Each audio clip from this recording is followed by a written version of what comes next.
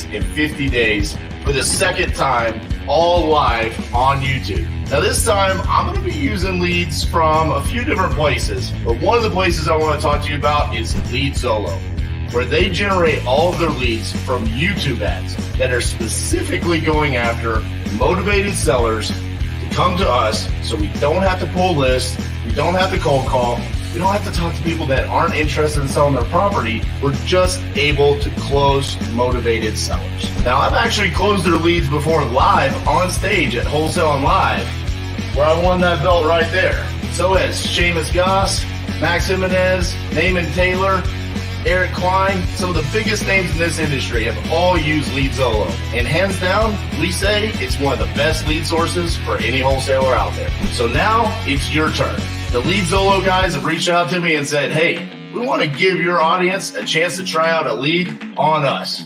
For a limited time only, you can go to leadzolo.com/titanium and you can get 10 leads for only $1,000. Usually their leads cost about $300 a lead. So this is a hell of a deal that they're giving to anyone that comes out and watches the 50 deals in 50 states in 50 days challenge.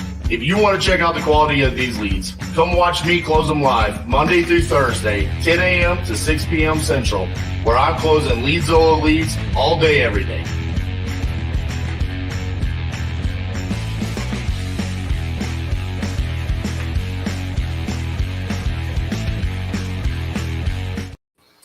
What's up, everybody?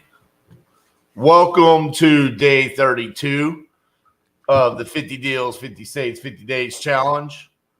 Good morning, Miss Cassandra. Good morning, good sir. How do you do? I am. I'm ready to wrap up this week and end it with a bang. Let's do it.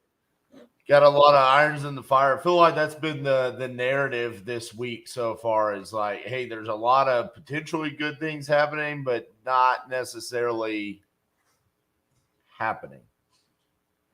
So kind of want to really move the needle here. Now, I will say this is like specifically with us, and maybe I feel like it's a trend with just real estate in general. It feels like it takes towards the end of the week for things to happen. I don't know why.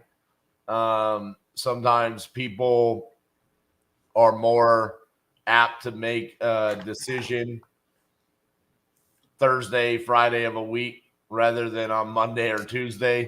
But I feel like, today we should be able to get some of these pending contracts signed. We did get one signed last night in Virginia that I know Justin's pretty excited about. So that's good. I know we've got a lot of stuff on dispositions and closings. I mean, we have 23 assigned properties that are pending closing. So there's quite a bit on that side of things as well. So hopefully, I know that we're supposed to get a couple closed today, and then even more tomorrow, right? So yeah, we should have a good amount of deals closing. It's just, I mean, look, I'll be honest with you guys. It's crazy, and I keep, I have to always be this person that talks about things to do to solve hurdles, right? And I understand that there's people out there that it's probably not going to make that big of a difference, but I would say most people in our industry are going to need to recognize that their deals will go smoother. They'll drop less deals. They will have to get ahead of these things before they happen when they can. And then even still, you'll still have issues, right? So it's like we get a lot of JV deals, right? And they're like, well, we have 10 days left on the contract and we haven't opened title, right? And it's like, before we even work on that, are you going to be able to get an extension? Right. And I will tell you guys, here's why. And I hate having to always be the person that's the giving the bad news on this stuff. Title comes back 10 days later. It's closing day. All right. We're going to have to extend. Title comes back and somebody has filed a memo. Right. And then you got to take days on days to get that straightened out. And if the memo is valid, filed in 2021, by the way. Right. Yeah, on this particular example, a memo on a contract from 2021 where the whole entire recourse, if any party defaults, is $100. And this person went and filed a memo. Like, there's so many uncontrollables in real estate that I'm always trying to teach people. And like, we go into great detail with our students and with our team on control the controllables, right? And I talk about this crap all the time because it's like, we have that. Let's see, what was the other one? There's a Liz Pendant's release that has to be filed. It's not going to stop closing. They just don't have the release filed. This delayed closing by a week. Yep. What's some other ones? Oh, titles, offices, and phones don't have electricity for days. So they're a madhouse. So we don't get answers for 3 days on a deal we're supposed to be closing today. Yep. And all these things impact our cash flow.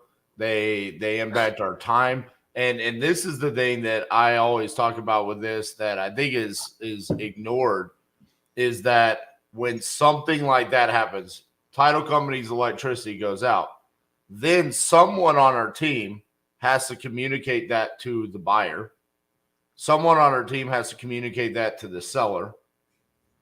We have to communicate that internally, make decisions on what that means across the board. And this all just takes time, and that takes time away from your opportunity to make money elsewhere. So it does. It's one of the negative aspects of having as many deals as we have under contract or sold. There are so many moving pieces to it. The reality of it is that the nature of acquisitions and dispositions and wholesaling is simple. It's the unknowns, the uncontrollables that you're talking about that really slow things down. And it can be frustrating, Well, and if you don't have good communication with all parties throughout that transaction coordination piece, throughout, I always encourage everyone. I'm like, this is a very simple thing. It's called a CC, carbon copy, right? And so, like with our team, and there was a period of time where I swear my team wanted to rip my hair out because I was like, I don't know how many times I have to say the letters CC in order for y'all to just CC the appropriate parties, right? But number one, you guys always want to start a thread directly to title to open title. You want to send an email thread directly to the seller with title copied in, an email directly to the buyer with title copied in, right? So that there are 3 email chains with title, with buyer, with seller. You set yourself up. That's a controlled environment in which the communications with title are taking place, where you sit there and you say, hey, do you have seller information docs over to title? Let's go ahead and get those over. Yep. Do you have buyer information over to title? Let's go ahead and get that over, because I don't want to be sitting here 3 days before closing trying to hunt you down in your kid's, softball game. And you're going to get it to me tomorrow. And then tomorrow you forgot. And then we're a day before closing. You still don't have your information and they can't populate docs. And, my even favorite little things like that. Is last week we had a closing in Birmingham, Alabama. And oh my gosh. Literally, our buyer is in Japan. He closes, wires his money, seller shows up, signing, and title sends it and says, "Hey, we're at the closing table. We just now found out the husband died like years ago. We have steps that we have to take, affidavit of heirships and all this other stuff." And it's like, what? How did this even happen? Because I know that that's we the take thing a about lot of it is steps like, to avoid that, but it's still an uncontrollable. absolutely, it's an uncontrollable. But here's the thing, and this is what I try to teach our team all the time, and why we're sharing this with you guys.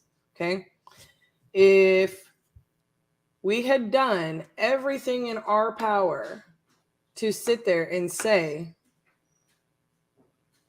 are all the docs to title, seller information sheet, because our team's response to that, and we used to do this and we don't do this now, and I'm halfway considering doing it again because title issues all over the country for the past year we've continued to see this. We used to have a seller information sheet that we would sit there and send to the seller and CC it on that email, right? Because our team's response to that was, how does title not know that before closing? Well, here's the deal, guys. We put the power in title's hands. Because I'm going to let y'all know right now, there are tons of title companies out there, many of them that we've had many successful closings with, right? And it doesn't hurt until it hurts. It doesn't hurt until they're finding out on closing day that the husband died and they didn't get that information from the seller. It doesn't hurt until it hurts, right? And we're not saying like it's going to delay or it's going to cancel the closing, but I'm going to tell y'all right now, like, it is obnoxious when you have 10 of those things delaying closings. You know what I'm saying? So yeah, it's an uncontrollable, but did you put yourself into a situation where, you know, you're at least setting up an environment hoping that you're getting ahead of something like that happening, you know? Right. And sometimes it's like, yeah, it's a little bit of extra work, and like 60% of the time it's unnecessary, but that 40% makes a huge difference. And, you know, so it's the thing I think of when I'm like, maybe we need to go back to on that seller intro email, CCing in with title. Hey, this is the seller information title is possibly going to need, because it's not really that different. You know, it says, are you married, divorced, widowed? You know what I mean? I think RJ, if I'm not mistaken, the reason we stopped doing that is because we did have some sellers be like, well, why do you want that information?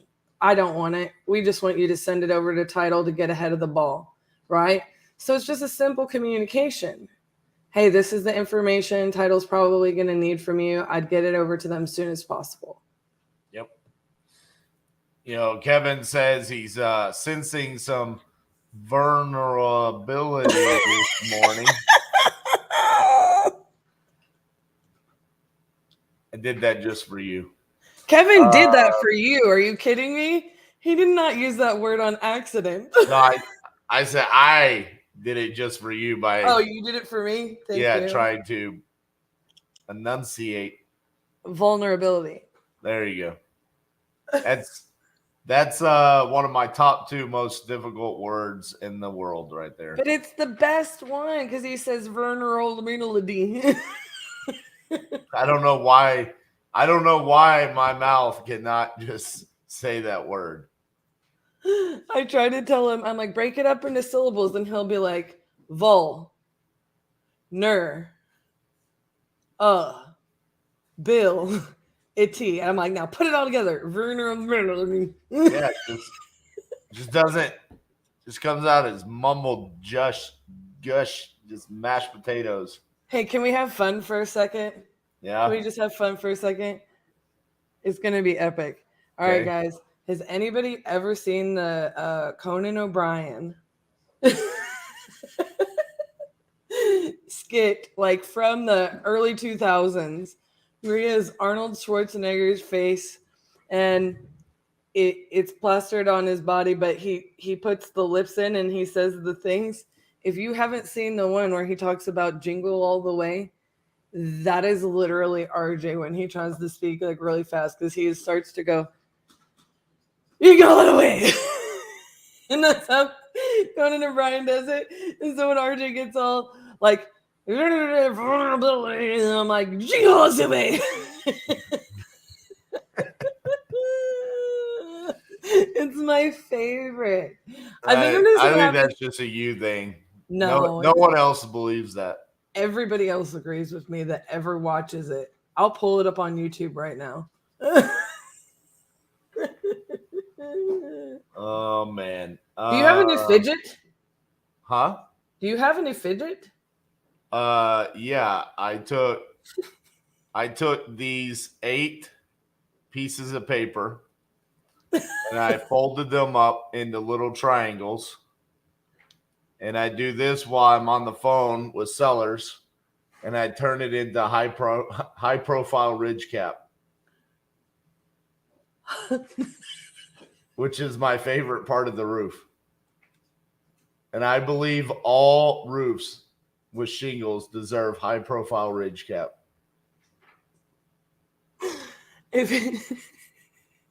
And as I'm doing it, the goal is to make the spaces as even as possible.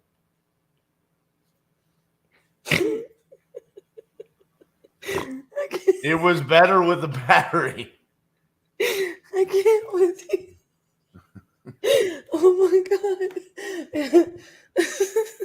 As someone who has dealt with a lot of roofs with this man, I wish y'all knew. Literally, I used to lose money on roofs. They'd be like, I don't want to pay for a high profile ridge cap. And I'm like, you deserve high profile. The house deserves high profile ridge cap. Okay. I'm not cutting 3 tabs. It's not meant to be ridge cap. It's happening. I'm buying it. Cassie would be like, RJ, why are we losing $500 on this? Because I have never said you're autistic, Josh. Okay. Never happened. You have said it. Okay. Oh. Whew. Yeah. Can't cut 3 tabs. Yeah. Can't do it. It's terrible. The worst is when the 3 tab is a different color, like a different shade from the shingle. Oh, it's just abysmal.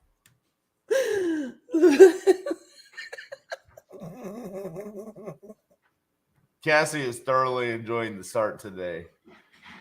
You kill me. I wish you guys knew how dead serious he was. It's so excessive. Josh says he's seeing some vulnerability this morning. You did so good. Mash it all together. Vulnerability.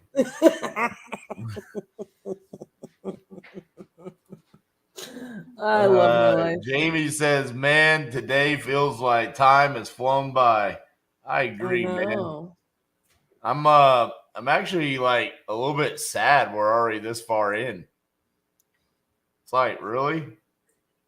Then this doesn't feel right. I know. We're gonna have to, I think, from the 50-50, and I keep kind of saying the same thing, but like I'm feeling very called to just do it again. Just keep it going. Yes and no, but like 100 deals in 50 states in 100 days.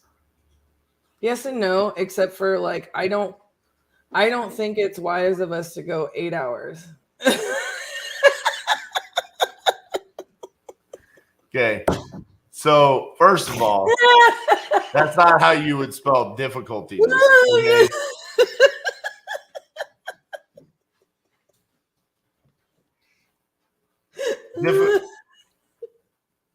Difficultiness would be spelled like this. If it was a word. Okay, so apparently it's difficultness. There should be an I there. Sir, nobody uses that word if it's a word at all. I don't care. I use words all the time. Did you know that? I use words all the time. Yeah, you're using words all I day, use every day. words all the time that people don't use. Did you know that in high school I created a word? I think you create words more than just in high school. Are you saying it like got put in Webster's dictionary or something? The word Oh, was egbative. that's not. I just tell the story because we know where you're gonna tell it. I can't remember what it's from. It's like from some music thing. I don't know. But it's not a word, it's an acronym. Yeah, but I created it into a word. See how it just rolls off the tongue? Egbative. Definitely not like vulnerable or pergola. Like just egbative. Okay. Anyways,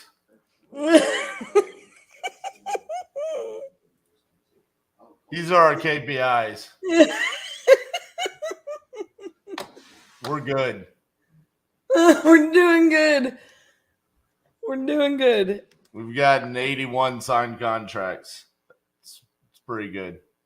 I just want you to know that I am older than you, and every good boy does fine was the thing before you were in high school. I just want you to know that egbative was not a word until I proclaimed it to be one. And see, look, Elijah remembers. Egbative. I was learning that in 4th grade. I just didn't call it egbative. It's every good boy does fine. What is it? It's for music, right? Yeah. What is it? What does it mean? What do? Don't you like sing it to like warm up or something? I don't know. I'm not very good at music. I'm just good at listening to music. It's notes, right? And so it's for you to remember like how to read music. That's amazing. It's notes. So, anyways, here's the thing. We've sent out a lot of contracts. We've got a lot of contracts signed. We haven't terminated many. We have a lot to sell, and we've sold some. That's what these KPIs tell us. Are you having trouble using all the words? I'm trying to figure out how I'm going to use egbative today on the phone with every seller. Okay. We should do it on our KPI sheet. It can be notes on the scale. Every good boy does fine, and then we're gonna have to have another note.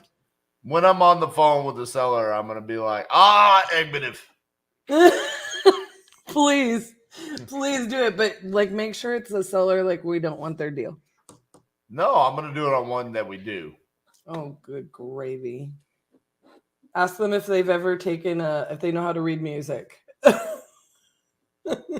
I'm gonna ask them if they've ever heard of the word egbative, and then give them a different definition on every single one of them. I feel like this is a bad plan. Kip supports the fact that not only do we lock up deals, but also we create words. Thank you, Kip. Good morning. Energy drink fun is clearly necessary today. Well, on that note, I'm ready to do some shit today. Are you ready? I am more than ready to do some shit. I am going to upload some leads. I'm going to meet with our team and we're going to get ready to jump some hurdles out here today and push some stuff to closing. And we're going to be hardcore. Are you ready? I am. I'm ready. All right. Well, I got some leads coming in for you. The word creation at the Crucible is epic.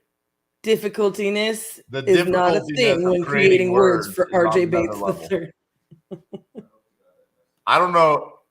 Have you ever created a word? No. I think I accidentally created one at the Crucible too, and just laughed at myself so hard it didn't stick. See, that's when you know you're a true creator of language. when you say something and it sticks and everyone just knows. Difficultiness, egbitif. You use it.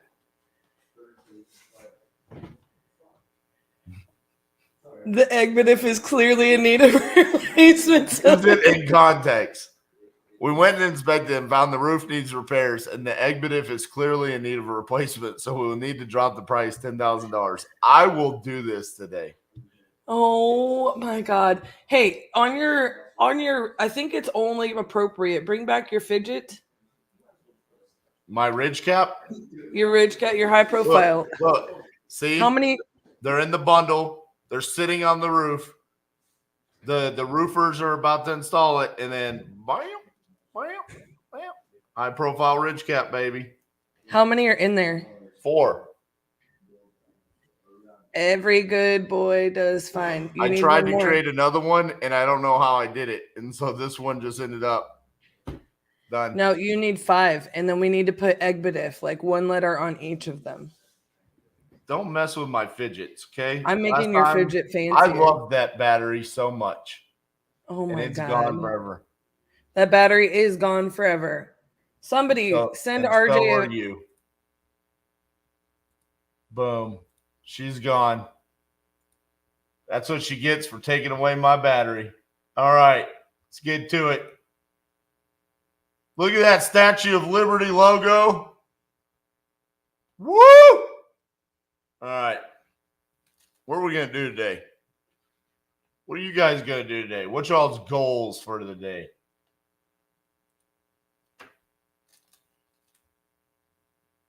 I'm going to buy some houses.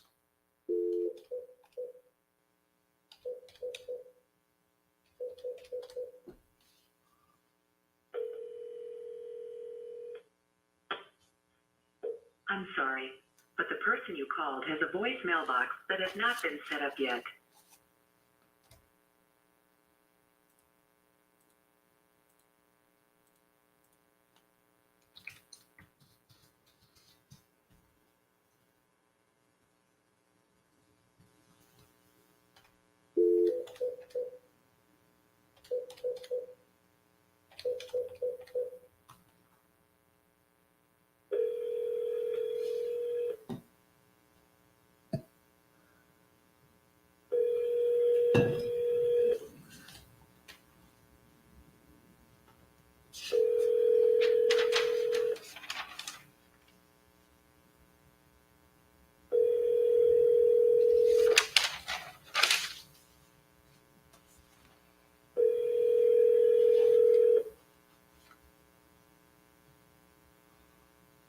Your call has been forwarded to an automated voice messaging system.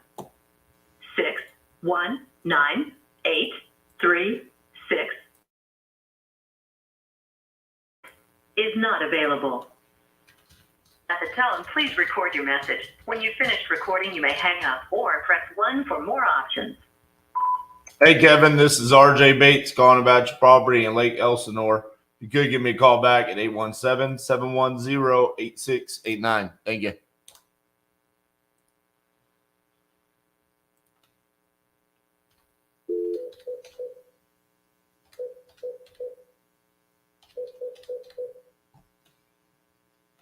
Your call has been forwarded to an automated voice messaging system. 504376 is not available.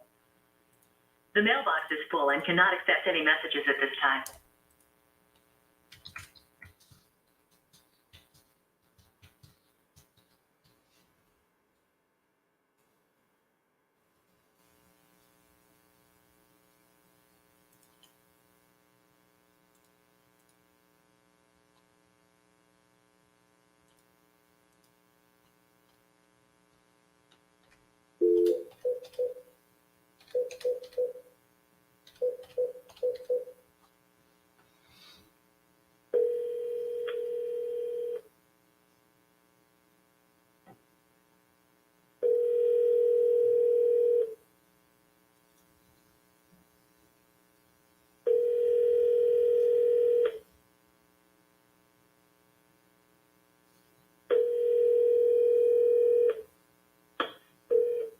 call has been forwarded to an automatic voice message system. 7316160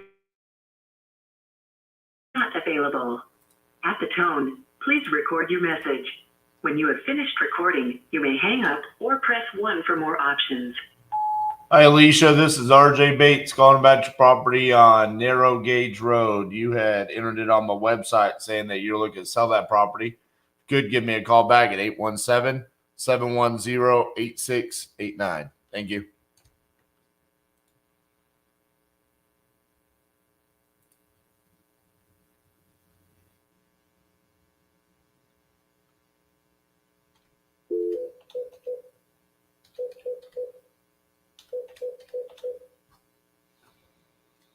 This guy's name is Lancelot O'Connor.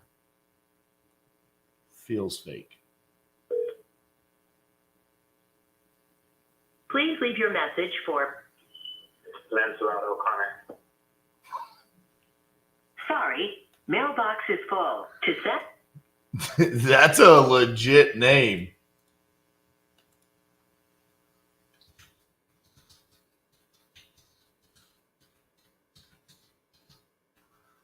I totally thought that was going to be a fake one.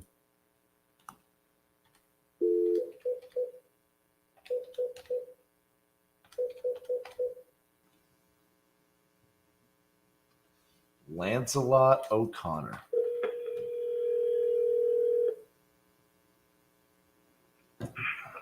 Well, Hi, is Pedro there? yeah, Hey, Pedro, this is RJ Bates calling about your property on 23rd Street. How are you doing? doing all right. You had entered this on my website saying that you were looking to sell that property. Is that correct? That was just wishful thinking. Okay.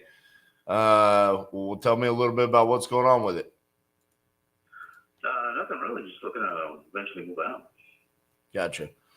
So when you say wishful thinking, you mean like you would want to sell now or later on, or No, I'll be this week later on. okay? How much later on? About a year or two. Okay. Well, you want me to call you in about a year? Sounds good. Okay. Thank you. Thank you. What the?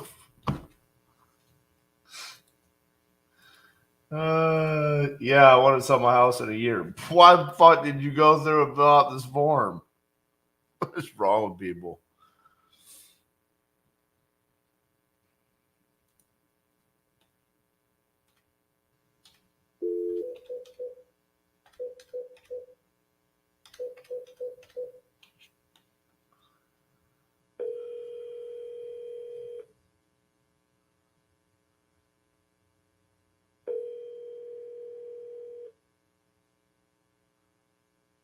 What's up, Angel?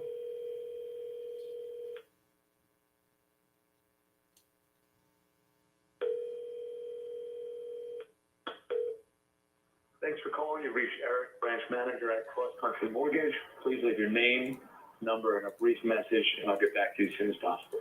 Thank you. at the tone, please record your message. When you have finished recording, you may hang up or press 1 for more options. Hey, Eric, this is RJ Bates calling about your property there on 179th. You had entered it on my website saying that you're looking to sell that property. So if you could, give me a call back at 817-710-8689. Thank you.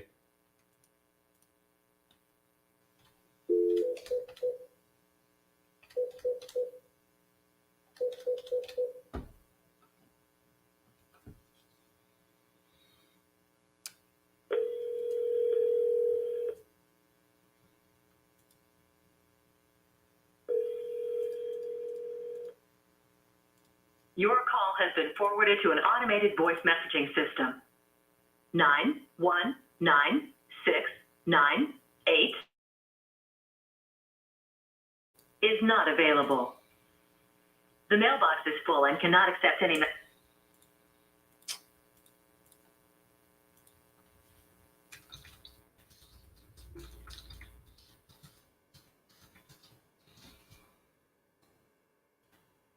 Ready? Those are our new leads this morning.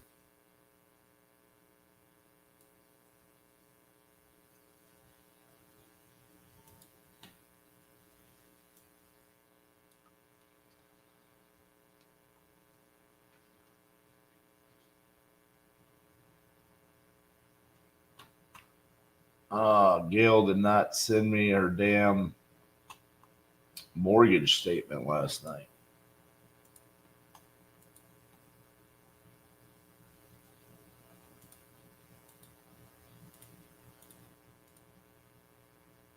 That was our sub 2, no money down.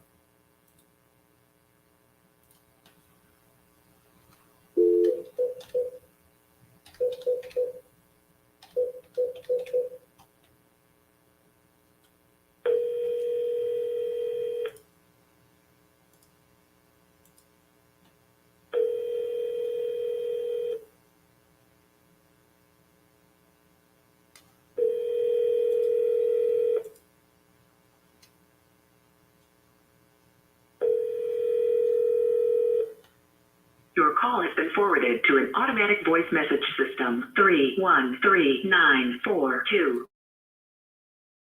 is not available. Hey, Kelly, this is RJ Bates calling about your property there on Hartwell Street. Just wanted to follow up with you, see if you had spoken to your husband about the property and what the plan was. So if you could, give me a call back at 817-710-8689. Thank you.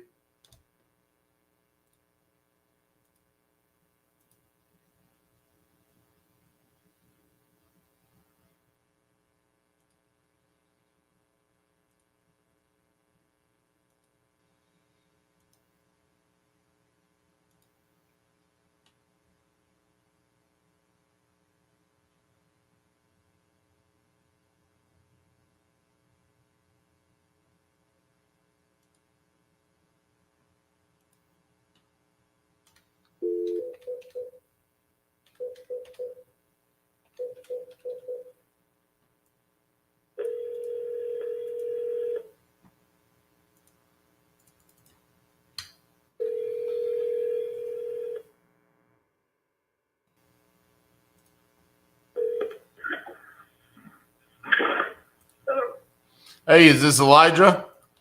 Hey, yeah, that's me. Hey, man, it's RJ. Just giving you a shout back about your property there in Clinton. How you doing? Good. Just wanted to follow up with you, see. I know you got busy the other day and I had to let you go, but what you were thinking about my offer there for $7,500.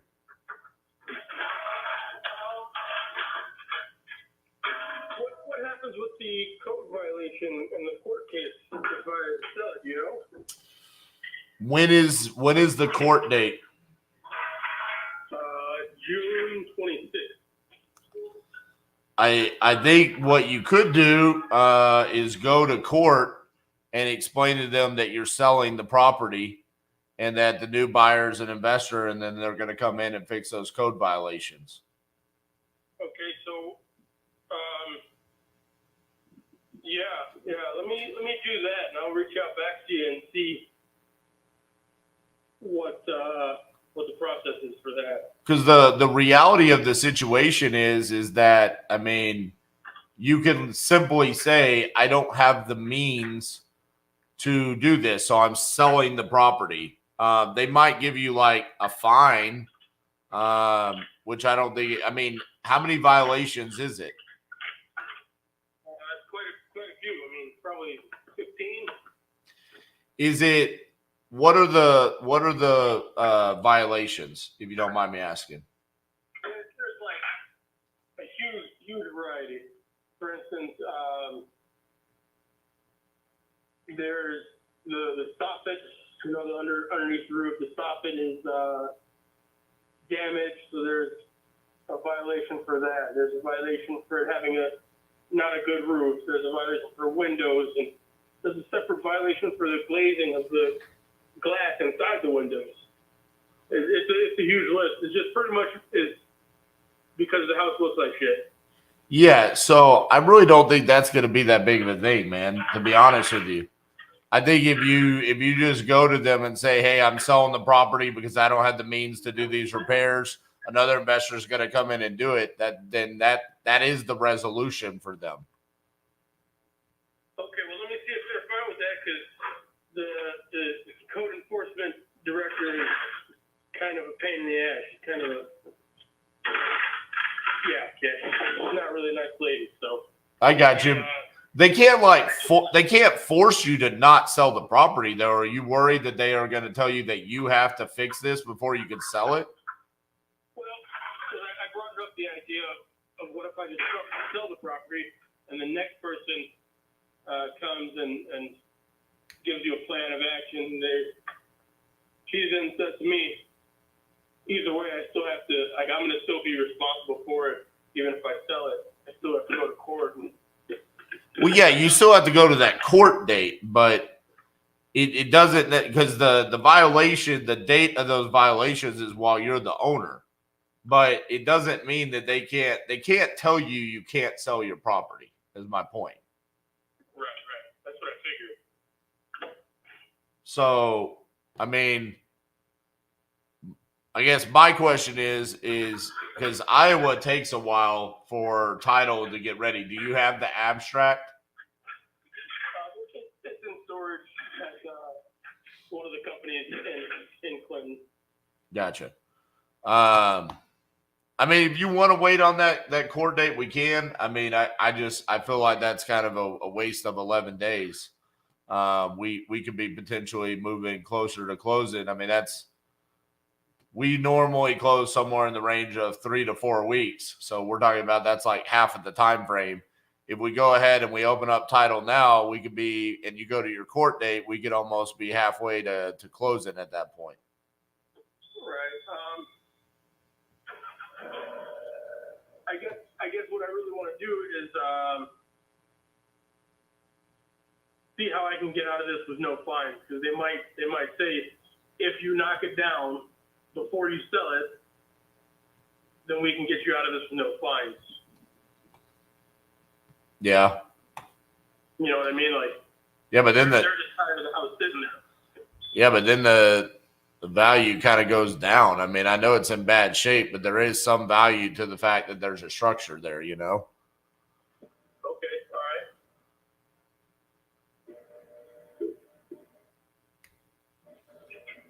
I mean, Well, let me do some thinking on it. okay. I don't want to have a contract with you, and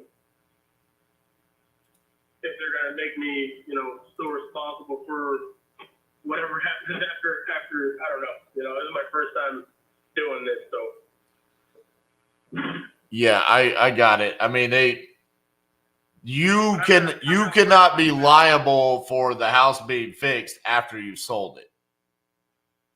So more than likely what they're going to do is fine you, or if you can convince the judge to not fine you because you're selling the property and you've got another investor coming in, then that they might say, okay, that is a resolution to us, and then there's going to be a time frame in which the new investor has to get this done by. But I mean, that's just my 2 cents on it. So I mean, if you want to wait, that's fine.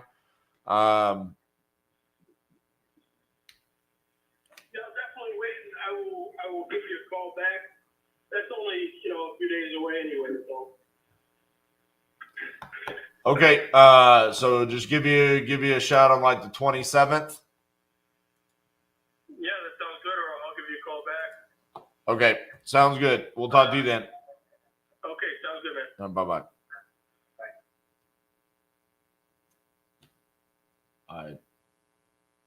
Okay.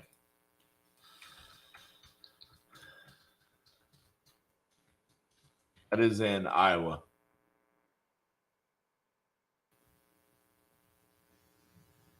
That was a perfect call to use, Agbative.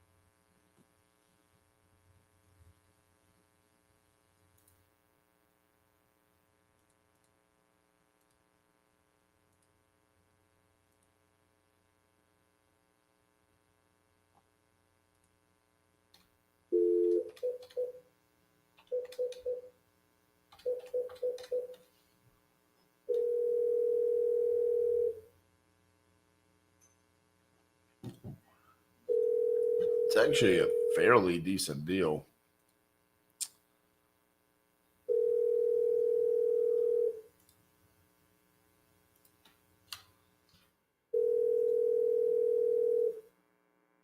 We've got properties 75,000, 135. Google subscriber you have called is not available. Please leave a message after the tone. Hey, Mickey, this is RJ Bates from Titanium Investments calling about your property on Main Street.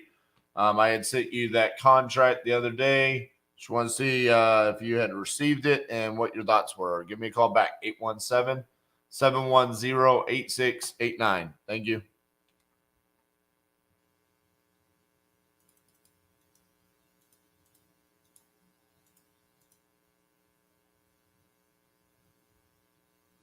Yeah, I mean, we've got some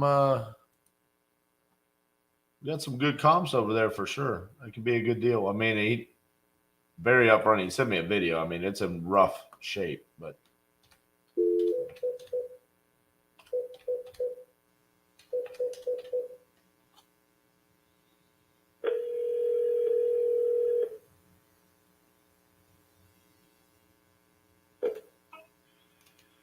hey, Shannon, it's RJ from Titanium Investments. How you doing? Pretty good. Let's go. Pretty good. Just wanted to follow up and see if you guys had gotten your attorney to review the contract. She wasn't able to print it. Before, is there any way you could send it in a PDF where she can print it out so her attorney can look over it? Yeah, I mean, if you just open it, yeah, I mean, I could do that. I mean, there's a way to do it on there. I mean, you can open it up and you can download it, but yeah, I can send it. I'm already at the cancel this one and send a new one because the dates are changing. Right. I got some people here looking at it right now. Buyers? Yeah, I mean, potentially. Okay.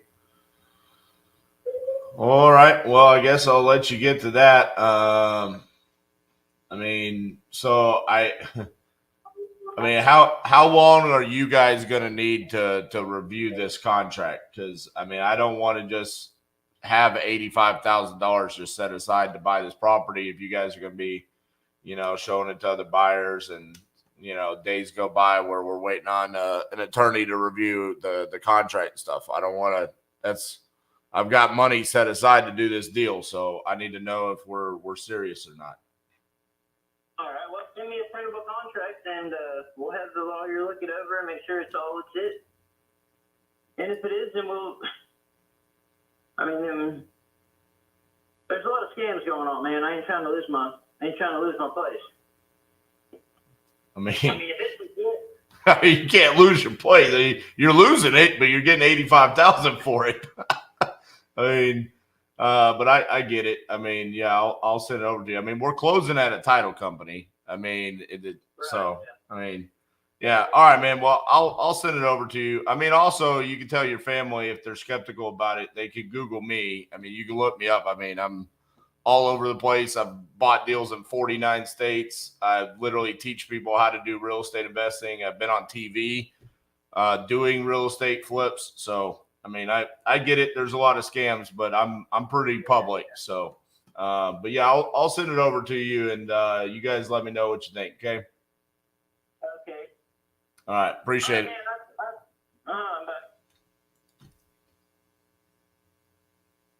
Nah. Gotta put homie in his place there. Like, bro, what are we doing now? Oh yeah, we got somebody over here looking at it. Yeah. So we're gonna chillax on my contract while you're showing it to somebody else. A hard pass on that. You get 24 hours to sign the contract.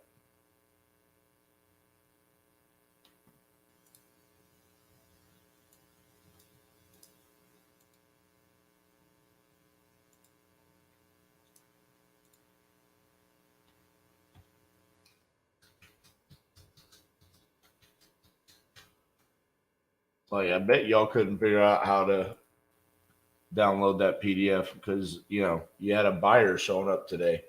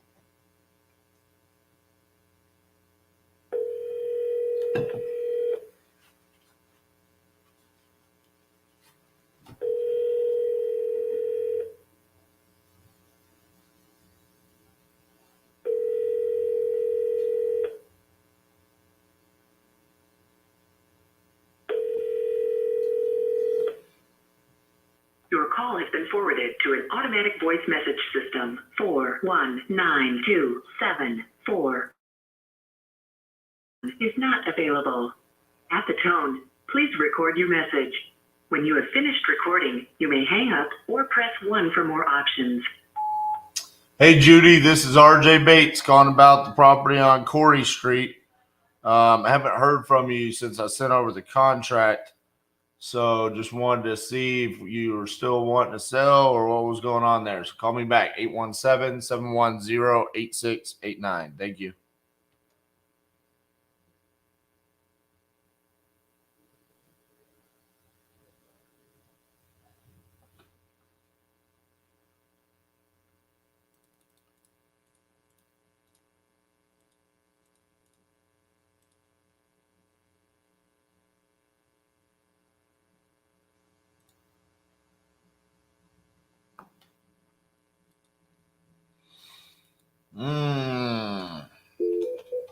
These people that have sent contracts that aren't answering are bothering me. Let's have a conversation.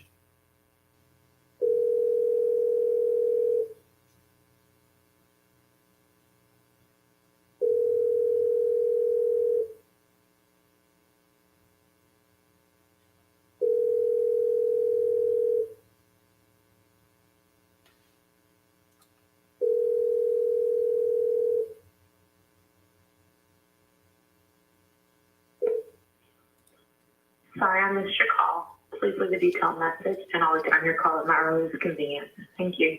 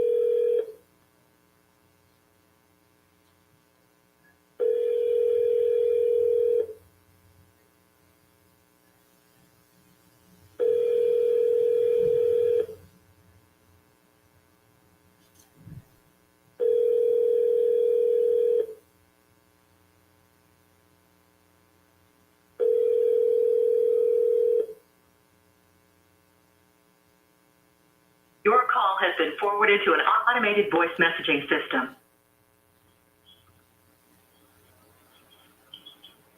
Is not available. At the tone, please record your message. When you've finished recording, you may hang up or press 1 for more options. To leave a callback number, press 5. Hey, David, this is RJ Bates calling about your property there on Webster Avenue. We had spoken late last week about the property. I had offered you $40,000. Just wanted to see what your thoughts were and if you had come to a decision. So give me a call back at 817-710-8689. Thank you.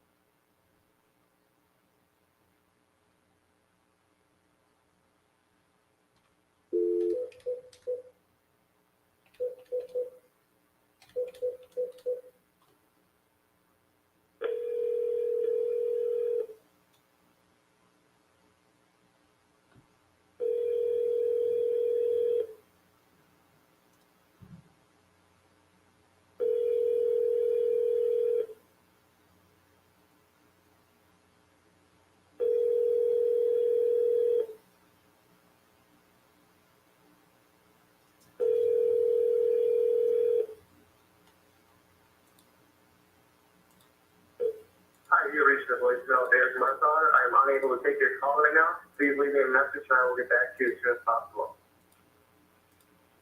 At the tone, please record your message. When you've finished recording, you may hang up or press 1 for more options. To leave a callback number, press 5. Hey, Eric, this is RJ Bates from Titanium Investments. I had spoken to you last week about your property on 22nd Avenue. I was the one that was talking about you potentially seller financing that deal. You asked me to follow up this week, so just wanted to see what your thoughts were. If you could, give me a call back at 817-710-8689. Thank you.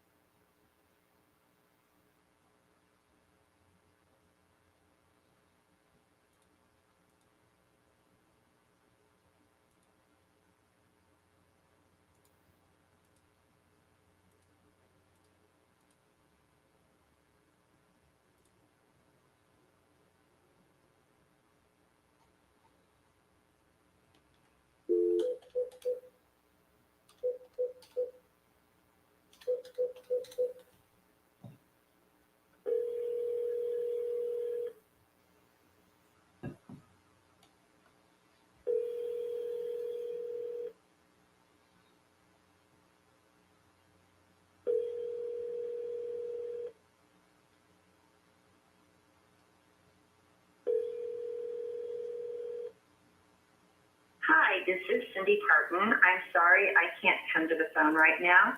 So if you would please leave your name and your number, I will get back with you as soon as possible. Thank you and have a great day. At the tone, please record your message. When you have finished recording, you may hang up or press 1 for more options. Hey, Cindy, this is RJ Bates calling about your property there on Deer Run Drive. We had spoken back on like June 7th about the property. I had offered you $175,000 for it. I know you guys need to take some time and discuss the offer, so just wanted to follow up, see if you had any thoughts about it. Feel free to give me a call back at 817-710-8689. Thank you.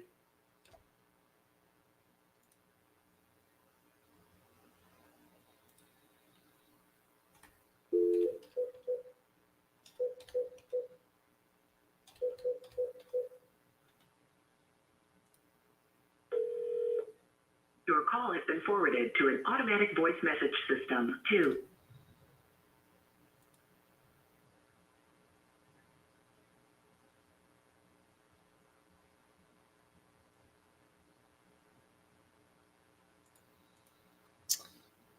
See if he answers my cell phone.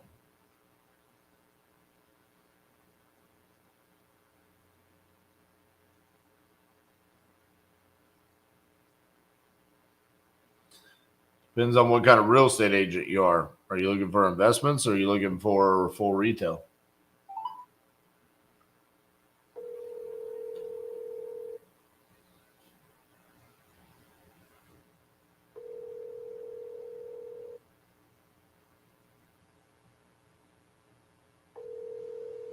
He blocked the office number. Been forwarded to an automatic voice message system. What a piece of work.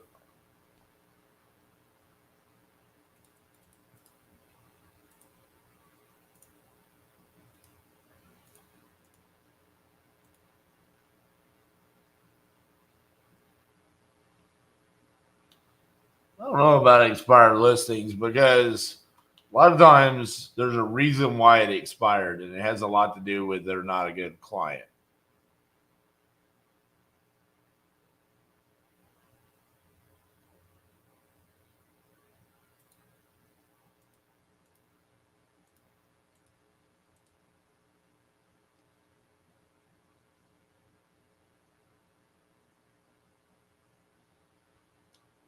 Retail,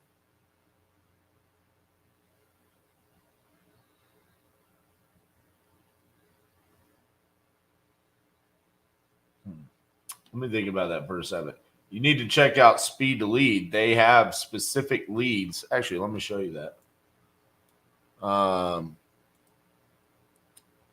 So you could go sign up for Speed to Lead right now. Use promo code Titanium. They'll give you $50 for free. And they have actual leads that are specific for realtors. So up here, listing leads for agents. What market are you in? So you come up here, you can say, hey, I want to be in Arizona. And then boom, they've got leads in here. There's not a lot, but the other thing that you could do is you could do the cash offer leads for investors. And say on this, your motivation is going to be different. See, like this would be good for an investor, right? Emergency reasons, financial reasons. But for you, let me remove this state filter. As a realtor, you could go search for whatever, but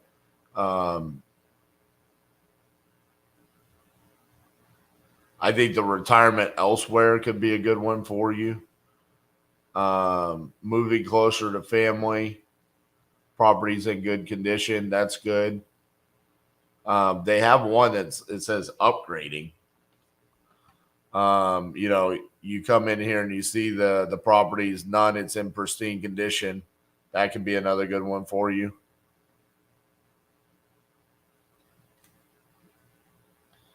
You're in New York City.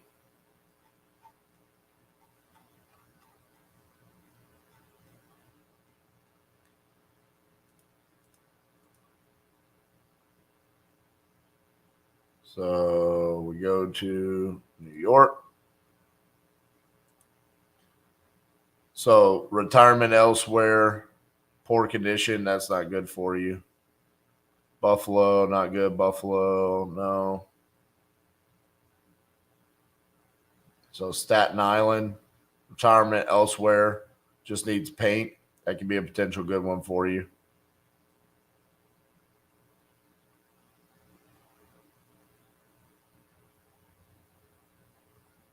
There's quite a bit in here that you could look where. Look, none in pristine condition, retirement elsewhere in Hempstead.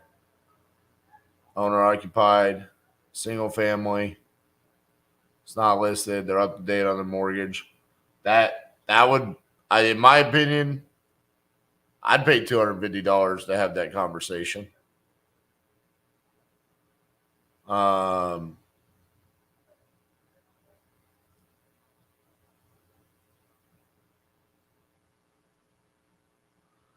And then come back up here to the top. Let's see if they've got any listing leads. No, looks like they're all sold out. But that's an easy way for, instead of having to mine for the leads and cold call, you're just immediately having an opportunity to talk to someone that you know needs to sell.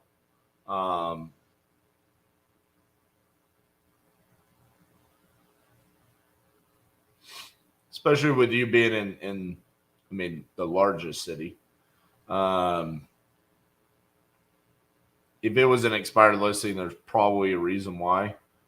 It's probably not someone that you want to work with.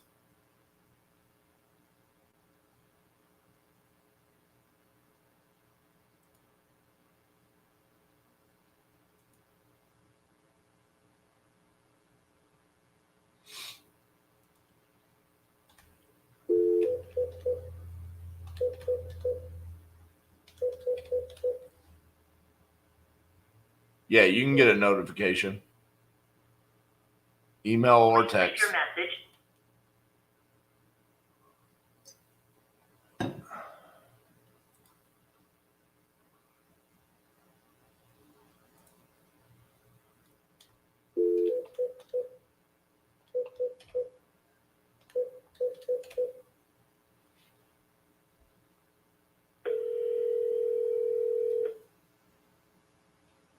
Hello.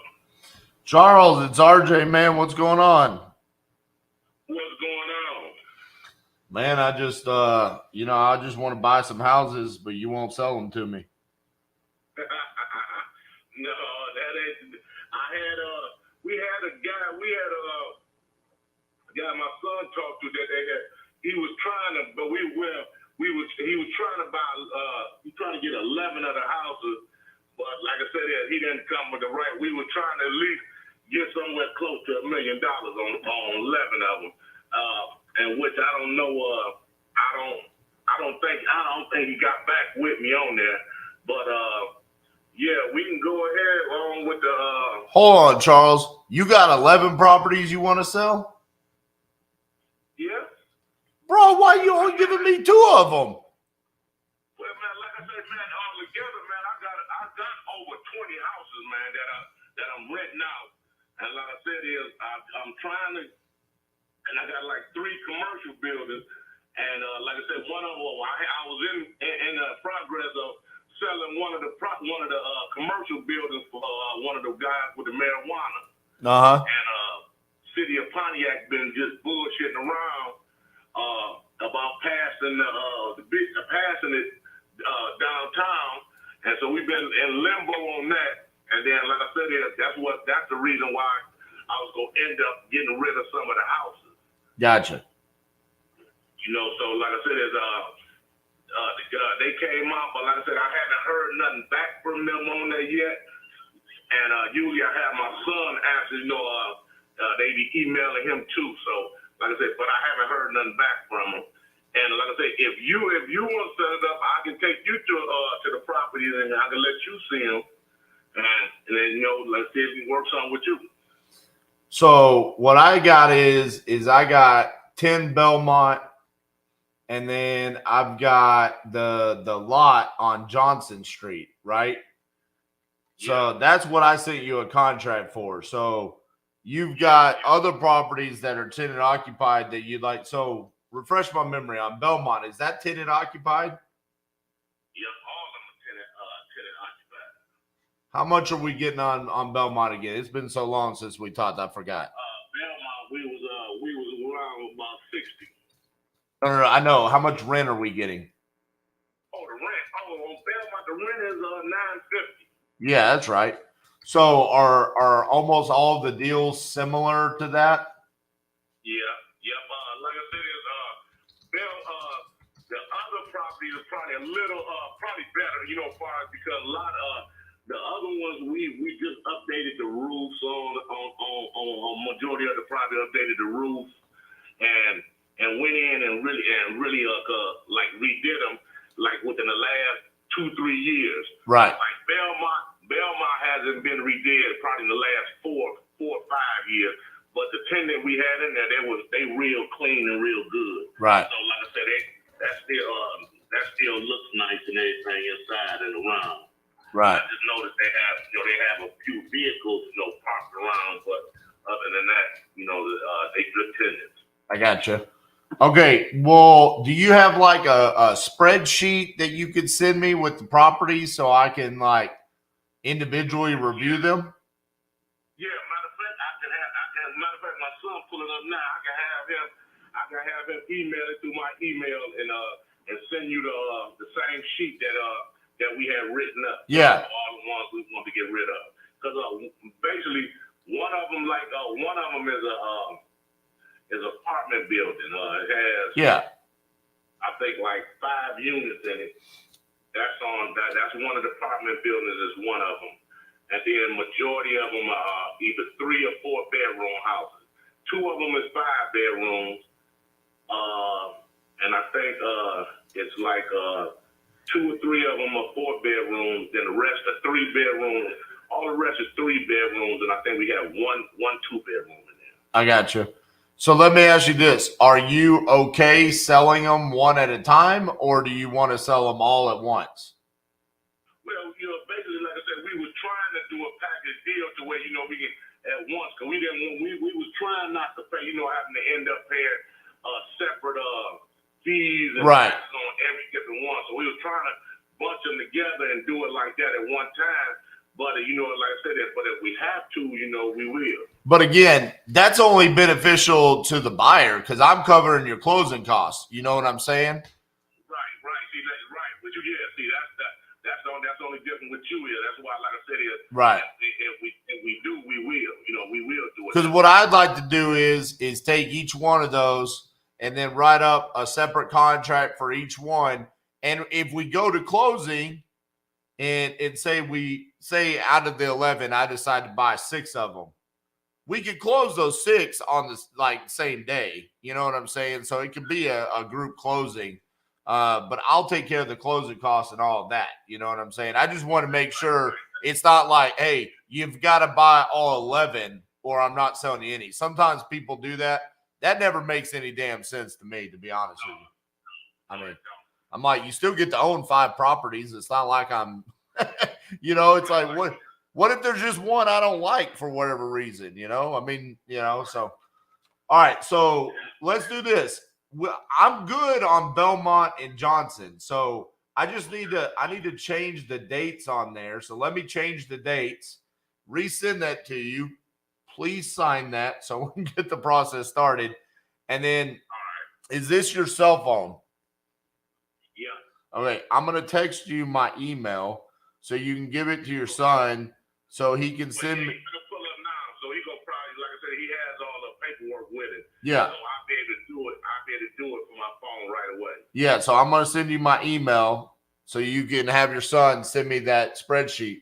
And then I'm going to resend this contract to you right now so we can get Belmont and Johnson started, okay? Okay, got it. Hey, on that spreadsheet, put your price on there, the rent rate, so I know, hey, this is how much you want for it. This is the rent rate.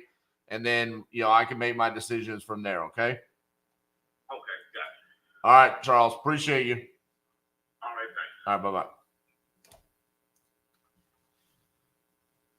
I knew something was off, man, and it's because somebody else just stuck in there. He never said he had 11 properties for sale. He said, I want to sell Belmont and Johnson. He told me he had other properties, but he specifically said these were the ones he wanted to sell. And it's like, man, I knew we had good conversations. I don't understand why, what was going on there. Now it makes sense.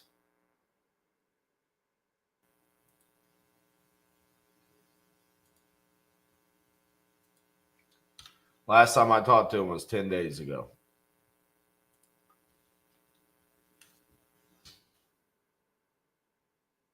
All right.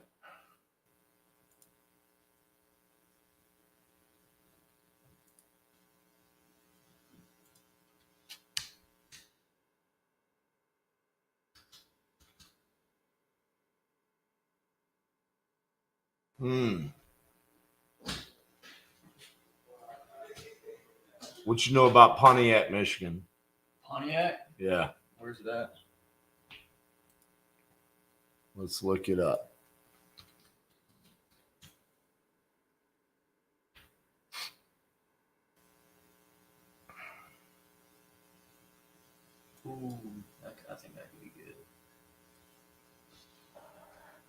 We're getting one for sure.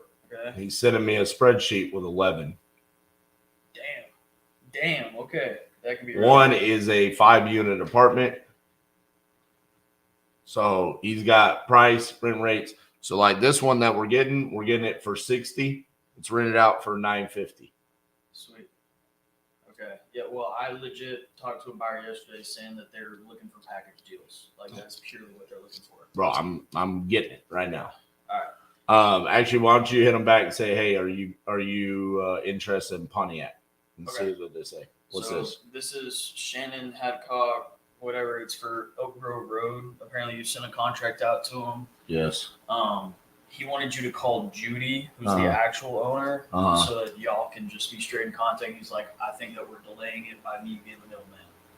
So Well, yeah, we definitely are. yeah. So he just gave me her information so you could call her and talk to her about whatever she has a question of, because apparently she showed the contract to her attorney through PDF, Right. all that shit. So yeah. But all right, I'll hit that dude back to see if he likes the Pontiac. All right. Chris, you said Pontiac is dangerous? Nah.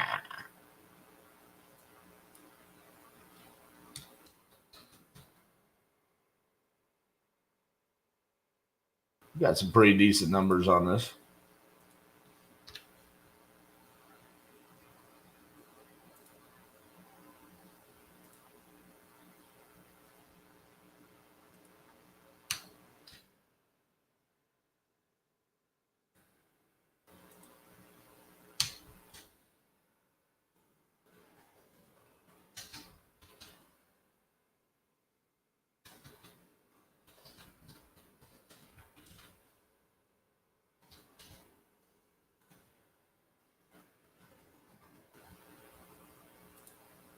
Bear with me. I'm resending those contracts.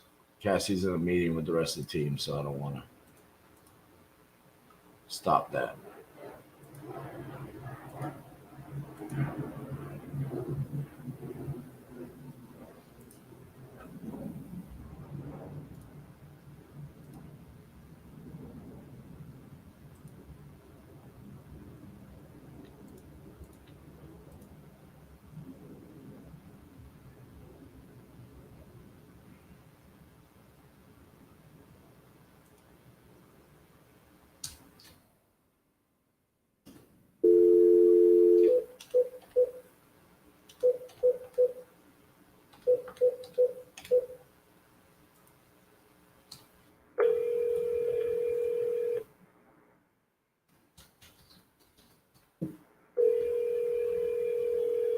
Go ahead. Send it.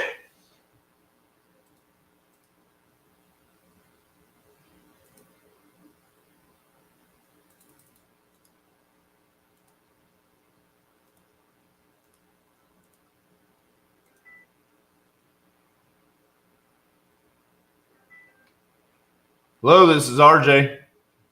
Hello, good afternoon. This is Juliet, pardon me, Martin, in Findlay, Ohio.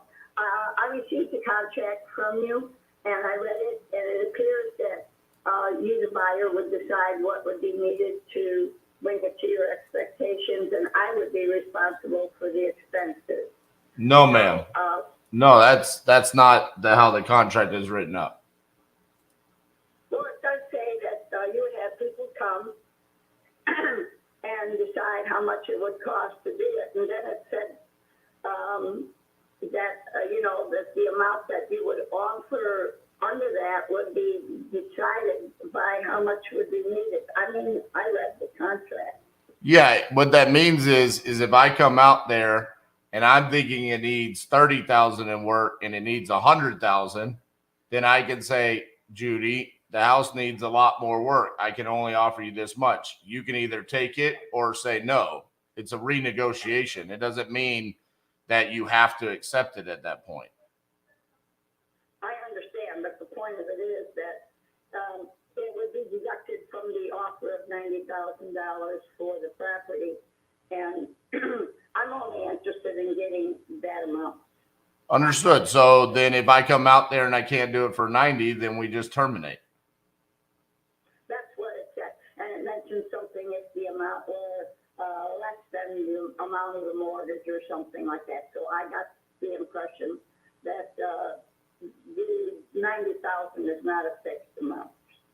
You know, Well, of course it's not. I haven't seen the house yet. So we talked about this. You know, I'm saying I can do 90. I have to come walk the property. If it's what I think it is, then we close and I give you the 90,000. If it's not, then and you're saying you're only interested in 90, then I'll just say, Judy, I can't do it for 90,000. I appreciate the opportunity, and I'll send you a termination. And you can sell to somebody else. okay. Well, right now I am having a couple real estate people come and look at it. Okay. Well, then I'll just remove my offer and let you go with somebody else then. Thank you, sir. I really appreciate your time and effort, and I wish you the best. Okay. Bye-bye. Bye-bye.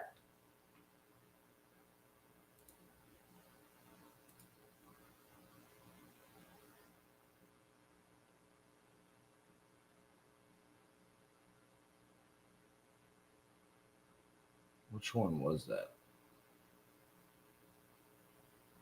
That was Findlay, Ohio.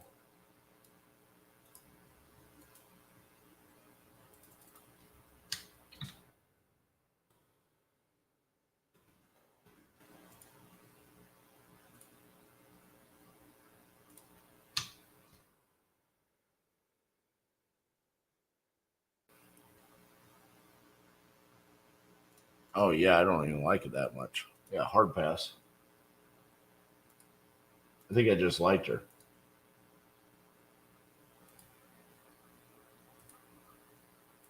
All right. What, Isaiah? You act like you never heard me say that before to a seller.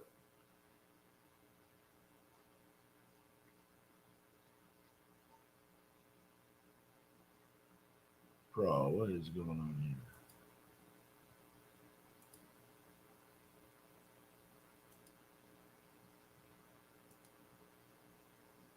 No, send it. The dude the package deal guy wants it. He's super fucking interested. Okay. Yeah, so I'm going to get it. yeah, get on. What is happening? God dang it. I got distracted by that.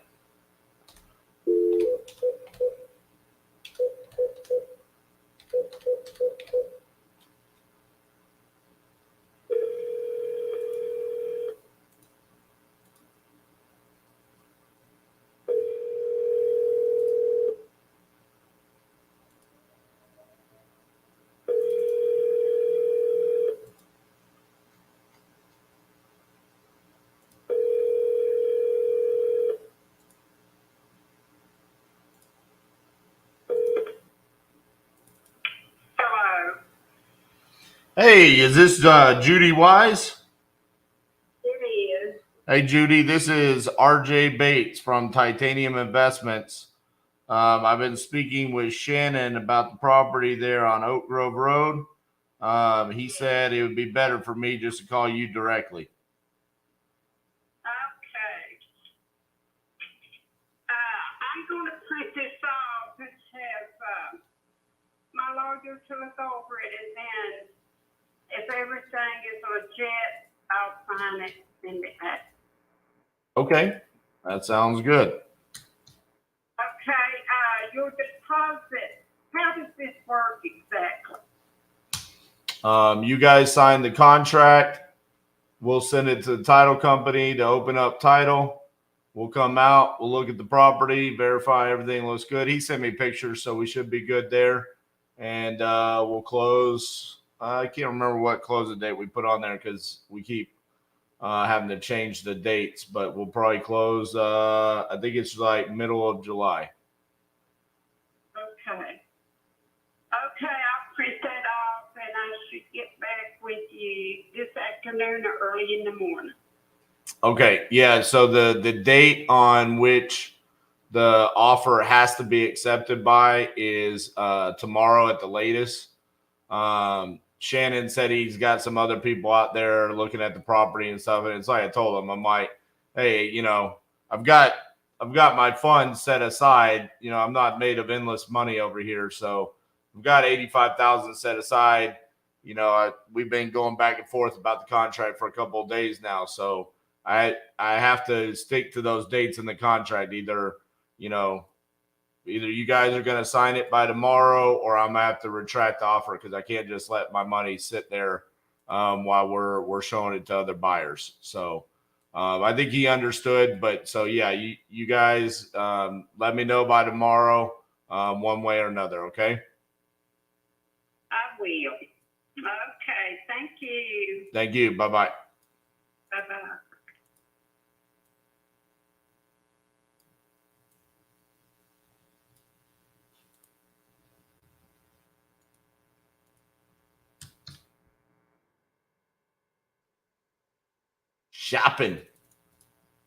Shopping these offers, man.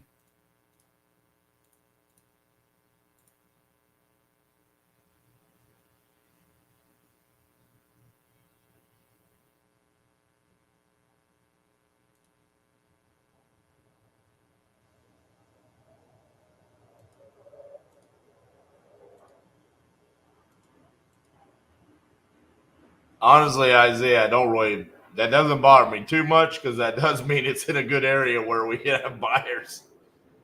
So there's a part of me that's like, all right, we're on to something here. We just got to make it go down, you know? And the reality of it is some of these I'd already kind of mentally written off. Some of them haven't been answered for a while, like Pontiac, Judy. I knew something was up with Judy because we had a great conversation. She was like, no, let's do this. And then she stopped answering the phone. So it's like, all right, something is amiss here. Same thing with this guy right here in Chicago.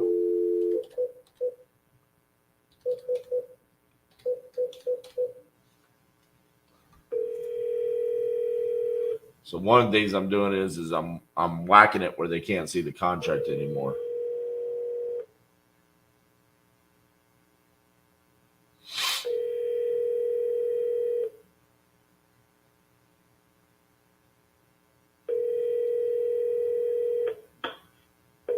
Your call has been forwarded to an automatic voice message system. 6308.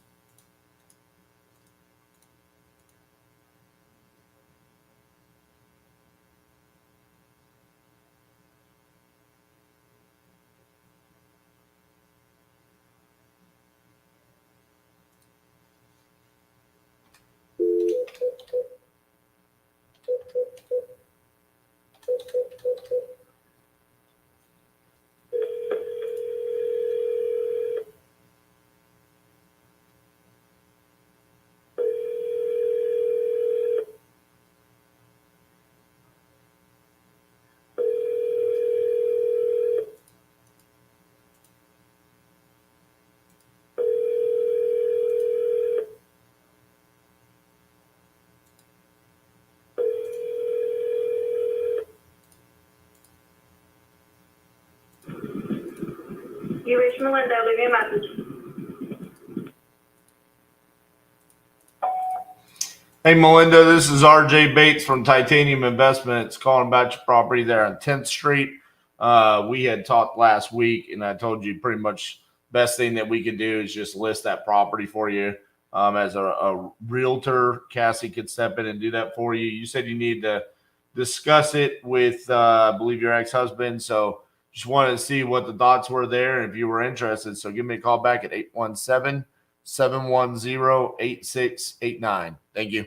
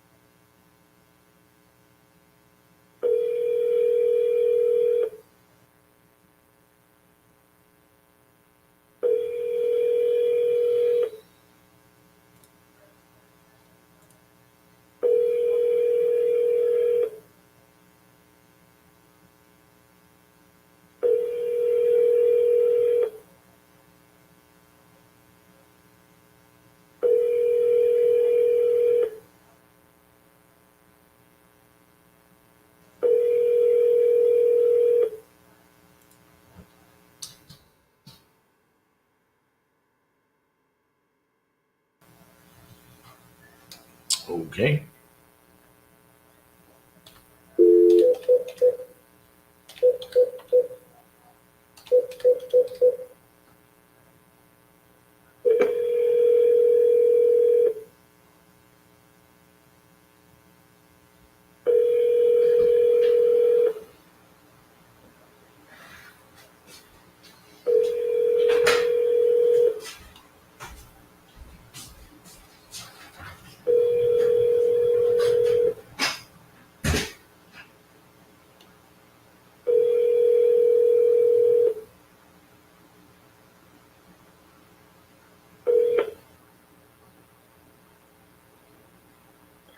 Good day, this is Maria Irma Rios. I am sorry I missed your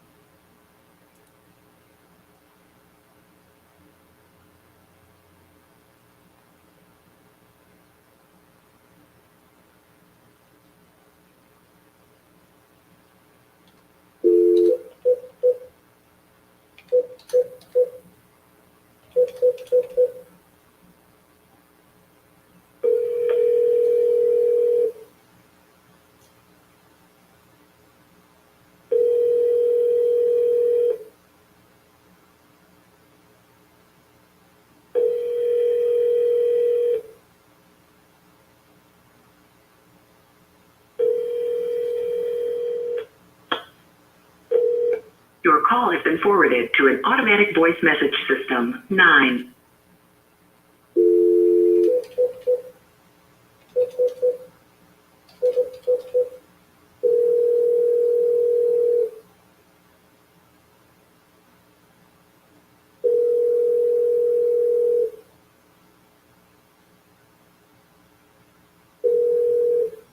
Hello, you've reached the law office of Juan E. Gonzalez. Please leave your... No answer from the attorney trying to kill my deal. Man, one of these deals, the attorney is trying to kill it. He literally sent an email and said, deal's off, period. What? You're an attorney. You understand that just sending an email saying deal's off is not how you actually terminate a contract, right? Did they not teach you that in ambulance chaser school? Jesus Christ.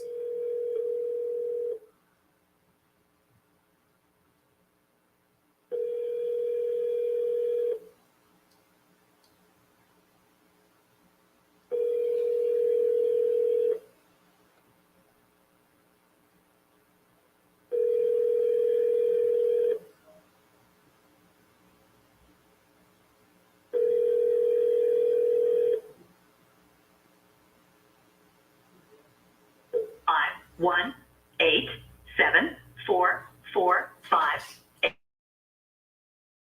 is not available. Hey, Jessica, this is RJ Bates calling about your property on Baldwin Corners Road. You had entered on my website. Give me a call back at 817-710-8689. Thank you. What's up? Yeah, I probably should. Since I got PTD today. Because you have a tendency to not get us lunch. So I'd like to eat before today. Are you going to do it here? Yeah. I'm gonna get my break. Okay.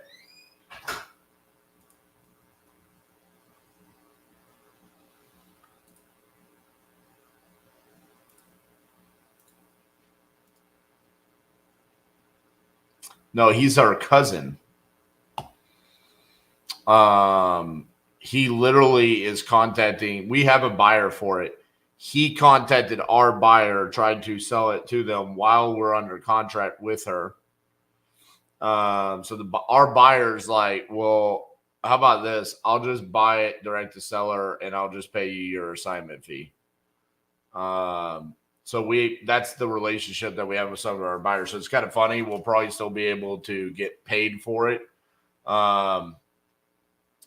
Because I mean, this guy, he's purposely done some pretty shady stuff. He only sent us the first and third page of our contract back, purposely didn't send us the second page. Then said, I sent it to you guys. Y'all are just lying. And then we were like, no, we really only have a PDF of 2 of the 3 pages. Then he started, when the seller reached out to us and asked us a question, we responded. He was like, do not talk to my client again. This is a cease and desist. I will get a temporary restraining order on you. Like, just really oddball stuff. And then the whole time, like, we're talking to buyers, and he's like, yeah, this attorney, Juan Gonzalez, reached out and tried to sell me the property today. So it's like, not only that, he's also acting like a realtor because he has no equitable interest in the property. So he can't be doing that. So he's acting as a broker. So it's kind of funny when he's like, I'll come after you. And it's like, the amount of things that you're doing, sir, as a attorney. Attorneys can't broker real estate, can they? Yes. They can? Don't think so. You can have an attorney. Be a realtor? No. Those are 2 different things. It depends on what state you're in. In Texas, no. That's the state we're in, baby. All right, I'm going to go take a break. Y'all enjoy this quick 1 minute and 12-second video before Miss Cassandra comes. By the way, I started at the bottom on the call no answer, and I'm at Baldwin Corners. So I just got started. See you guys. We're getting ourselves ready for what's coming. So we're going to prepare you guys with a tool that's going to enable you to make life-altering income. The most important thing that I've learned is to take action, to do exactly what they're telling us to do. It's going to be some goddamn hard work, okay? It's going to take effort. What we say works. It's going to change your life. Not only am I creating wealth for myself, I'm also creating generational wealth for my children and my children's children. So Miss Cassi is the comp queen. She broke down comps for us, how to analyze it, how to look for it, what not to look for. This is exactly where I want to be in my business. Just sitting there, click, click, click, click, click, or just sitting back like Mr. Burns. At some point in time, as business owners, we have to make a decision that we are going to have standards. I don't want people that come through here to go out and make a fool of themselves like I see through other programs. And honestly, I have to say it's been a blessing, like I said, to the opportunity to be able to close deals virtually across the United States. If you haven't made the choice yet, you definitely should make the choice. It'll change your life and your outlook on your business. If you're not at the Crucible, then where are you? Fucking get here.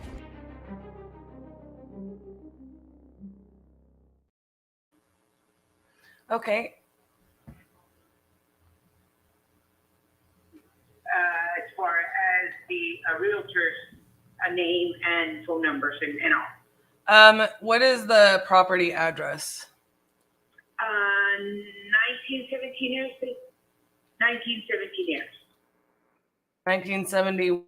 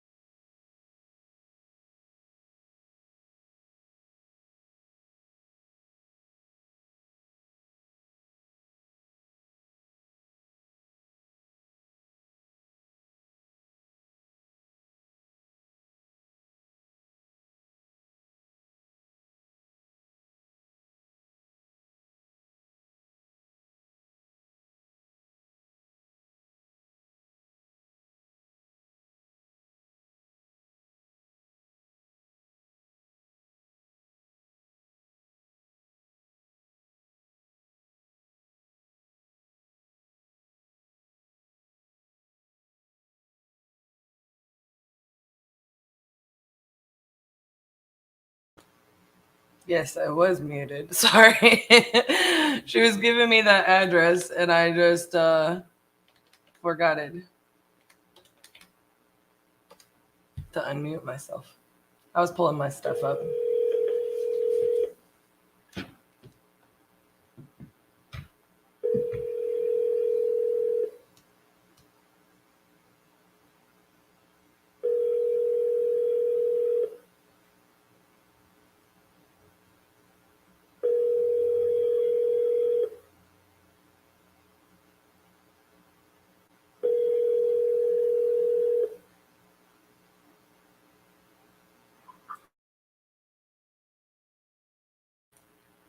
At the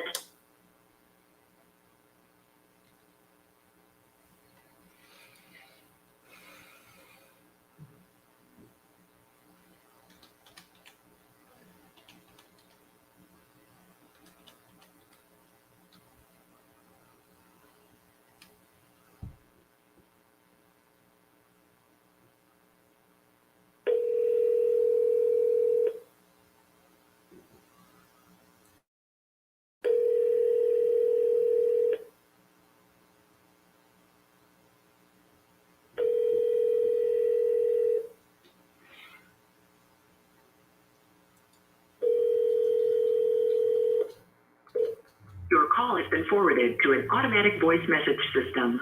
81447. At the tone, please record your message. When you have finished recording, you may hang up or press 1 for more options. Hello, I'm calling for Justin regarding the property on 22nd Street. We just got your information and looks like yesterday, and we're looking forward to speaking to you about the sale of the property. If you would just give us a call back at 817-710-8689, and I look forward to speaking with you.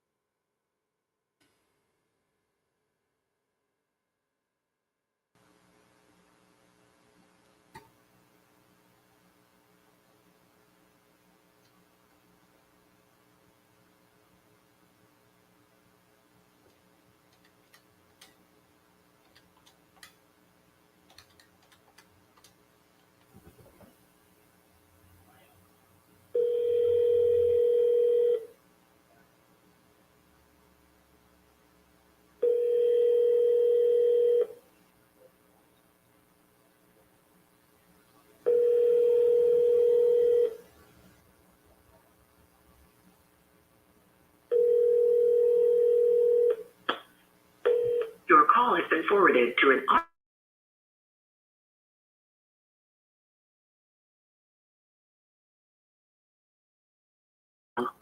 At the tone, please record your message. When you have finished recording, you may hang up or press 1 for more options. Hello, I'm calling about the property on Stony Lonesome Road. We got this yesterday, and we're looking forward to speaking with you about the sale of the property. If you would just give us a call back at 817-710-8689, and I look forward to hearing from you.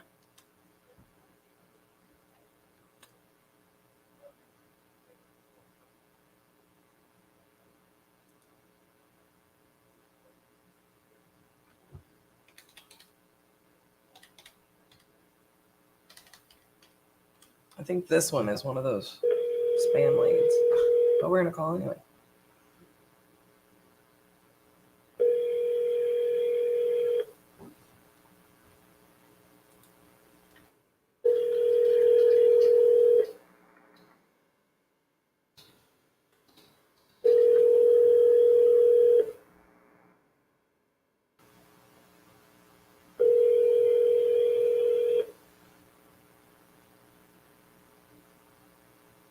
Text Now subscriber you are trying to reach is not available. Please leave your message.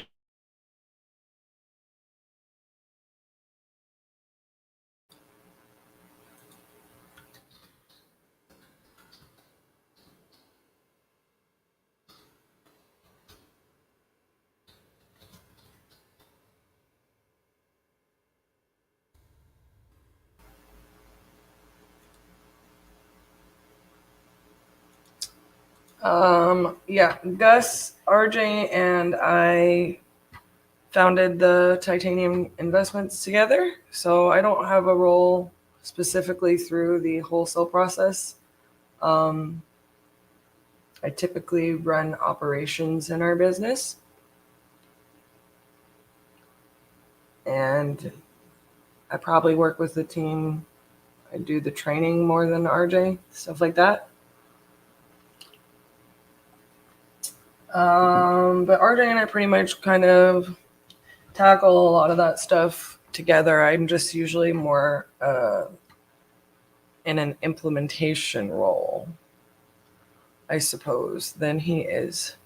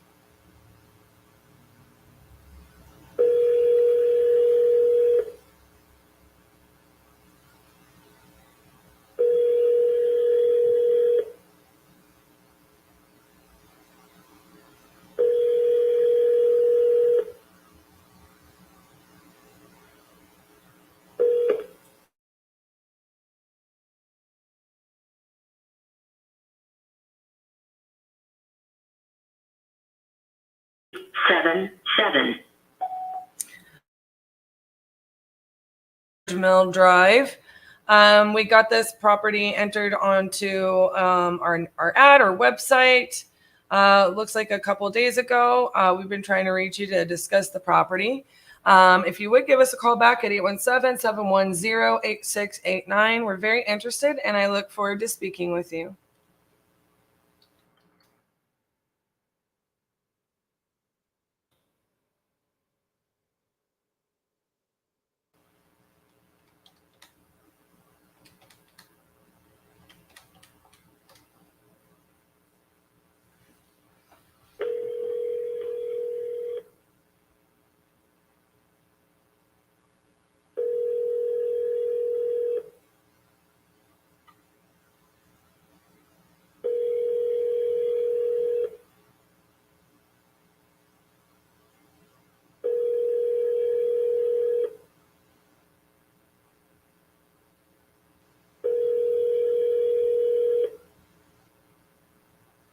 Your call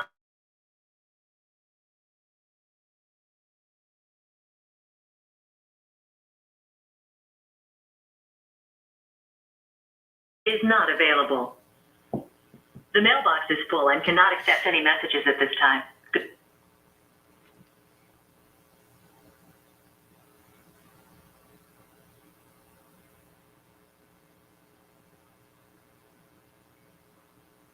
Set reminder.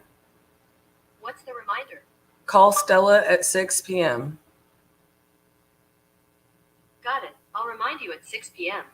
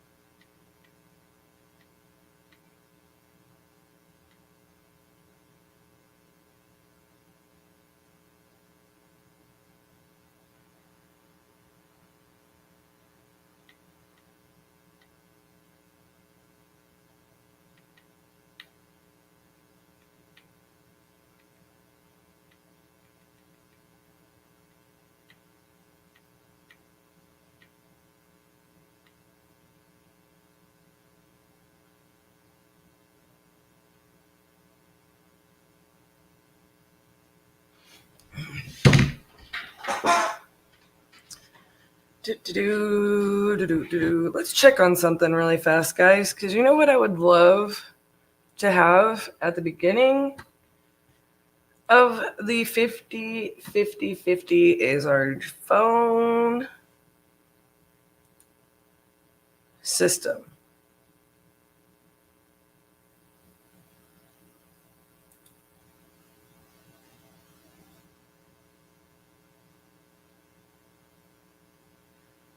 You know what I'm saying? Also, I've got to fix our email situation. Lord have mercy. So I need that.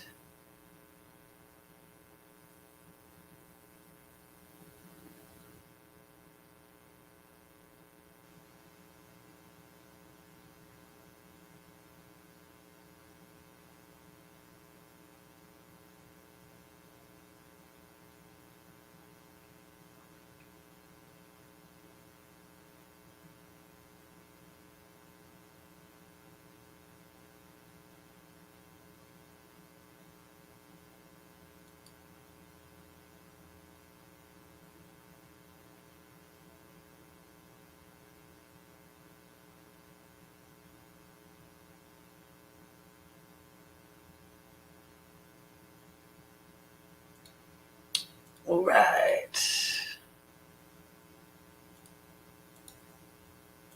We're going to check on the status. I would be so thrilled to have that getting installed this weekend.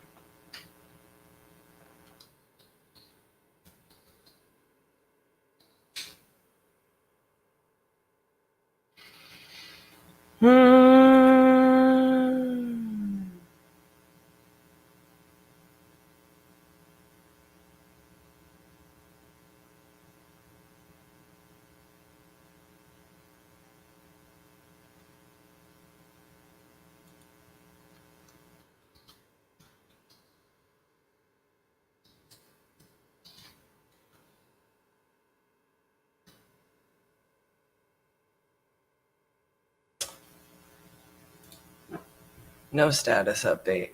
I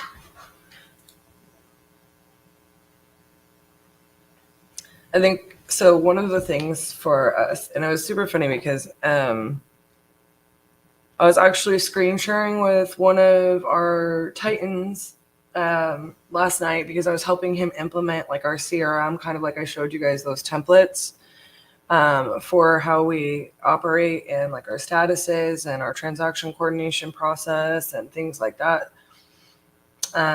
Just getting them started on the first steps. So like I have a template that I will copy over for our students into their workspace, right?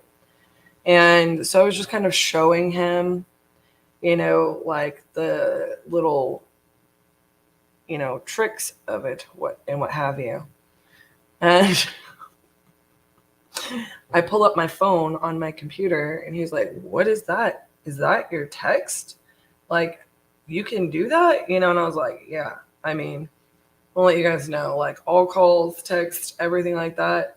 If I'm working, I want to be able to do that through my desk phone. I want to be able to text on my computer right there. So like I copy and paste a lot, right? Like when we're calling, like one of the things like on the 50-50-50, and I don't want to be calling from our cell phones. Like I don't want our team to have to do that either necessarily. So our desk phones can be forwarded, but what we're waiting to be integrated in is being able to text from our landlines, right? Like when I'm calling a seller, I immediately want to have like exactly what we say the same thing over and over and over. And voicemails, as you guys might have noticed, you know, I am one of those people, like we do get more traction when, instead of like getting that voicemail, like they don't answer, they don't check their voicemail till the next day. I know when I get a voicemail, like sometimes it doesn't even pop up until the next day, you know, and I get a lot of calls that like I don't answer, you know, because they pop up as something I don't recognize, potential spam, things like that. I'd rather just, I always tell people like they have a thing, like if I don't answer, text me, you know?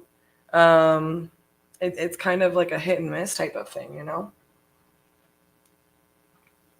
So one of the things like I'm really missing on this challenge is being able to just text when a seller doesn't answer. And just a little tip and trick for you guys.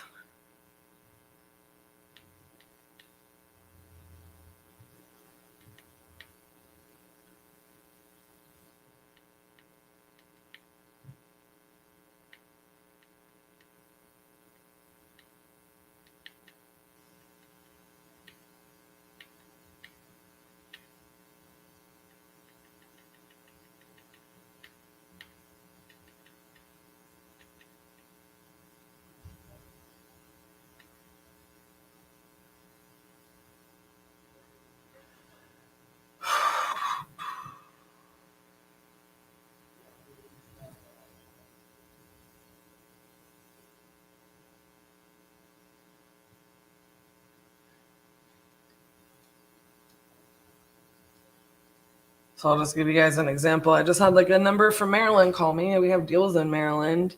And it's like, I'm not going to answer that on live. It's probably somebody trying to sell me health insurance. So I send them a message and it comes back immediately. This is a landline. You can't text them.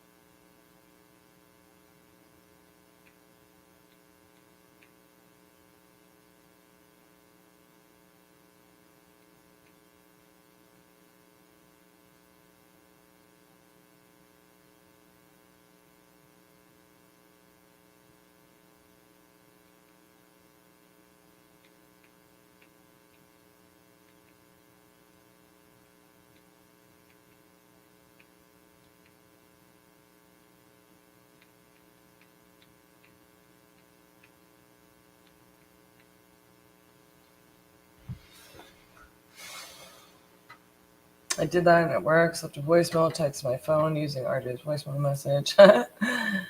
And she actually replied, and now we're talking about her property over text. Yeah, I mean, and look, like sometimes I don't want us to stay too long in the text either, Eric. I want us to end up,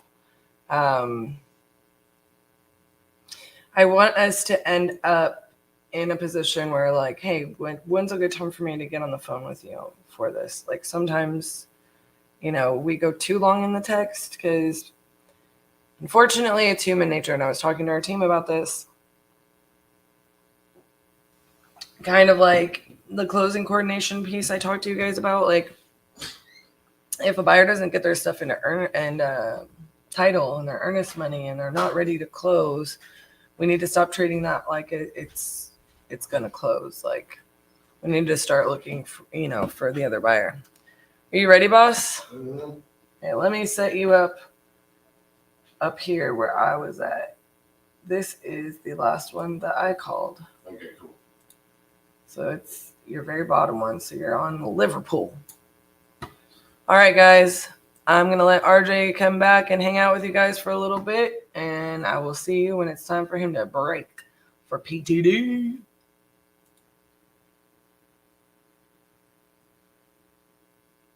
We are going to give you everything that we have to succeed.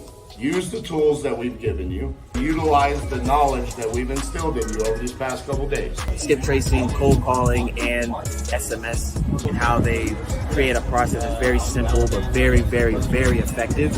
I feel like it's going to transition our business from here all the way up. As an example, these two gentlemen are really doing something special with Batch Driven on an average getting how many deals a month?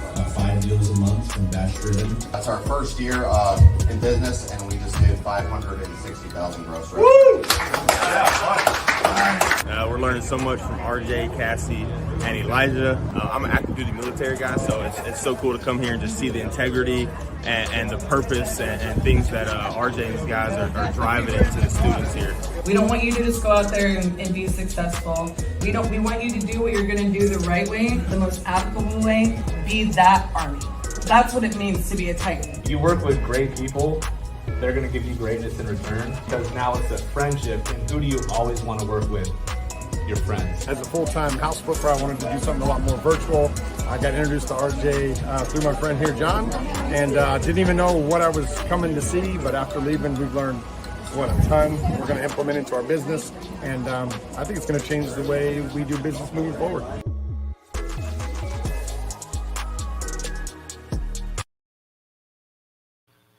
All righty, let's get back to it.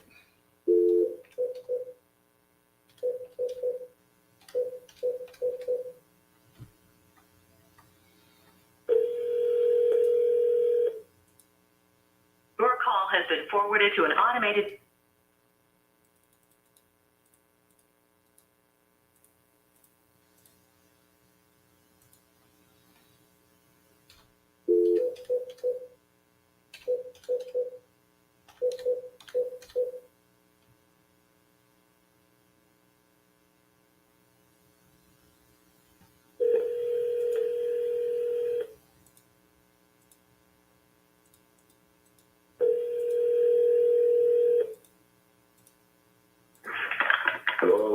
Hey, is Thomas there? Yes, Sam. Hey, Thomas, this is RJ Bates calling about your property on G Street. You had entered this on my website saying that you were interested in selling that property. Is that correct? Yes. Awesome. How much you looking to get for it? I don't know, somewhere around maybe 35. 35. Okay. Tell me a little bit about what's going on with it. It needs some work done to it. I mean, I'm going through cancer stuff, and I'm not able to do the work on it, and I'd like to just get out from under it and get an apartment or somewhere for the duration, probably. Gotcha. I'm sorry to hear about that. Is it 697 square feet? It's probably somewhere in that neighborhood. It's not a very big place. Okay. I would think it's a little bigger than that, but When you say it needs work, what needs to be done to it? mainly siding and windows. Gotcha. Siding's been on it since the beginning of time, probably. It's sold, I don't know if it's the asbestos square pieces that's on the outside of it, or. Do you know for a fact that it's asbestos siding? Well, I don't know if that's what it actually is. That's what I've always heard it called. I don't know. It's Gotcha. stuff they used back in the 40s and 50s. It probably is then,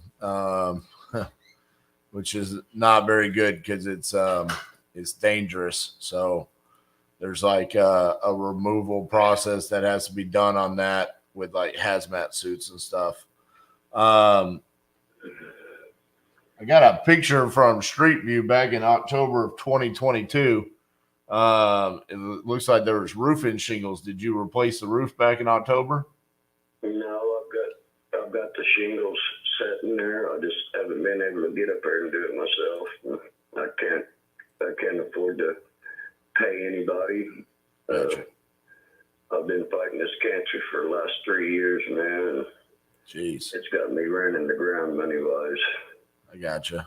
Well, let me see what I can do here.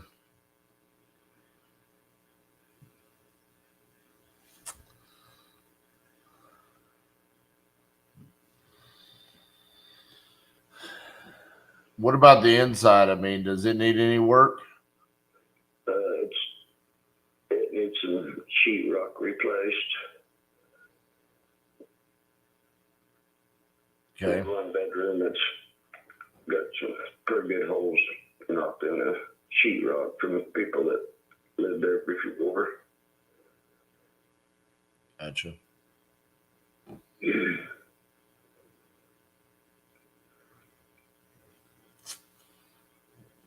I had another house here a few years ago, and I had to get rid of it because of running back and forth to the doctors all the time. I got rid of it, and I moved into this one, so I didn't have to worry about rent or nothing. Yeah. I think I can be better off if I was just in my own little apartment, didn't have to worry about doing the maintenance and keeping up with the lawn and stuff like that. Right. The problem we have is that, you know, the property itself is so small, and you got some other properties around you that have sold for that are larger around you for about the same price as what you're asking. I don't think I'm going to be able to get to 35, to be honest with you. I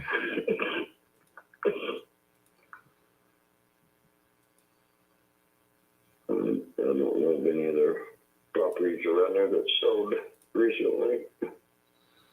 There's a couple on your street. 507 sold in March. 501 sold in April. 104 sold in January. I didn't know if they sold them, but I mean, yeah, my business what other people do either. But what kind of price would you think? I don't know. That's what I'm trying to figure out right now, looking and see. I mean, it's not a super big property, so, you know, even though it needs some work, it's not like it's an overwhelming amount of square footage that we need to come in and rehab. I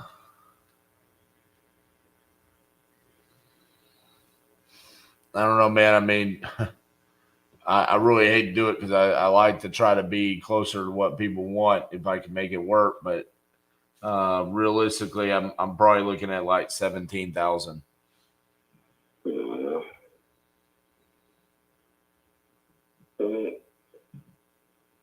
I think about it a little bit and give you a call back? Yeah, that's fine.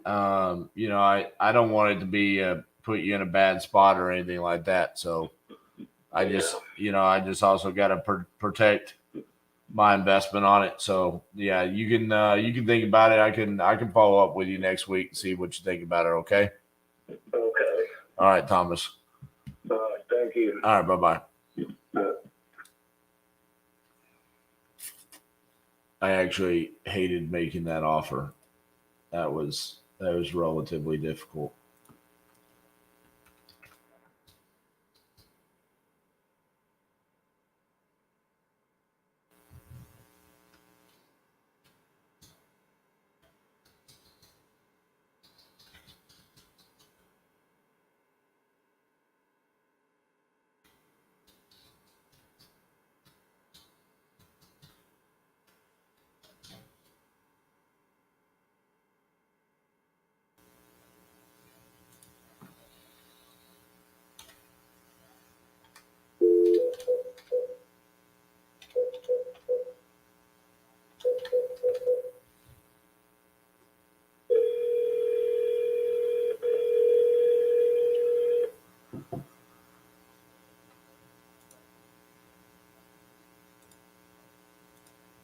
leave your message for Patty Stanley. Sorry, mailbox is full. To send an SMS notification, press 5. Your SMS notification will include your number 1-817-710-8689. You may enter a different number now, or press the pound sign. Your SMS has been sent.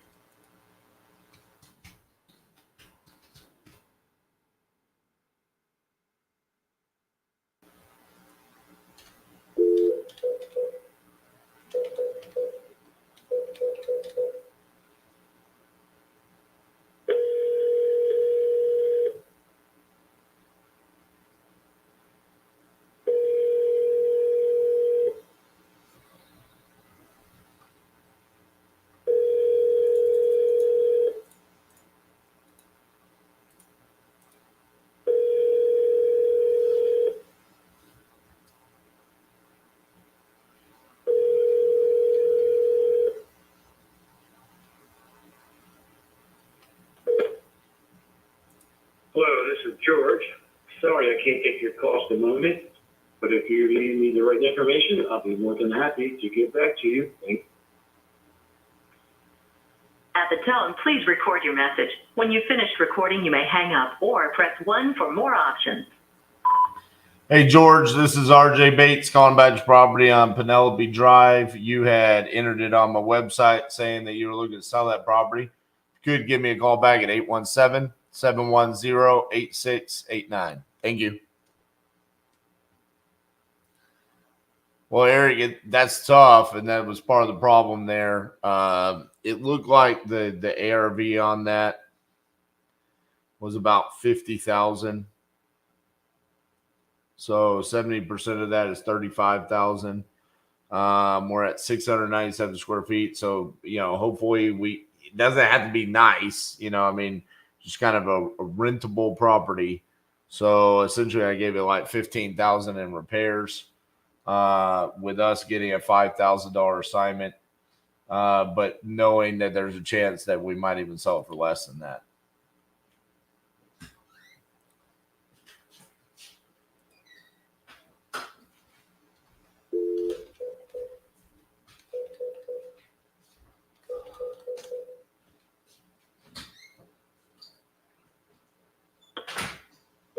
Call has been forwarded to an auto.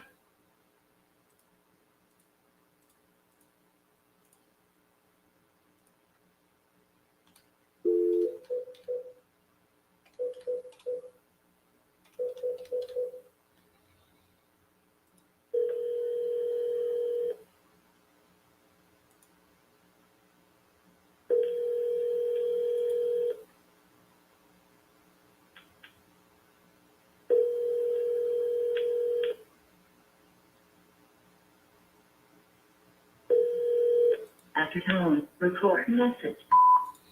Hey, Teddy, this is RJ Bates calling about your property on Oak Mound Drive. You had entered it on my website saying that you're looking to sell that property. If you could give me a call back at 817-710-8689. Thank you.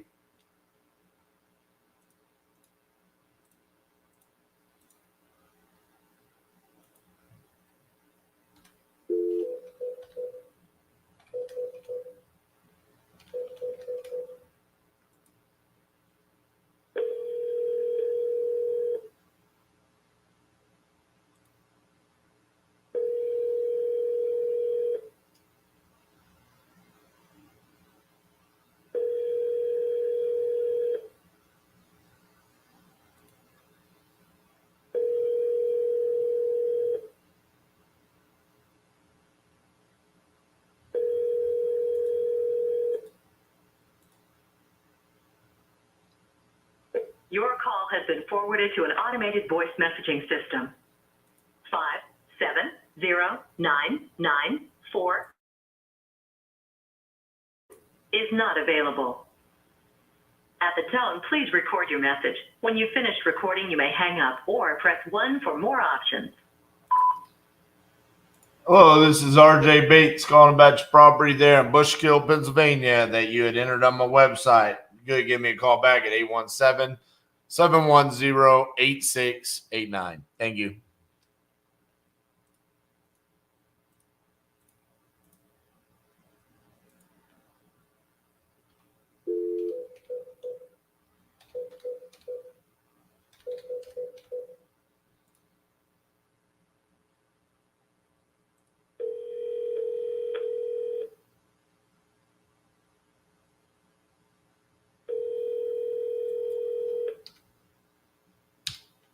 Your call has been forwarded to an automatic voice message system. 724503 not available. At the tone, please record your message. When you have finished recording, you may hang up or press 1 for more options. Hey, Scott, this is RJ Bates calling about your property there on Amity Ridge Road that you had entered on my website saying that you were looking to sell. If you could, give me a call back at 817-710-8689. Thank you.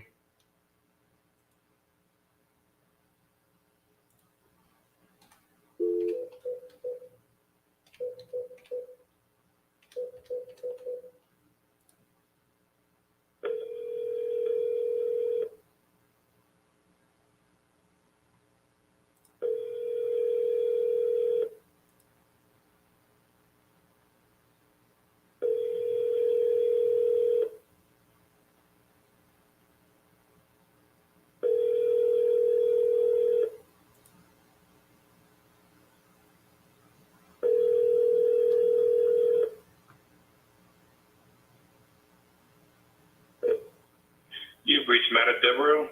Please leave a message. At the tone, please record your message. When you've finished recording, you may hang up or press 1 for more options. Hey, Matt, this is RJ Bates calling about your property on Spring Street. You entered this on my website saying that you want to sell, so give me a call back at 817-710-8689. Thank you.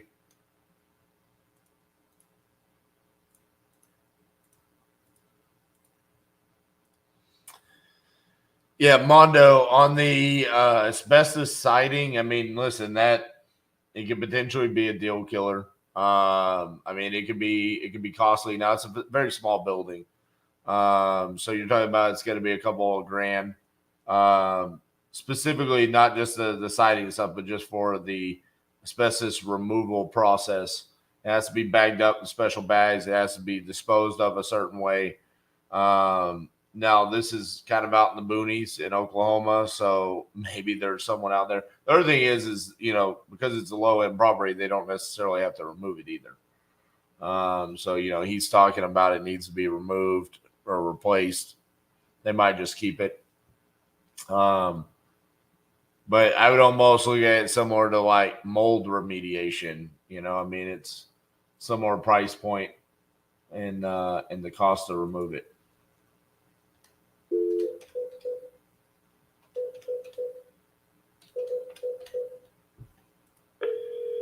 Your call has been forwarded to an automated voice messaging system. 717415 not available. The mailbox is full and cannot accept any messages at this time. Goodbye. I mean, we'll JV anything that makes sense. Now, if we're chasing in a dead end and it's going to be super time consuming, like I wouldn't want to JV that deal. Location, price point. Your call has been forwarded to an automated voice messaging system. 601. Like realistically, the only reason why I really offered on that is because the guy needs to sell it. He needs someone like us. That's the reason why.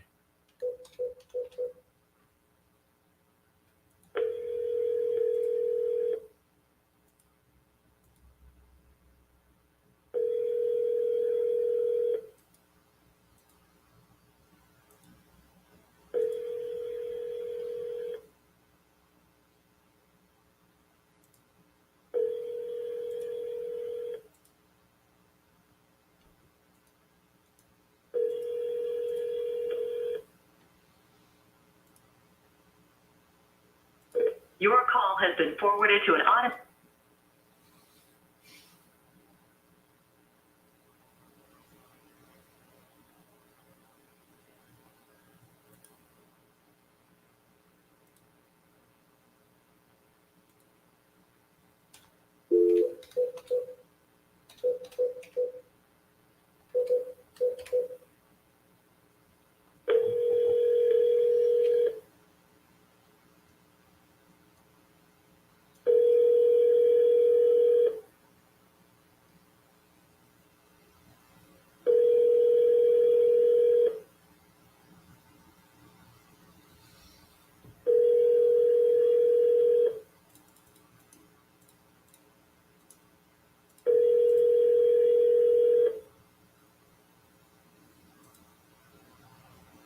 I'm sorry, the person you are trying to reach has a voicemail box that has not.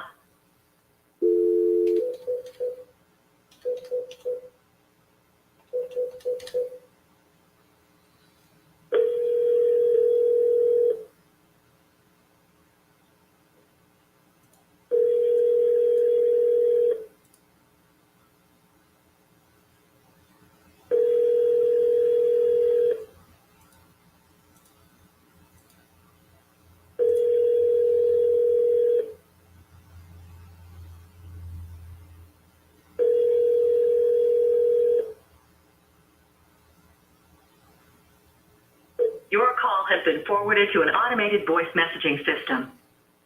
256-694 is not available.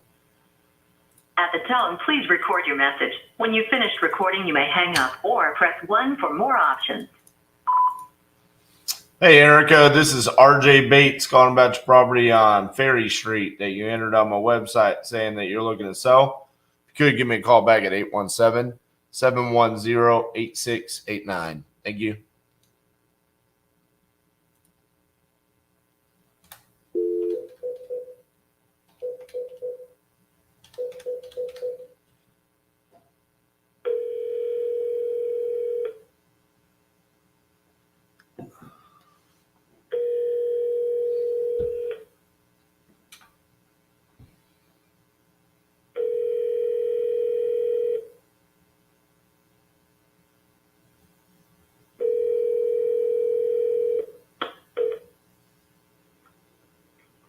Hello, sorry I missed your call, but if you leave your name and number, I'll return it as soon as possible. Great peace, perfect peace, and a peace that passes understanding. I pray be yours. Have a blessed day.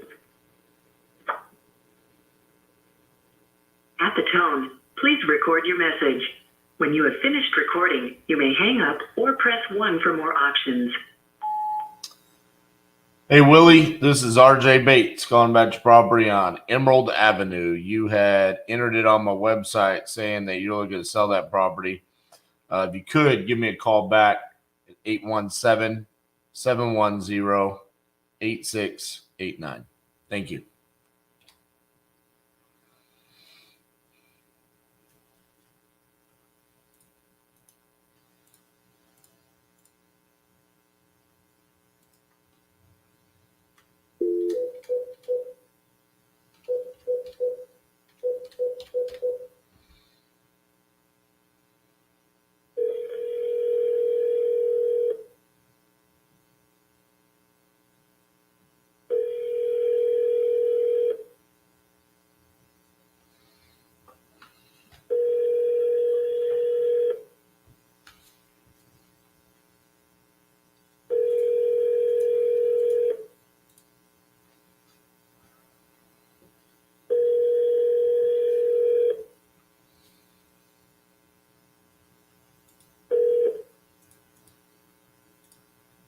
Please leave your message for. Please leave a message. Hi, Rena. This is RJ Bates calling about your property on Greenwood Avenue that you had entered on my website. If you could, give me a call back at 817-710-8689. Thank you.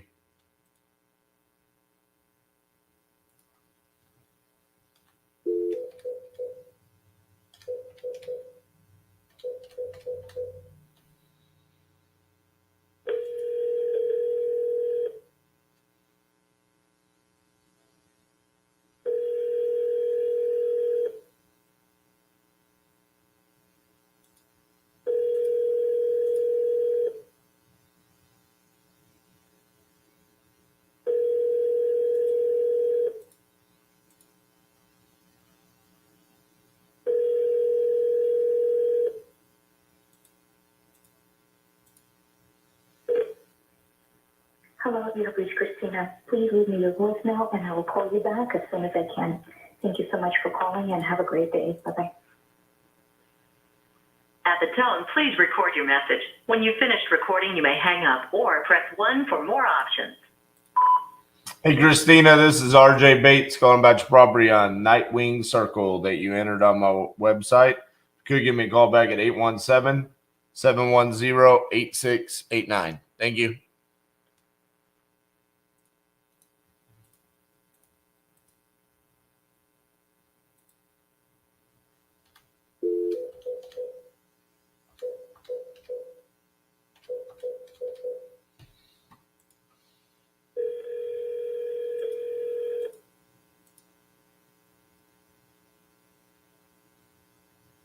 Please leave your message for 786-306.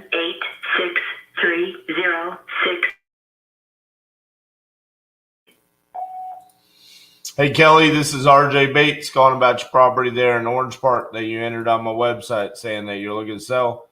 You could give me a call back at 817-710-8689. Thank you.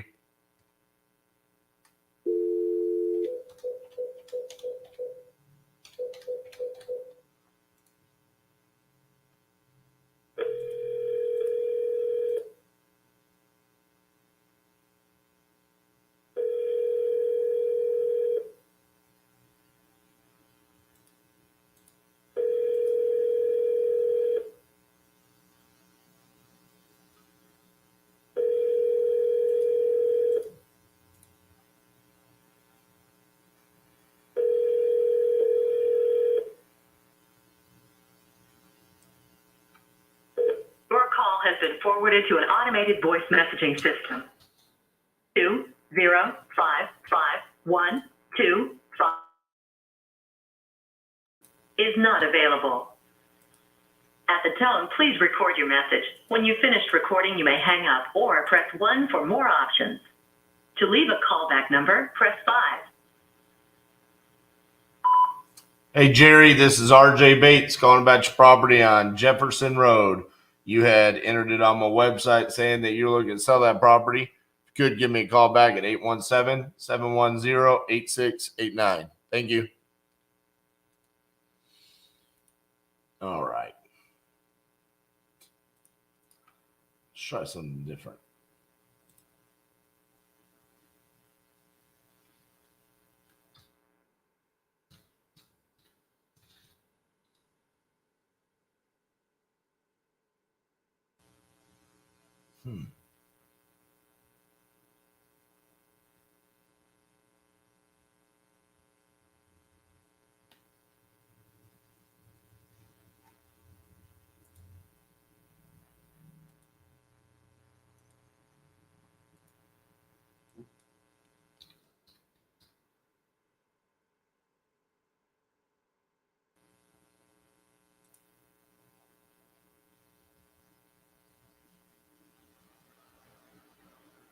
What is this?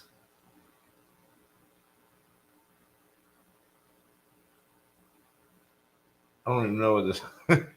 Sorry, I know y'all can't see what I'm looking at.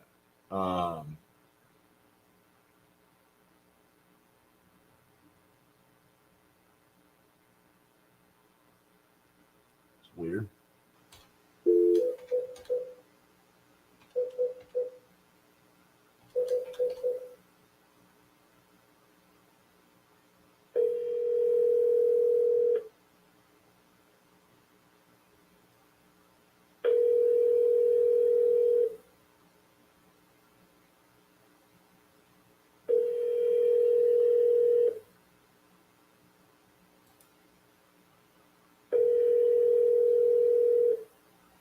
Your call has been forwarded to an automatic voice message system. 913449.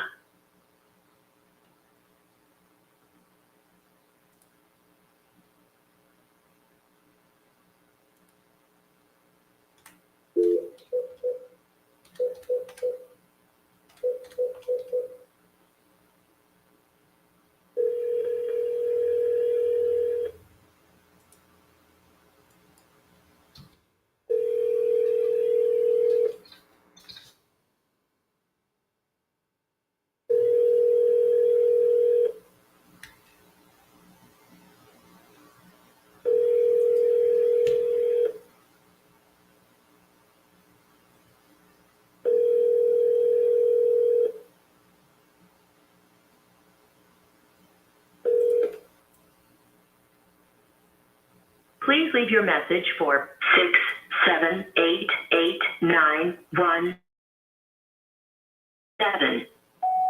Hey, David, this is RJ Bates calling about your property there on Park Street that you entered on my website saying that you're looking to sell. If you could give me a call back at 817-710-8689. Thank you.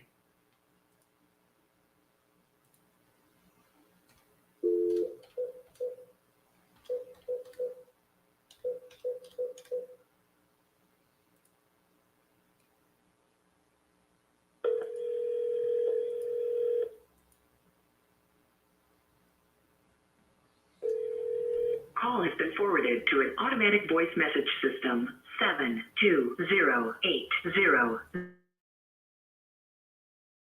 Not available.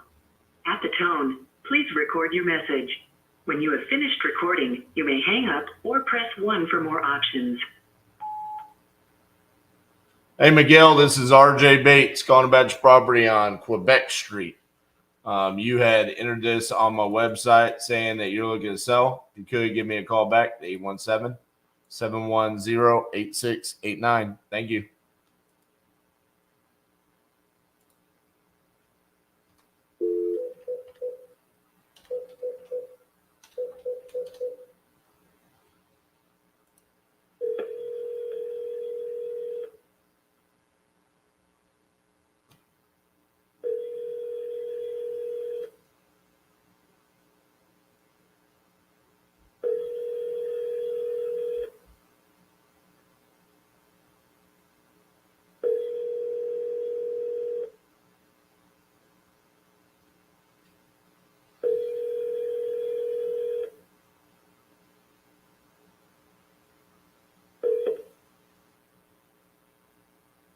Please leave your message for 8566555.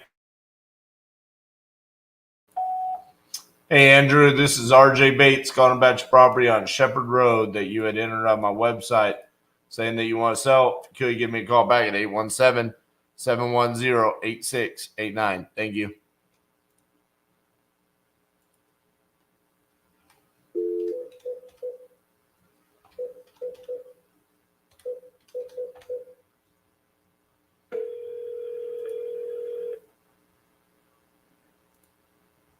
Welcome to the U.S. Cellular voicemail 919.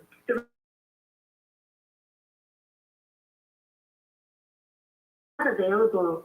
Please leave your message after the tone. After you have finished your message, just hang up. Or to hear more options, please press 1. Hey, Tammy, this is RJ Bates calling about your property on Wayne Memorial Drive that you entered on my website. If you could give me a call back at 817-710-8689. Thank you.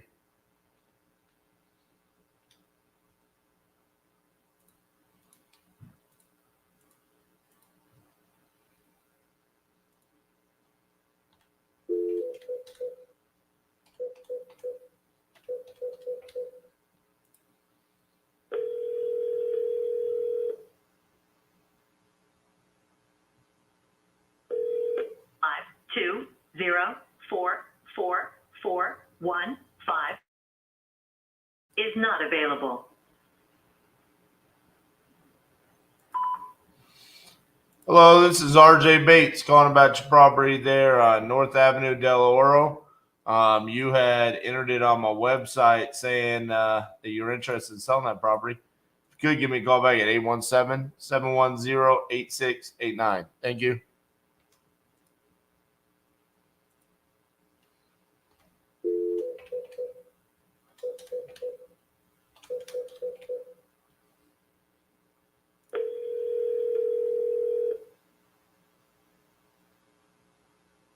Your call has been forwarded to an automated voice messaging system. 42551 is not available. At the tone, please record your message. When you've finished recording, you may hang up or press 1 for more options. To send a fax, press 4 now. To leave a callback number, press 5. Hey Esteban, this is RJ Bates calling about your property on McElroy Road. You had entered this on my website saying that you're looking to sell. You could give me a call back at 817-710-8689. Thank you.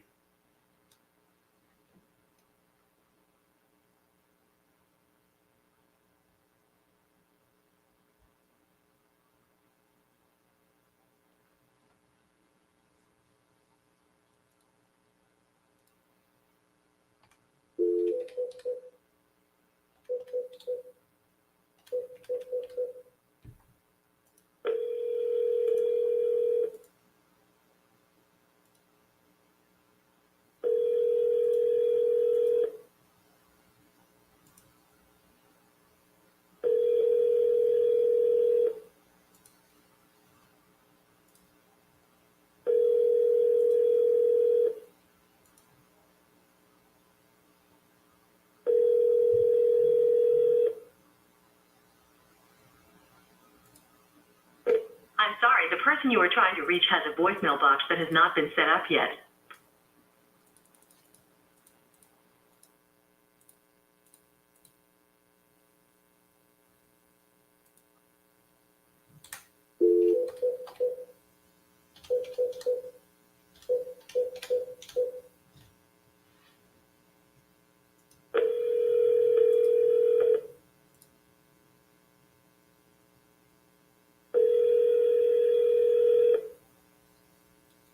Reach Darren, leave me a message. The mailbox is full and cannot accept any messages at the...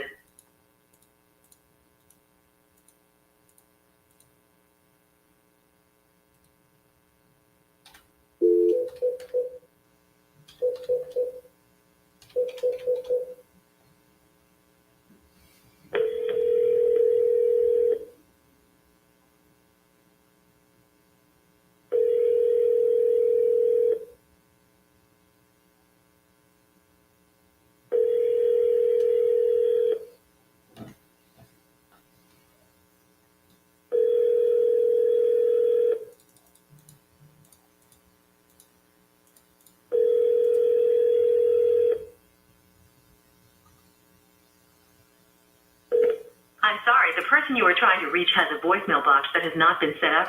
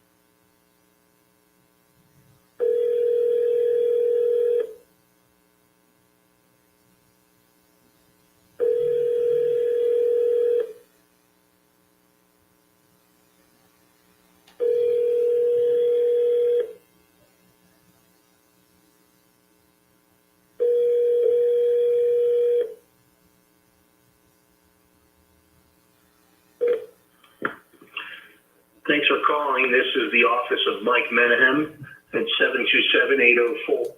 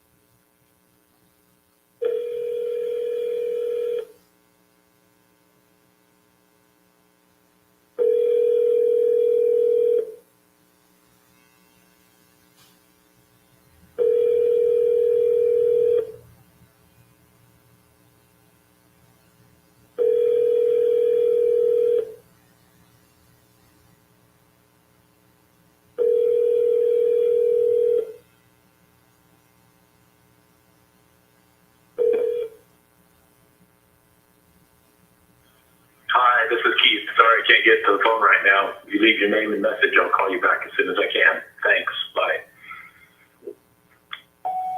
Hey, Keith, this is RJ Bates calling about your property there in Olympia. You had entered it on our website a while back saying you want to sell that property. If you could, give me a call back, 817-710-8689. Thank you. Okay.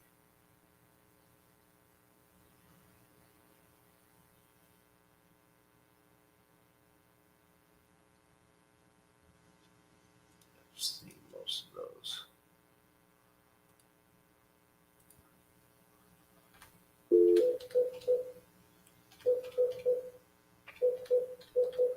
Need somebody to answer the damn phone.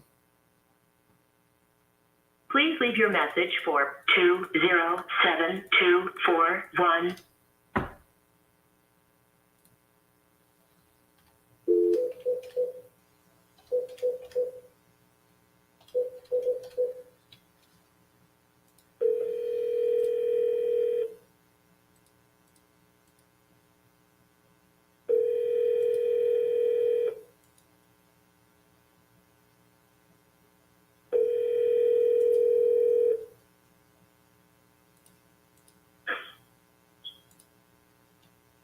Hello?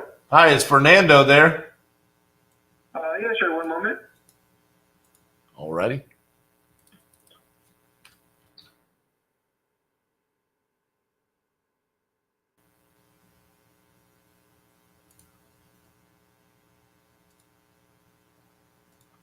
Hello, sir. Yes, I'm ready, sir. Hey, Fernando, this is RJ Bates calling about your property there on Patrick Henry Drive. How are you doing? Good. You got entered on my website saying that you were looking to sell that property. Is that correct? Yeah, well, I'm interested, but how does the process work, sir? Because I don't want to really go with a realtor, because you know how they take forever something. Yep, there's no realtor. We're investors, so we pay cash. We cover the closing costs and no commissions. So how much were you looking to get for the property? Well, that's the thing. I haven't had it appraised, but I just needed like some general information first. Like basically what I needed to know first of all, like what would you need from my end? Like what would I need to, documents, paperwork, all that? What would I need to bring, start off or, well, it's maybe going. Yeah, I mean, for us, it's about, we're the buyer. So, how much do you want for it? What's the condition like? If we come to an agreement on price, I would send you a contract. You would sign the contract. We come out, we want the property, we verify the condition, and then we open up title. And then later this month, we close. Document wise, the only thing that you need is the property in your name? Yes, it's under my name and my wife's name.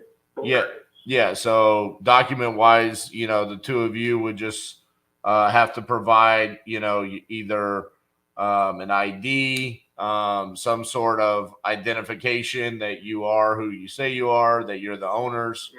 And then you would sign closing documents probably inside of this month. And then you get paid from the title company. Oh, okay. Well, there's my other question, sir. Since we haven't paid it, it's not paid off yet. We're still paying for it. Correct. So that's okay, right? Correct. Because the money that I give you, the title company is going to get the payoff from the mortgage company. So do you have an idea of how much you owe on that? I requested a payout quote. It was $107,000 last month. Okay, so $107,000. Let's just say for round numbers, I gave you $110,000. They're gonna give the $107,000 to the title company, and then you get a check for $3,000. That's how that works. So the title company would actually pay off your mortgage at closing. Oh, okay. And the thing is, what if I would? I think the value is a little over 150 or 160. Okay. So would you have to go and look at the property first? So we don't come see the property prior to making an offer, because that wastes a lot of our time. So what we do is we go through a series of questions with you, verify the condition, ask you about the condition and stuff like that, and then we see if it's a good fit for us because we're investors. So we either have to be able to fix it up and flip it, or keep it as a rental property or something like that. If it's a good fit for us, then we make you the offer, and then we come see it after you've signed the contract. Oh, okay. I got it. Okay, well, it's good. Yeah, those were my main questions. Gotcha. So, okay. So I would have to start with a number that you'd probably say yes or no, more or less yes or. Yeah, so you're thinking somewhere in the 150 range. That's what. Okay. Yeah, more or less. All right. And what's the condition of the property like? Because I see it was built in 2005. So has any work been done to it since 2005? Actually, yes, it's been re-roofed twice. Right now it's got 30-year shingles. Okay. The garage actually was converted to a 4th bedroom. So technically it's a 4-bedroom house right now. Okay. Was the conversion done legally? Like, was there a permit pulled? No. No. It was just done, no. Gotcha. One of those, yeah. And the thing is, the floors, they were all carpet basically, except the kitchens and the restroom or the bathrooms. But I already retiled the whole house. So right now, the house itself, it has no carpet. It's all tile, Okay. porcelain tile. Okay. Other than that, I've had a few issues with the plumbing over the years. So they've had to go and fix the plumbing, but nothing major. They basically have to just sew back on the copper tubing, PEX pipe, and all that. Right. But other than that, no, pretty much is the same. I remodeled. I put in a new door, so it's not a regular utility door. It's one of those fiberglass doors. Okay. The AC unit itself, I had to replace it like 4 or 5 years ago. And actually, I'm still paying for it. I had to borrow a credit card from my mom because it had to be done through Home Depot. Gotcha. So the whole AC unit, everything is new, basically. It's like 5 years old. I replaced everything. So they, the thing is, that's about it. The property itself, it's, my neighbors, they have a picket fence on each side. But I don't really have any fencing on my property. But those were the major things. I replaced toilets, smaller items. But other than that, it's mostly the same house that I lived in 17, 18 years ago. Okay. Yeah, those were the only, those major changes that I did or that were done to it. Gotcha. What's got you needing to sell? We were looking to move, and we're probably looking at the Arlington area right now. Oh, Arlington, Texas? Yeah, because I saw your number and it came up from Yeah. It's from that area, yeah.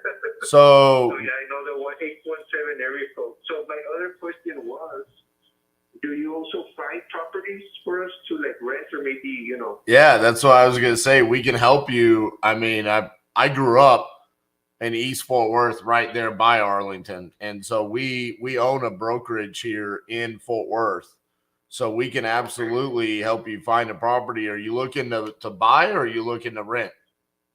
No, I wouldn't like to buy. I just want to rent 2-bedroom. It's only me and my wife, maybe a daughter of ours with our grandkid, 4 people at the most. Okay. But yeah, nothing fancy, something comfortable, but not too comfortable, not too pricey. So How much do you want to spend a month? but I was looking at the range maybe 15 to 1800. 15 to 1800. If it's possible with utilities, if not, those, I can work out. I can work around that, but Gotcha. yeah. Mm-hmm. And you want it to be in Arlington, correct? Preferably, yes. Okay. If not, somewhere maybe Grand Prairie or somewhere near there. Maybe. So you want to be more on the east side of Arlington, right? Because Arlington's pretty big. So do you want to be closer to Grand Prairie? Yeah, well, actually, I was looking at a property in East Mitchell Street. I don't have the exact address right now. And in Fort Worth? Near there. In East Mitchell, around that area. In Fort Worth or Arlington? No, in Arlington. Okay. Yeah, Arlington. I was going to say there's an East Mitchell and Fort Worth, and you don't want to live there. Oh, no. No, they told me about Fort Worth. Well, no, Fort Worth could be okay, but East Mitchell and Fort Worth, no, you don't want to live there. They told me about some of those neighborhoods. I even thought when I go from Laredo we visit there every 2 or 3 months. So I usually go through Fort Worth and take the I-20 east to Arlington. Gotcha. I like to go through Dallas. So I just take but one time I had a bad, I took the wrong turn. I ended up in one of those, neighborhoods. Yeah. And that's how we say it too. Oh, I took the wrong turn. Uh-oh. Yeah, I exited into, but I should have just kept on going east. Right? Yeah. Oh, that's funny. We're pretty much familiar with the area there in Arlington. My was basically almost more than half of my wife's family lives there. So yeah, we got a lot of relatives there. Gotcha. There already. Yeah. So on your property, what needs to be done to it? I know you said there's some little plumbing issues, but is there anything that needs to be done to it? Well, to be honest, no. Everything works. But the only thing that I can think of is there's some plugs on the outside of the house. Okay. That they haven't worked for, I think, ever since I bought the house. I think the second or third year, and I never really quite got around to fixing them. But yeah, that's about it. Maybe a wiring issue or a breaker or something. I'm not an electrician, so I don't try to mess with it too much. Right. But no, other than that, the house is pretty much, I would say it's in good condition. Right now there's seven of us living there. So no, maybe the driveway is a little cracked with a wear and tear. Right. Outside driveway. But no, it's got a good tree in front of the house. It provides a lot of shade. The grass, I don't really have grass. I tried planting it, and I don't have a green thumb, so there's no grass in front. There's maybe some grass, a little bit of it in the sides of the house, outside. Right. But yeah, other than that, but no, the house itself, like I said, I'm living in it right now, so it's in good condition. It's got ceiling fans. The AC works perfectly, like I said. So right now, when I go back home, it's 73 degrees. It's a lot better than the 110 we're at right now. Right. So yeah, that's our main thing, because that's why we decided to just put in a new unit, and I'm still paying for it on the Home Depot credit card, but it was worth it. Like, it's something that we needed to do anyway. Right. So yeah, but it's in good condition. It's not in excellent condition, but it's in good condition. Gotcha. Okay, let me see here. When are you wanting to move? Yeah, that was my other concern. I'm thinking August, September, around that area, or that month. Because I'm leaning more towards September. Okay. Is that because you need time to find a place? Yeah, and I gotta also take care of my job here and let them know, like, at least 60 days before. Right. I can transfer over there. Gotcha. Where do you work? Home Depot. Okay, I got you. Yeah, I'm right now, actually, I'm here right now, so. I got you. Okay, so what I'm thinking is I think we can help you out across the board. I think we could definitely find you a place to move to here in Arlington, especially before September. If not even, it might even be one of our properties. Like I might be able to rent you a property in Arlington before September. So, which would be kind of cool. And then we could be pretty close to your asking price there on your property. Realistically, just looking at the numbers of what I'm seeing in the area, I'll just be honest with you. I don't love garage conversions. So from an investment standpoint, that does it's not necessarily a benefit. I know for you as like a family, it probably is a benefit because you needed the extra bedroom, right? But for us, it's not great. So that hurts a little bit. So I'm thinking I need to be closer to like 135 on the purchase price. Now, that being said, we can work around your timeline. Like I said, help you find a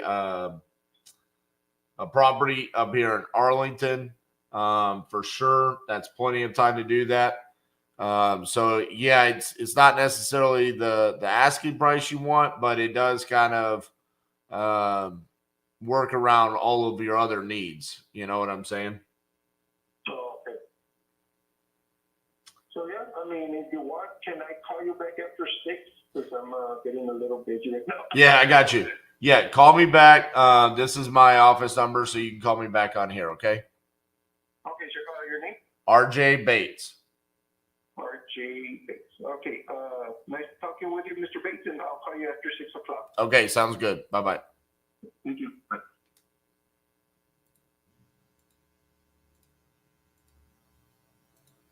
All right.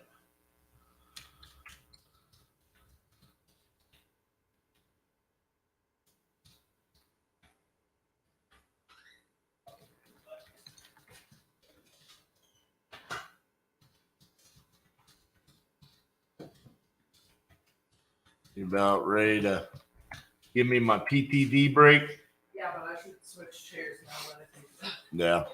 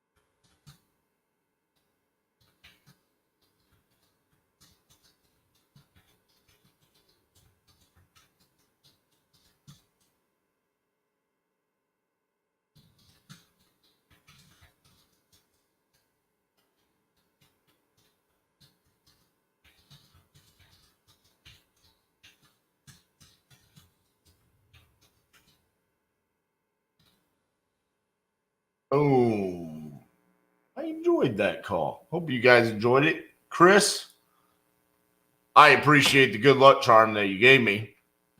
So someone would finally answer the damn phone. And it worked. So thank you for that. All righty. So I'm not going to try to call someone else because I don't have enough time to deal with it. But for those of you that weren't here earlier, I'll go ahead and share where we are currently on our KPIs. 117 contracts sent, 81 have been signed. We have had 9 terminations.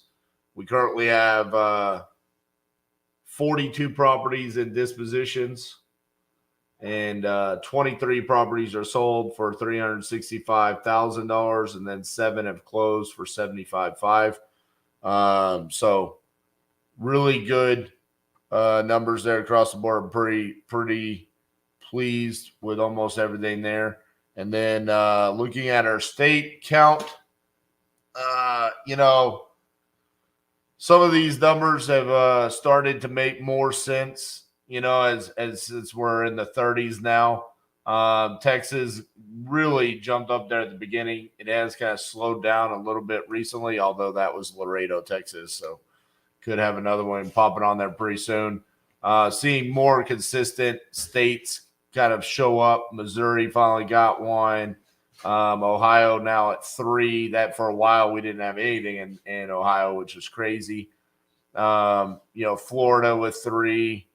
So Alabama with 5. That's always been a high volume state for us. So there we are with our KPIs. So, all right, guys, I'm going to take my Thursday PTD break. I'm going to go show the boys how we do this. You guys enjoy hanging out with Miss Cassandra. I am right here on Torrance, California. Just to be honest with you, though, not feeling like overly great about some of these. There's although that one he answered, he works at Home Depot. It's a pretty good, looks like it could be a good deal for us. Could be like a wholesale in Laredo, in the Laredo, Texas. Yeah, baby. And he needs a rental property in Arlington, and he wants us to help him get it. Yeah, buddy. So yeah, I mean, the moment that you feel like, hey, I'm just grinding away against a dull blade, and then all of a sudden it's like, oh well, again, he has a job. It sometimes happens with the calls, no answers, which is why I was talking about. I have a 3:30 about integrating our Ring Central. Yep. And because I was talking about that earlier when you were doing the call no answers, and we're calling during business hours. Sometimes like you get that repeated thing. I bet you we have a huge influx of that on the 50-50-50 when we have that phone system integration done. But Absolutely. We're not taking the time to do it on the live because it takes all those extra steps, you know? Yep. All right, guys. Wish me luck. I will see you guys here in a little bit. This is why we've structured this way. This is why we're going to harp on you, and this is why we're going to hold you accountable. We'll hold your feet to the fire. We're going to say, hey, you need to work on this, because that's what you need to work on to go out there and be the difference. I applied the systems and the processes, and I generated a lot of revenue in my business. I'm actually back here for the second time at the Titanium Crucible. These people pour so much into you. Nothing like it whatsoever. The amount that they pour into you is priceless. Iron truly sharpens iron. You can't underestimate that stuff. This literally right here, what we're doing here at the Crucible, was literally just a manifestation of words. We said we're going to do it. Operate in the destiny that God gave you. The wealth will come. Lean not to your own understanding, but in all your ways acknowledge Him, and He'll direct your path. This thing is so powerful, it will change your life. It's such a blessing, and I recommend it to anyone and everyone looking to change their life and get on track. Get off your ass and come do it, man. Take a chance, put your faith in Titanium, and get out here, man. Much love.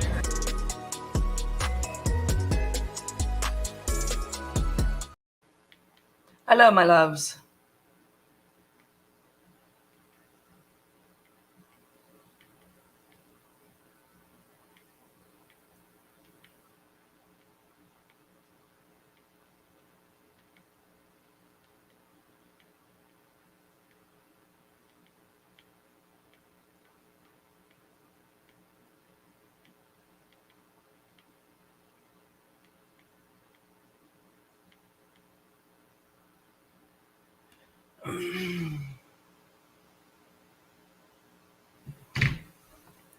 Alrighty.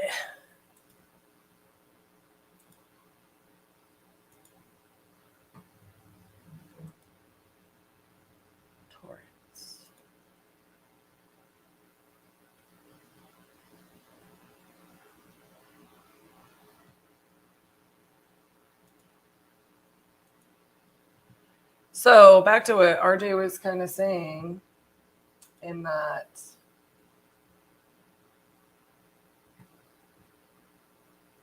I think we have, oops, in this list, we have 288 cards right now. Now, after a certain amount of time, we can export those and put them into the dialer.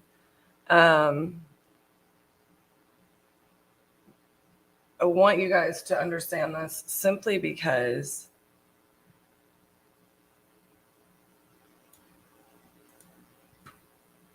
where we are at on dialing on the live, right? There might be a little bit more effective way to do it. You know what I mean?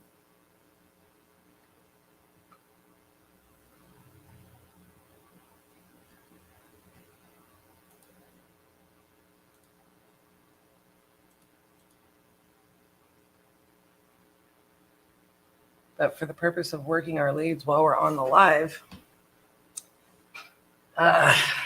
integrating that phone system and calling it, like we can't have the dialer displayed here, things like that,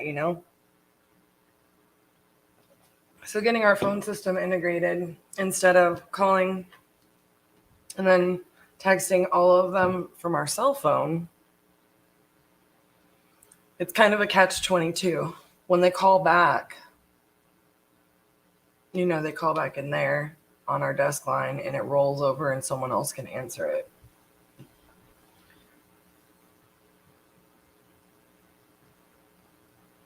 So it's just kind of one of those things.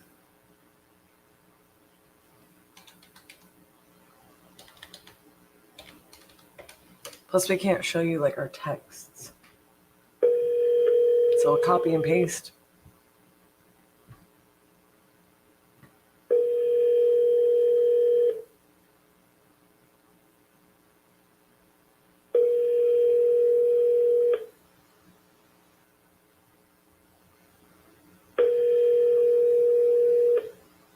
Your call.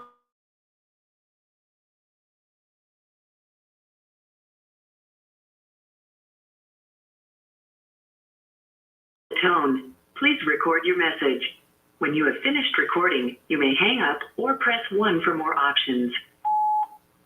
Hello, I'm calling about the property on Shonersville Road. We got this entered yesterday and we are interested.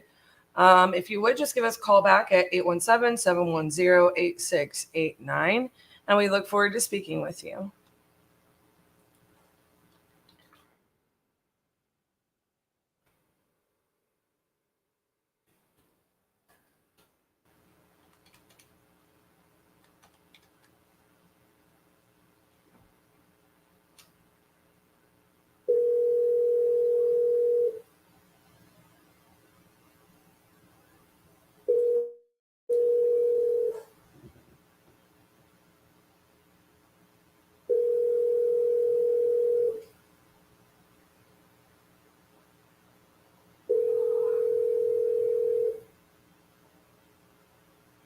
Hi, you've reached 908-351-60. Right now, please leave your name and number, and we'll get back to you as soon as possible. Thank you.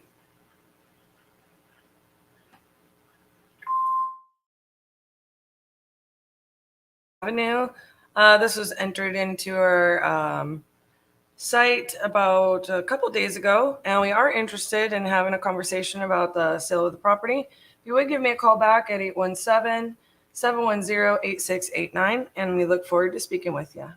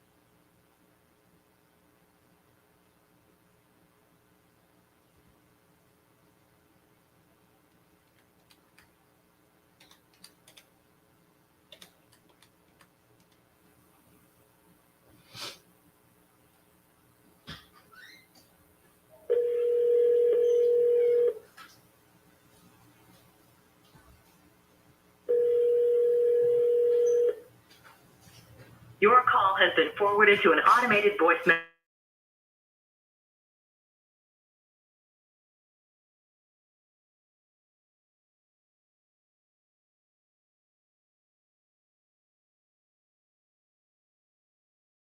Recording, you may hang up or press 1 for more options. Hello, I'm calling about the property on Galveston Way. It was entered a couple days ago onto our site, and we are interested. If you would, just give us a call back at 817-710-8689, and we look forward to speaking with you.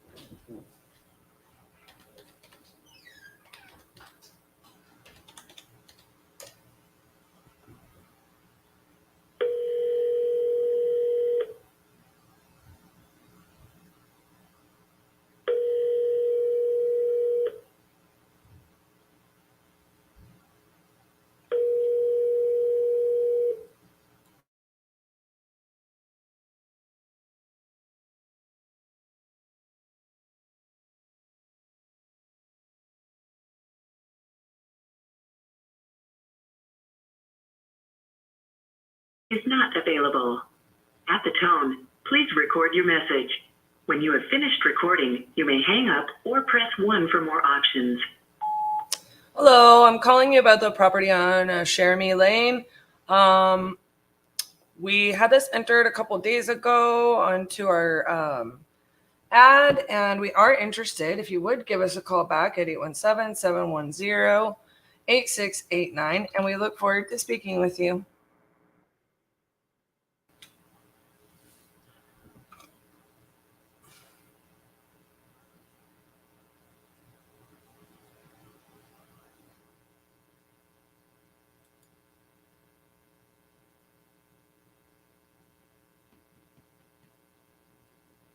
Took your advice. I didn't shoot for a price reduction. I told him the truth that we intended on asking for a price reduction because it needs a new roof after inspecting. And what was his response?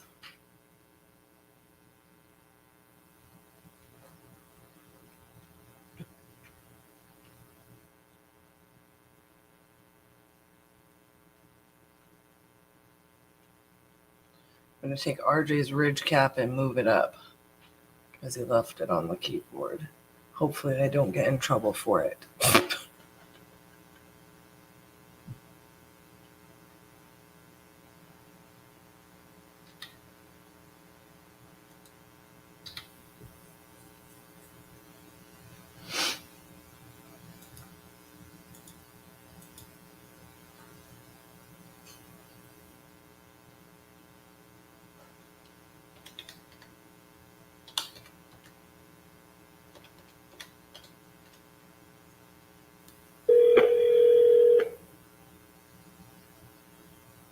Please leave your message for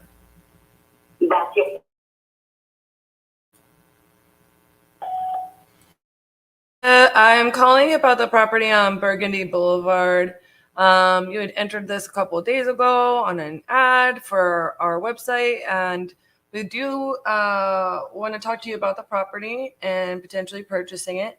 if you would give us a call back at 817-710-8689, and I look forward to speaking with you.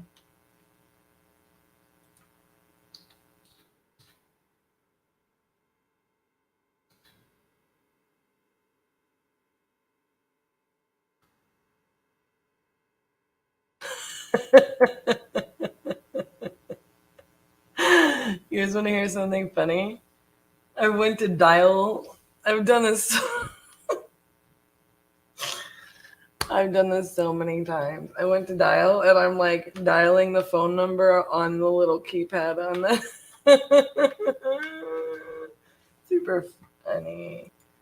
We'll make the numbers work. He said, okay, he will if he has to reduce. So I could have, but since I didn't, I guess I gained their trust. Well, I mean, how many days are you past closing? Is this a lesson? Is this a lesson where it's like, hey, you know, I think, and correct me if I'm wrong, this is your second deal, right? Ever. Yes? Aside from, you know, purchasing your personal property, which I know, like, we kind of looked at. There's such a, and I don't want to get off on too large of a tangent here. Okay, so your second property. Look, I have a lot to say about this, right? First and foremost, you know, I commend you for learning, for your being here consistently. We do try to give you guys everything we can on these lives. In fact, RJ, as you know, at least some of you know, kind of gets on to me a little bit about like not just constantly dialing, you know, not just constantly working on acquisitions or dispositions while I'm over here. Like, honest to God, I really want to be working on more dispositions, right? I called on dispo, you know, one day out here. Happened to be calling on a JV deal. And I'll let you guys know this. Because of the influx of JV deals, and we want you guys to send them to us, it's like, but we need you to fill out the form, and we need it to be teed up to go, and we need it to be to a certain point, right? And the reason why is because we have a lot of JV deals that aren't teed up to go, right? Like, we literally implemented a rule like that. All JV deals are considered leads. They go through RJ or myself. Like, I can go through them actually right now really fast, and just can tell you guys a little bit about what's going on them, okay? So I'll do that after I kind of finish my thought here.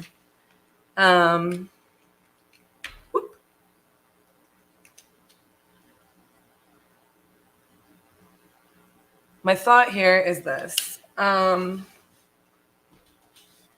You know, we've experienced people that will come in and they submit, and it's like, we don't have all the information, it's not teed up to go, but the numbers are off, right? They're not used to doing remote deals necessarily, right? And, you know,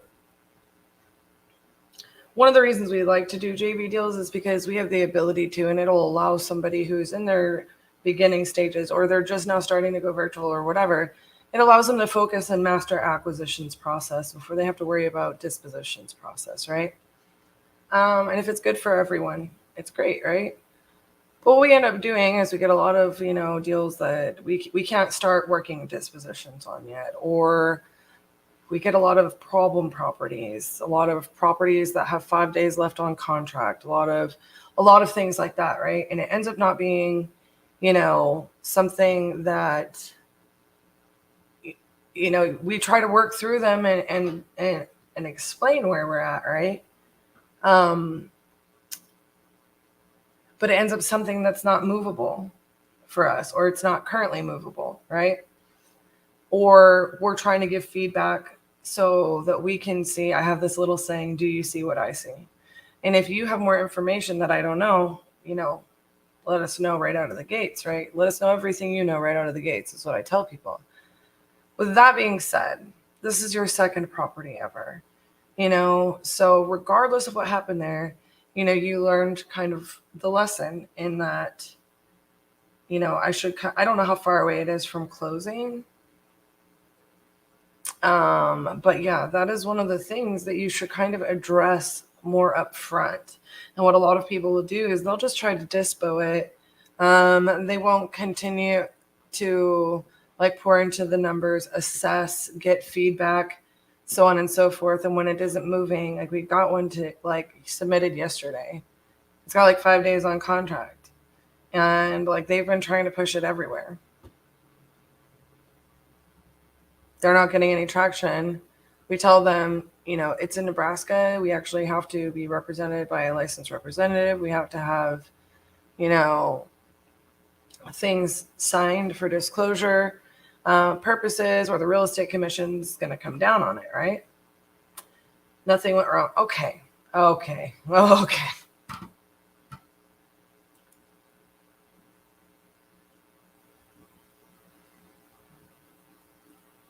I think you're good. I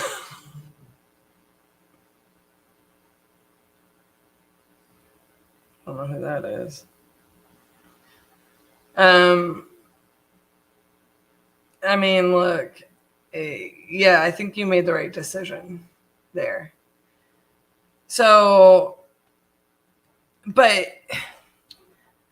and I'm not saying anything went wrong, but you learned something, right? That can be applied to a deal that where it's actually vital to be in the correct price point, because when you're doing more deals, or you're doing a volume of deals, you're going to have deals that you walk and you're like, well, I had $30,000 for repair, but really this needs a $10,000 roof. And so I am off, right? Not every deal is going to be a $50,000 deal. Some of them are $5,000, and it is what it is. That doesn't mean it's not worth it. But the numbers will be off. You know what I mean? So it sounds like you were pretty covered in your numbers to, but you did good. You know what I mean? But you also learned something through every deal you process, even when nothing goes wrong. You showing up here every day, learning language, learning how to have those conversations. I have to commend you, because a lot of people,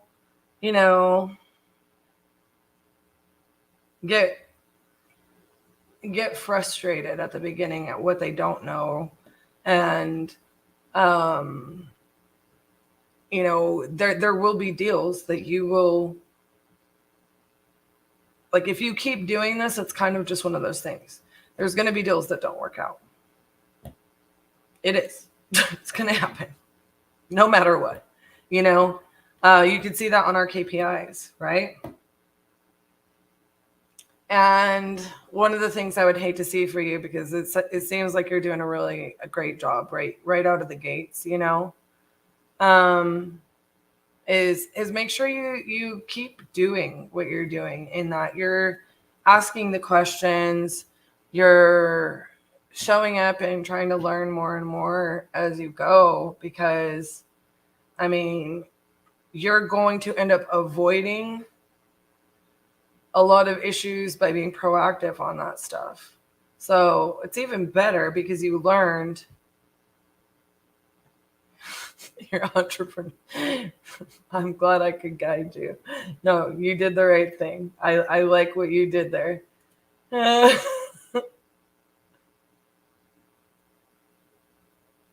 No, I remember the question. I just think that, if you were having a conflict because, realistically, the amount of work that you had to do, or something wasn't lined up right, but you just didn't have the conversation sooner, after the inspection, after that first week, or after that first 10 days or something like that. I don't know how long it took you to close.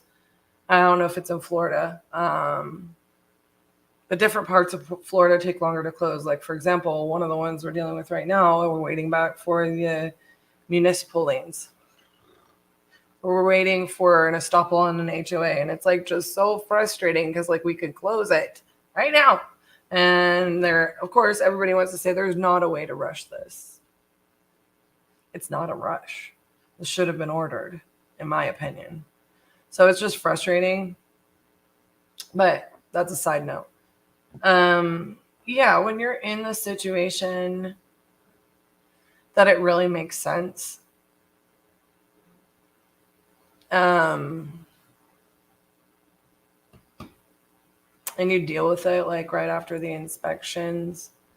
But I don't know also the price point on this transaction, but here's my deal. Like, and I tell my team this all of the time because, you know, sometimes they're like, I bet you I could talk to the seller and get them down because the roof. Let's just say you had 14,000. So let's just say the ARV was 200. No, I'm just talking to the live with it. Oh, Mr. Bosky just called me. Okay. Didn't answer.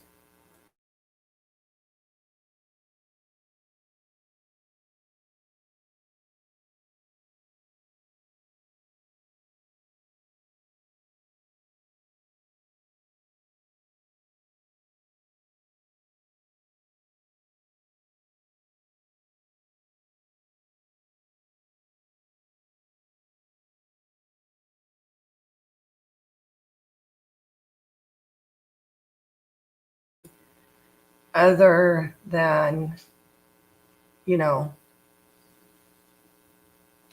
what we're aware of, you can be like, hold on, let me go talk to Cassie and I'll mute it. It's no problem. Okay, cool.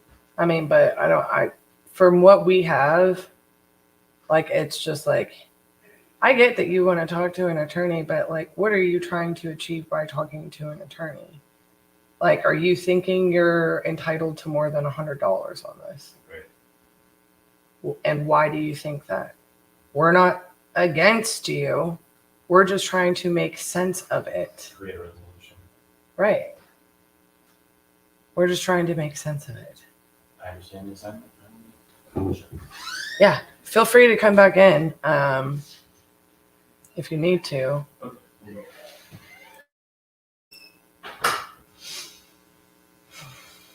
Anyways, I was going to show you guys this yesterday. RJ's not here to get on to me for it. Okay, so say the ARV on the property is 200,000 and the rehab ended up being 400 or 40,000 and your contract price was your buyer was 60,000. Sorry, 90,000. Let's just say 95,000. Okay. So let's just say it was that, but you had it locked up at 81, right? That's a deal that makes sense. Okay. Isn't that funny? Where I had it. I had no idea, you guys, just for the record, anything about this property. And I was just trying to make a deal make sense where I thought it would be good for him to be making $14,000, $15,000 spread. So that's super funny. Okay. You said the contract was 105, the buyer's at 119. Let's just say the rehab on it was 30. Ooh, 55-ish. After it's all said and done. I'm not sure what was so attractive about this deal right at the moment. but you just put it and made a good fee. Maybe it's a good buy and hold. Maybe it's location. Maybe it's something, right? Maybe the work was less. I don't know. Regardless.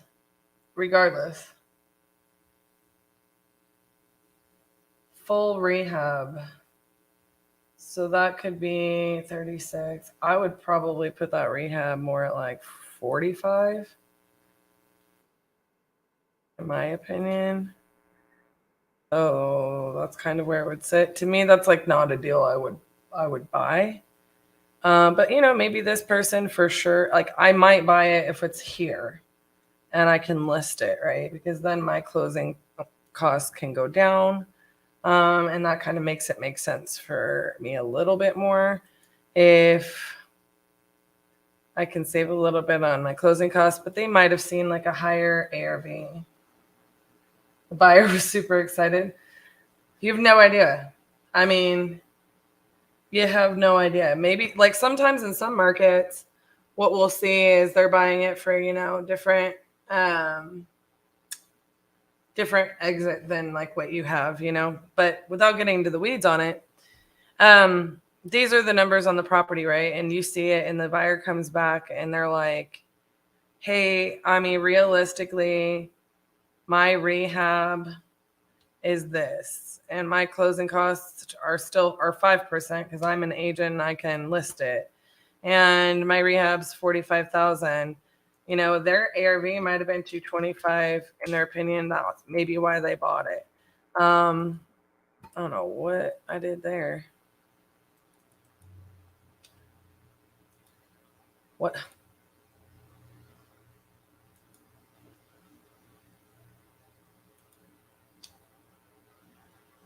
Sorry. Like that starts to look like a really reasonable deal. I always say, if the repairs and the profit are fairly close. No, I don't want a photo link. I'm just using this as an example. And they're doing this number, right?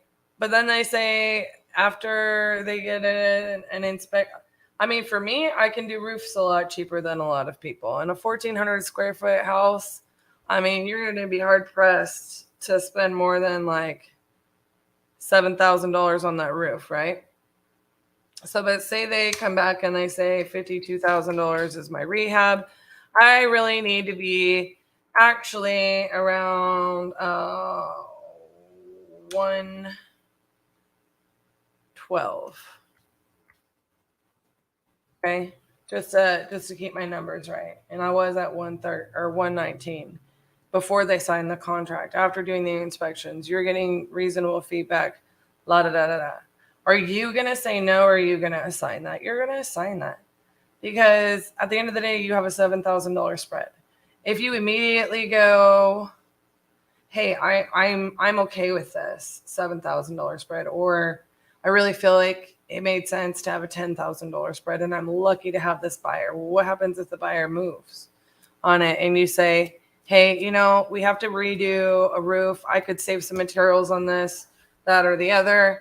But I really need to be at, 112 to make this work. Because like for us, and I want you guys to understand this. So like if I'm flipping this property, and I'm taking a hard money loan out, we have to put in, and you want it to be accurate, right?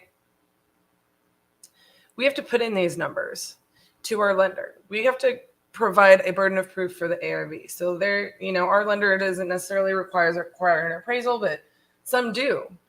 Our lender will require like a BPO for us in most places. Sometimes they even want an appraisal, right?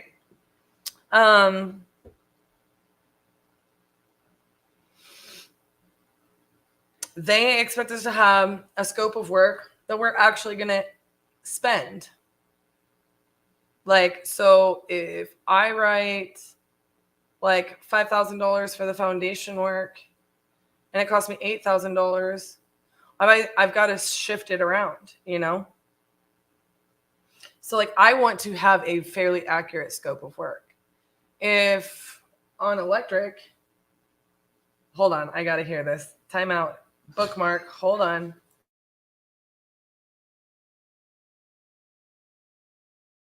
Miracle on 34th Street.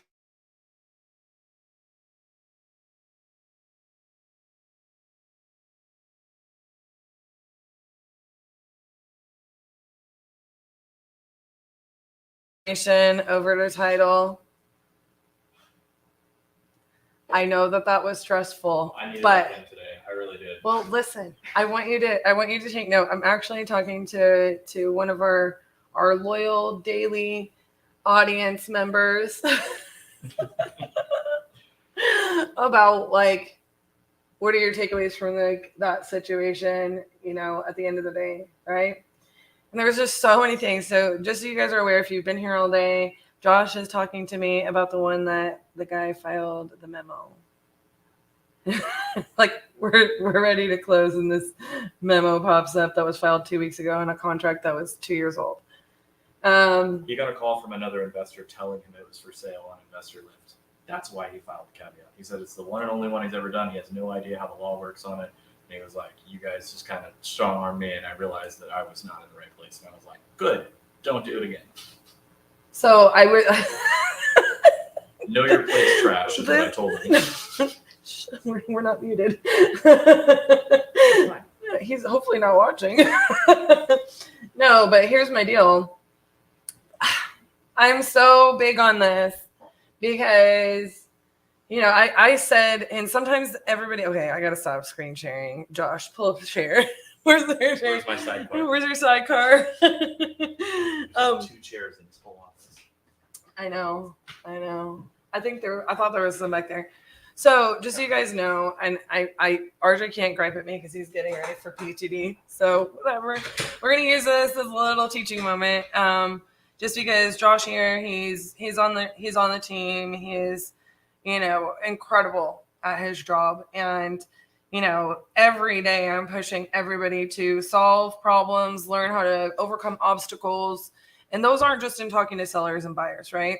Those are when stuff pops up on title, because at the end of the day, in order for us all to achieve, like, what is the team going to do when mom's out here on the 50-50-50 and dad's on PTD out in the other room, and then we have, an hour and a half of time where it's like they have to be solutions-based, right? So I'm always telling them to be mindful, take notes. What did you learn here?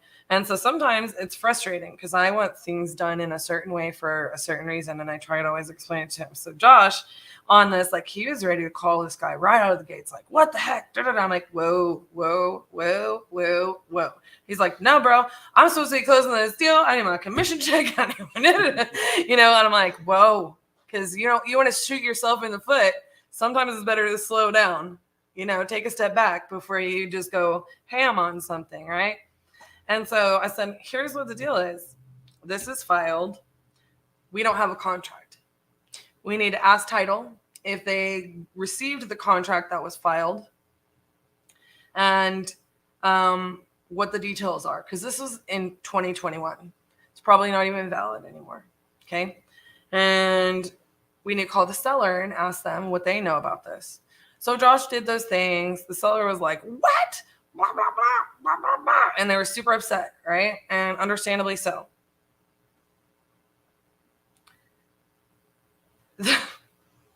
Then title kind of said, we need this, and this, right? So went through a day of that.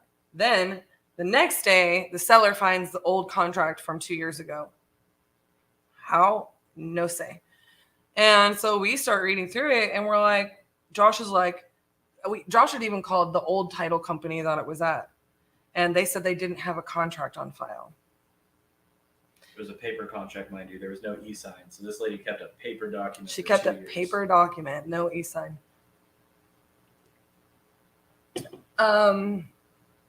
So then we get a screenshot, like a photo of it. He sends it to the title company we're closing at. He then gets word back from this title company that, like, confirming basically what we're reading, which is the sole remedy of all parties is $100 if either party defaults. The sole remedy. There's no mediation. There's no lawsuit. There's nothing, right? And so we're like, done deal. Like, what is this guy filing? So that's the point which I say, let's call this guy. Okay. The person that filed the memo. Immediately, he's like, I had this under contract and la-di-da. Well, that's great.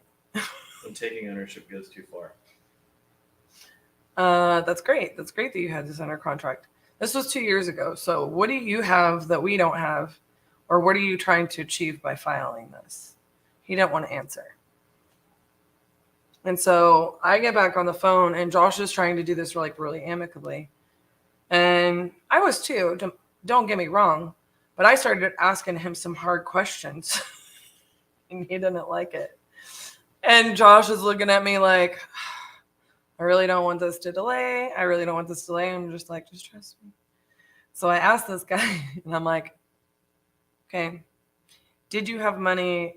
I said, your title company is saying they don't even have a file on this. Like, maybe it's deleted because it's over 2 years old, but you filed this 2 weeks ago.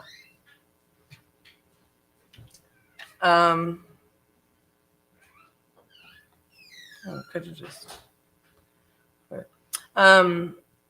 you know, he filed this 2 weeks ago, and it's like, what are you trying to achieve? And were you actually trying to close this the whole time? Were you in a position to close? Did you have the closing contract price in escrow the whole entire time?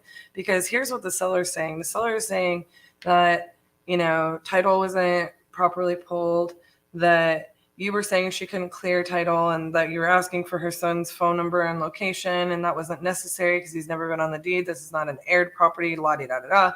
We haven't had any issue clearing title whatsoever. And so there's a miscommunication here. But either way, your contract says, like, there's a sole remedy of $100. So what do you have that we aren't aware of that's making you try to achieve? What are you trying to achieve? Are you trying to get your $100? Because you can get it at closing. And he's like, well, I want to talk to the attorney at the title company that I was at, because you know, he's the one who told me I should file this caveat. And I'm like, does he know all of the information on it? Like, did he actually review the contract? Because they're saying they don't have a contract.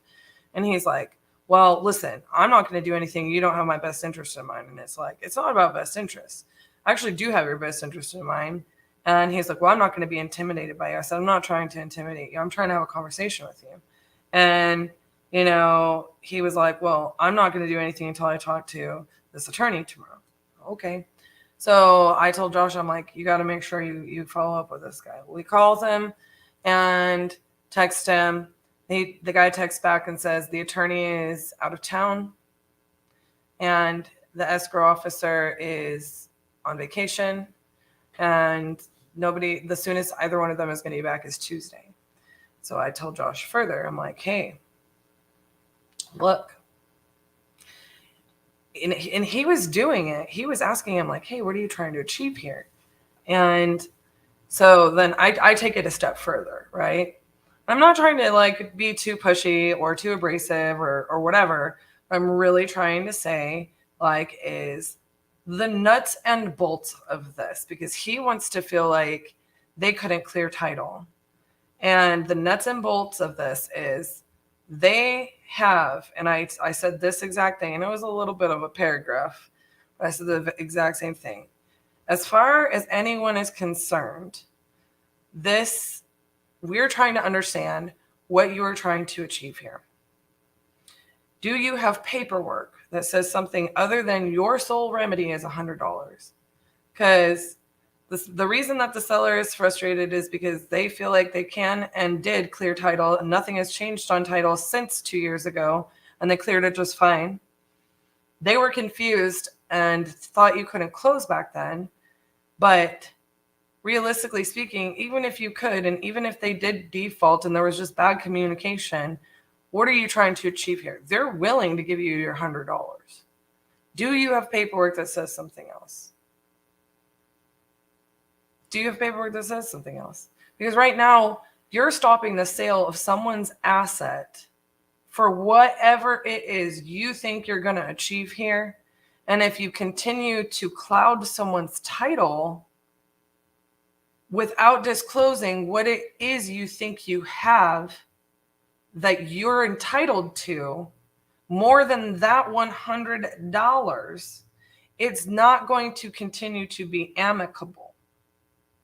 Nobody wants this to be escalated, right? But you've got to at least tell us or tell someone what you're trying to achieve. What do you feel like you're entitled to here? Just spit it out. We're trying to get this all wrapped up, not get escalated. You know, nobody's trying to give you some, like, title is a neutral third party, right? So what are they telling you you are entitled to other than what we see on the contract that the seller has? And, you know, he didn't ever respond. And so we're sitting here and I'm like, just be patient. Just be patient. Like, that's the information we need. Nobody wants this to get escalated. This thing expires in 90 days anyways. Like, at some point we'll solve it one step at a time. And then this was the result of him calling and having the conversation. And it's just like, yeah, I mean, I think he finally decided and had the conversation. You're going to deal with that a lot in like a lot of these situations. Like, people don't understand. And I'm not trying to call the guy out or make him feel like crap. Like, there's a lot of people out there that teach you no matter what, file a memo. If the seller didn't close, file a memo. If the seller's trying to sell it to someone else and they didn't close with you and you had a contract, file that contract because you're going to get your money. And it's like, no, that's not how these things work. So I'm not even hating on the guys because there's misinformation out there all over the place when it comes to these things. And like, we have to have these conversations more often than we should because there's people out there and it's like, they don't realize, like, you have to prove you were able to perform, number one. So if you really want to take this to the court of law and go suing people, you need to be prepped because you are clouding title on someone's asset. And that's not going to be taken lightly by a judge. It's really not. The judge is going to want you to prove that you had closing funds at escrow the entire time you're clouding that person's title, that you were reaching out to them, you were having title reach out to them, that the file is opened, and that entire time you are clouding somebody's title. So you are holding them from the ability to close and sell on their property, their asset that you were prepared to close, that you were trying to cure any issue. So I don't actually think that, like, if you have the reasonable right to file a memo, you should probably be planning to go after them for non-performance. It should be that serious for you to file a memo, because otherwise I've seen so many people have memos filed for years. And it's like, they're like, I want $5,000. And I'm like, do you? Did you have funds at escrow, or did you have them set aside in your bank account for this specific property as well as every other property that you had under contract? Because if you didn't, you're gonna have a hard time proving to a judge you were ready to close this entire time and that you were clouding someone's title and holding their ability to sell their asset without clearing this memorandum. And I talk about this all of the time. Yeah, it's a dirty word in our office. And it is. I mean, and I think you're right, honestly. I just think it comes from a lack of education. You know, there's a difference between ignorance and stupidity. Ignorance is not knowing, and stupidity is malicious in nature. It's choosing not to know. So while, yes, I do want to pay a recon asset to go out there and deliver his $100 in pennies. $100 in pennies. Yeah. No, it's got to be cleared through title. I know he also paid his earnest money $100 in cash with no receipt. No receipt. So it's like, we could probably get out of paying $100, but it's, you know, I'm just glad it worked out. I think he's also a teacher and a basketball coach, right? So at the end of the day, you know, like, there's this side of me, you know, like, I'm hardcore about a lot of this stuff, you guys, but the reason I am so serious about it is because I didn't always know this. I didn't know what a memorandum was for years. It just became one of those trendy things that somebody started teaching. And it's like, no, there's responsibilities that you have to hold up to cloud title on someone's property. And that means, like, and so, like, I don't think that this is something that should be taught to the masses of people who are trying to learn how to wholesale. You know what I'm saying? Like, it's just not. This is an advanced thing, kind of like creative stuff. You can get into sticky situations if you don't know the responsibilities of what you're filing, right? So I say all of that to all of you because yay, Joshy boy.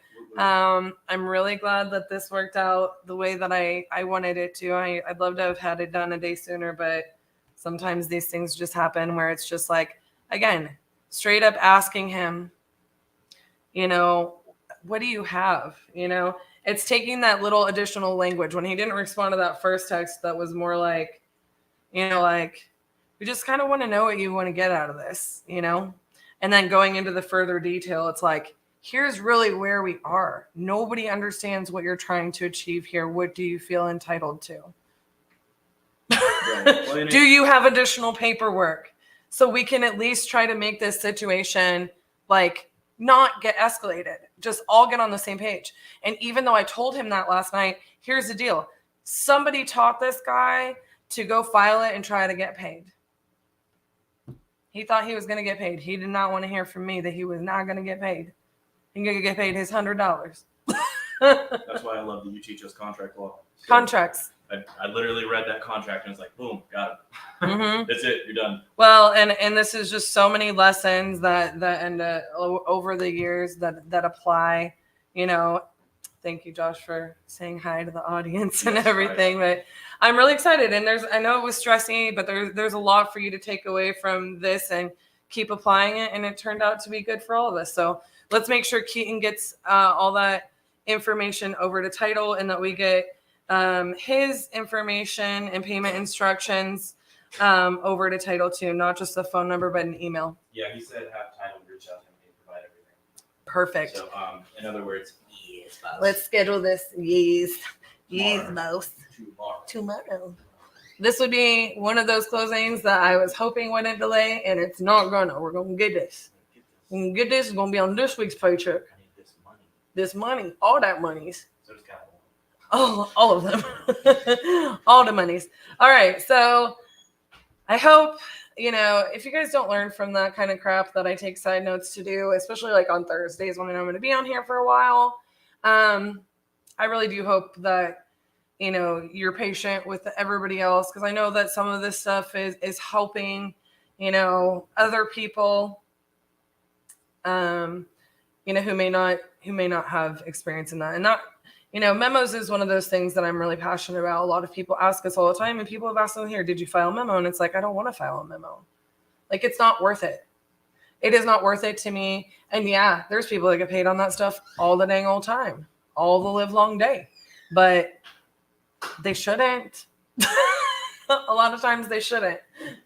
That paper I gave you, I have the number, but it's on the lead form too. Yeah, I was just about to look it up. I thought you were on a call, that's why I didn't.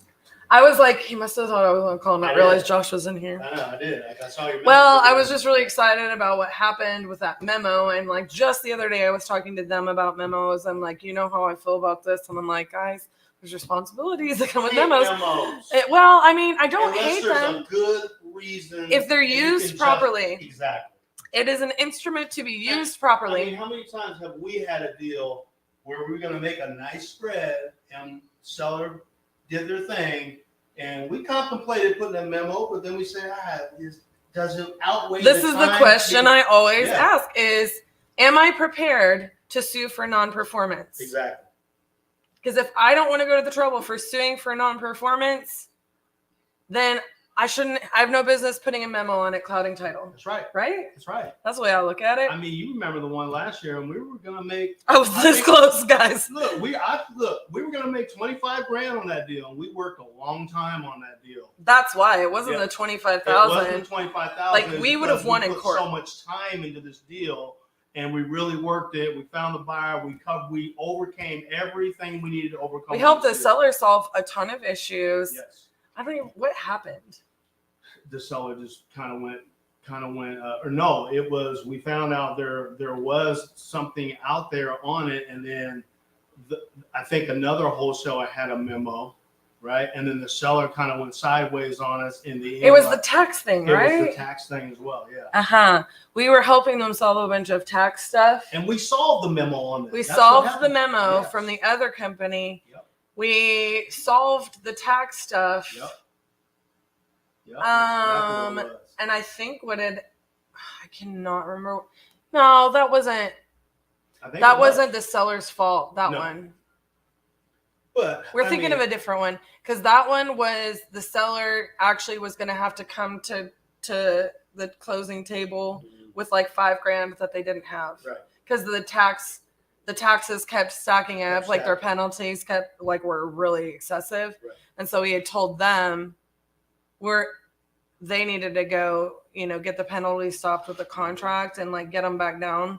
I think we did send it to short sale. There was another one though that was like a similar situation where we had to put so much work in, and I can't remember what it was, but I think it was a Texas deal too. I think it and it was crazy. But we contemplated it, and we just, we said, hey, it's not worth. First of all, we can't justify it and say, hey, we got money for all of these deals we do justifiably, legally, if it did go to court, So, I mean, whether tell that wholesaler to go eat some Tide Pods. Well, I mean, and it's kind of bad. Like, I want to tell you guys some funny things, and Patrick will attest to this because I have gone downright bajiggity with some people, haven't I? Oh my God. Oh Lord Jesus, I have gone to battle. And I'm like, Justice League. That's why we say that when Cassie goes Justice League, I promise you don't want to be in the way. I don't play. Look, but here's the reason. Here's the thing. I've done this, and there's one, and the one you were talking about. We went toe to toe. Oh yeah. And we knew this other company. Yeah. Like I've been in a mastermind. Oh, they want to play a game With the owner of this company. And you gotta pay me $20,000. $20,000. That's cute. I don't think it's gonna go down like that. $20,000. And then he wanted to. This is what he did, y'all, and I'm gonna tell y'all this is a bad idea. He said, you need to talk to my assistant about this. Then messaged RJ. I remember that. Like, I don't know what Cassie's talking about. I filed a memo. I had a contract. She's, I'm going to get paid my $20,000 and she can deal with my assistant. You can have your girl talk to my girl because I'm not going to deal with this. Like, I'm going to get my $20,000, right? So basically he tried to be condescending, demeaning to me. I don't think RJ ever responded. And I said, look, I messaged his assistant and she would not answer the phone. I said, look, I don't know what your role is in this company, but I will say this. The person, and I won't say their name, let's just call them and Bob. This was the one right down the street. Remember? Yeah. Their name is not really Bob, but we're going to call them Bob. I shouldn't use Bob because I was in a mastermind with Bob, who's a fantastic human being. It's not Bob, but we're going to call this person Bob. I was like, listen, Bob's name's on the signature line, sole owner of the company. So Bob is clouding this title with his memo. So here's what needs to happen. Y'all are trying to get paid and cloud this title, okay? I understand you can close on it. You want to close on it right now because this is what it takes to close on it right now. Okay. Did you reach out to them? Do you have money in escrow? Is the file open in title? Because it was like 18 to 20 months. Look, not only that. Since they had it under contract but they had the memo filed the entire time. But they didn't try to even solve the IRS issue, which was exceeding like $75,000. Well, that was the issue, is because they were sitting there saying that's not our responsibility to clear title for this seller. And it's like, you're absolutely right. It's not your responsibility. But the only reason we are able to close and you holding up this process with the memo is making them accrue more fees. So I want you to understand this. Because this seller is looking to get an attorney. I want you to understand this. You have two options. Okay, you can have a reasonable fee and you can release this memo so they can close before this gets too far down the line and their fees stack up. Okay. You can do that because you're going to force the seller into foreclosure if you don't. Right. Okay. Or you can deal with the repercussions of them getting an attorney and forcing this seller. Your actions clouding this title, not reasonably clearing it, not saying whether you have money in escrow to close this whole time and you had the proof that you were still trying to close this whole time. And the thing about it is that the whole entire reason that the seller did not close to them is because the way that he understood the contract was the purchase price, it was extremely low. Okay. The way that the seller had understood it when he signed that contract was he was signing the contract for the amount he was going to get. That's right. After all of his liens and after all of his mortgages and his taxes were paid out of the proceeds. He did not realize that he was offering that and then going to be responsible for the rest of it. So he told them, I can't close. And they knew it. They knew it the whole time. He had proof that they knew that. He could not close. He did not have that money to bring to closing. And they kept that memo on there so they could try to get paid by the person who would come in and do all the work and solve all of the problems and say, well, this is what I want because this is what I would have made on it or something like that. This is just a small portion of what I would have made on it. And it's like, look, I get where you're coming from when that's absolutely understandable and reasonable. But it was your responsibility to also cure this issue on the contract a year and a half ago or 18 months ago or 20 months ago or whatever it was. It was your responsibility to cure that. Do you have proof that you tried to cure that the whole time with this seller? No. Did the seller ask you to terminate and do they have proof of that? You know, and like I had literally had to go to battle and say, you know, like there's a contract, yes, and contract is law. I understand that, right?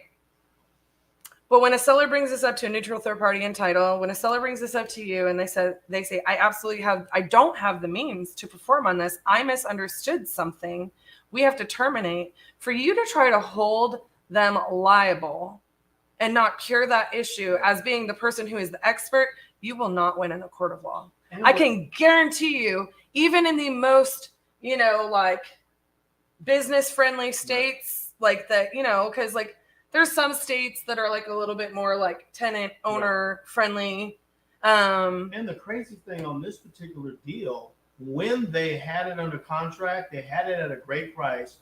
Look, the value of the property was plenty enough spread for them to have cured the IRS issue, paid the seller, and still probably made $30,000. Yeah, they easily at that time. But they didn't want to go. Yeah, you're right. Like they didn't want to go to all that trouble to cure it because it wasn't going to be enough money for what they had to put into it, right? But at the end of the day, for us, we were just like, oh yeah, we know how to do this, and then the memo pops up, and then they hold title, and all these fees are going up. So then I think that I can't remember what happened with that deal. I think no, we had our short sale. No, we had our one local buyer. But I mean, I think we ended up making 15, but we solved the IRS. We solved what he wanted. Oh, that's right. We did close on that. Close on that. Yeah. For some reason, okay, I just remembered we were at the point where I was worried We if he thought took we were it. going to If make he 20, but it ended up being, I think, about 12 or whatever it was. But we oh, solved that was it. a good one. Yeah, but we That was solved a lot his- of work. Well, yeah, we had to call the IRS 3 or 4 times to get them. Hey, slow down. Just give us a payoff. Give us That's some time right. so that we can get this done. I forgot about that. Yeah. Yeah. So at the end of the day, you guys, like, Side Note Nation, apparently that's what we're doing today during the break. So I got to stop that before RJ gets off PGD because he's going to yell. But, there's just title, right? Am I right? Memos. That's some bull. Lord have mercy. He just ended up. I think at one point right before he released, I just remember I was so worried that they were going to tie this up, that they were going to cause more fees and back mortgage. Okay, so anyways, now I remember. It's been a long time. He was happy We solved it. That seller was super thrilled. And he got a little money in his pocket. He got a little money in his pocket. I cannot remember if we just told him take $1,000 and sign the clearance of the memo, or I think I think they ended up getting like 4 or 5. The seller in the end ended up getting like 5, I think, and then we cured the IRS for him he was good with that, and we still made That's why we. Yeah. So And you we know still what? made, The you know- deal with that one though too is like It was weird. there's times where we went through all of that, and I actually do remember this. RJ and Patrick, I think, had to like. They're like, okay, woman. You've Justice Leagued them down to where we can still make this We make can still sense. Make it work. Let's close it. And literally, I was like, y'all a bunch of babies. Call his bluff. Call his bluff. Because he's like, you can take this to court, or you can get. I think he said $3,000 or $4,000, something like that. He said something like Give that. 3,000 or 4,000. I think he knew we would cover it, and he knew the seller didn't have it. And I think that was unethical at the end of the day because of Nobody wins by doing nothing. You know? Because of their actions. And I'm going to tell y'all something right now. What this person did, what Bob does not know about me. If he had done the right thing, I would have freaking done a deal with him where it made him $20,000 like in the next 4 weeks. I would have made sure that happened. If he had done the right thing. But because he was like, no, take me to court or pay me, I was like, I will never, and nor will I ever encourage anybody to be doing business with Bob. And he ain't no small business. No. I will never be able. I'm not. I don't like to do the public shaming thing or the whatever because again, at one point in time, Titanium Investments, RJ and Cassie did not know, and we still do not know everything, right? But this is why you don't do the unethical thing. This is why this is one of those situations that actually applies to Crispy Bacon here, where he was like, my inner entrepreneur. That's not your inner entrepreneur, honey. Do the next right thing. That's you trying to make money, right? That's the hustling, right? Your inner entrepreneur wants to build long-term wealth. You don't build long-term wealth and long-term relationships by trying to squeeze everything out of something that somebody doesn't have. You know what I mean? You got to remember that we're in the business of solving problems, not creating more. Sometimes you got to do a deal and make no money. They had to stop me on that one. I was like, telling you, fine, sometimes send that's him his just money. reality. Yeah, honest But to if God. you solve the seller's problem, it's like, okay, we're not going to make nothing, but let's solve the problem. We got a buyer at their asking price where we're locked up. Let's just get it done. It's better to do We were that. salty. I was real salty. It's better to do because that guy, but Bob, didn't deserve a penny of that. But think about it like this. You don't know what the universe, karma, or whatever's going to bring back to you after you solve somebody's desperate problem like that later down the line. Do the right thing. Do the next right thing. Do the right thing. And actually, this is the last thing I'll say before I call this seller back on. Yes, calm. This is the last thing I'll say. And this is the same thing, but a little bit different. When RJ and I first were in business, we were really cyclical, and we talk about that a lot on here.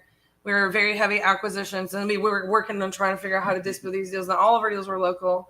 That is thinking outside the box. Yeah, you got it's a situational thing, right? Circumstantial every time. You just got to do what's best for everybody, all the parties involved, right?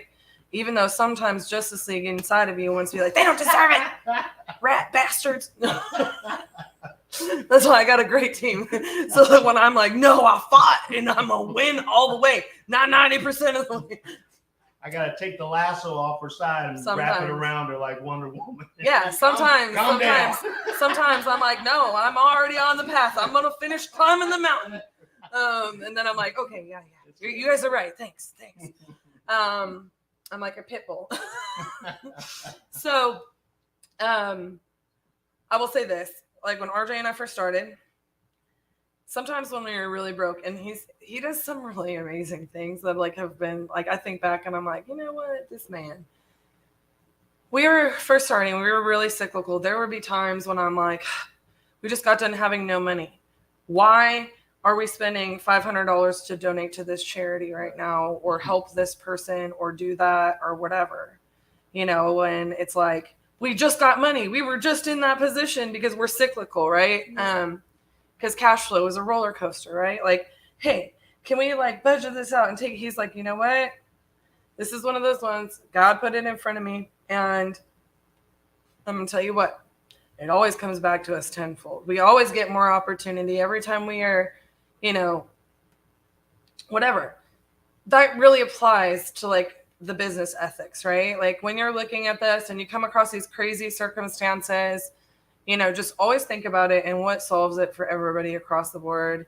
If something is really unfair, unlawful, unethical, even then sometimes the best decision is to not let it hold up everything for other parties, even though, and that's what a lot of people filing these memos are counting on. That's what they're counting on. That's why people say always file them, is that they are counting on the fact that rather than hold up closing, rather than spending money that, you're going to get a judgment on them. They're going to be found lawfully guilty and owe you plus your attorney's fees. It's going to take a long time to get that done. It's going to take a long time to get your money if you get it at all. Most people don't go that far. I get it. I get why they do it. Oh, yeah. But understand this. Fraud, when someone takes it that far, that's considered fraud. I don't know what that kind of fraud law looks like in your state, but I know it's not something I want on my track record. I'm trying to do business out here. I'm trying to build long-term wealth and long-term relationships, right? And, thanks, Patrick. Anyways, Yep. Fantastic. I will call him. Anyway, so my biggest thing, you guys, is like, don't get caught up in that mess. Don't get caught up in trying to punish a seller for something they don't understand. I say focus more on like talking to your sellers. You're going to get crazies. We have one today. Their attorney is like legitimately, in essence, kind of doing the same thing. They're not doing something lawful. Are we going to spend all of our time on it? Are we going to go get an attorney on this crappy little deal? No.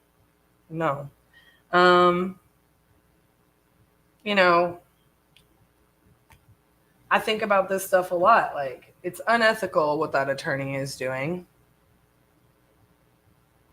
It really is. But they can go mess around. They can go do it another way. And is that worth our time and energy? It really isn't. We need to focus on helping sellers. You know what I'm saying? And yeah, sometimes it's like,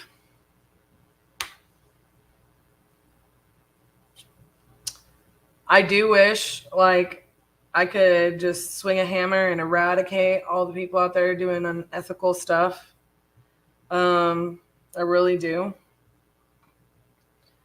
And I try to combat it, and every time I can, it's just not always possible. Anyways, Chris P. Bacon, my point was, in talking about all of that, before we got into the things, if they came back and they said it, it's going to cost a little bit more, and you felt like it was like unreasonable, or the seller kind of purposefully, it made you kind of feel like whole on the deal. I would always try to make sure you're addressing that.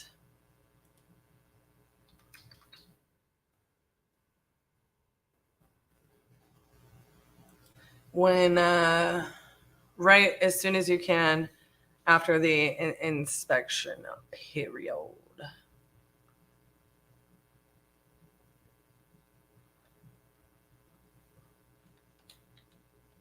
Somebody downstairs is playing music. I really hope y'all can't hear.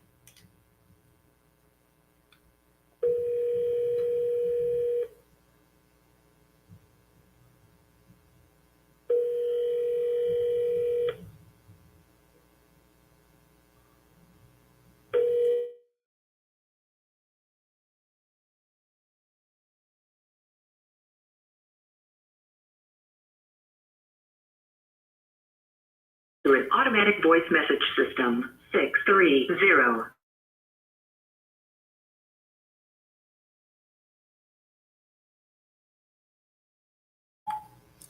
Hello, I'm calling you back about the property there on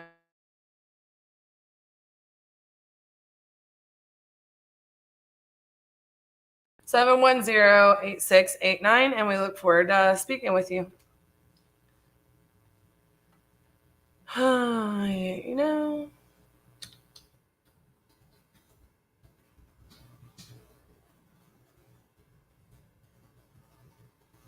gotta love it.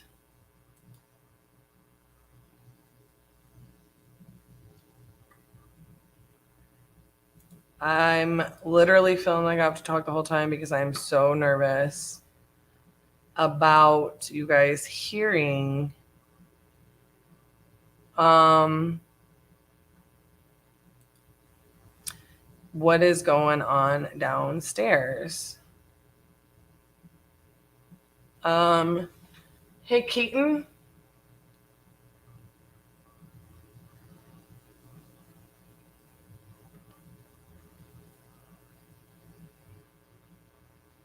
I don't want to yell.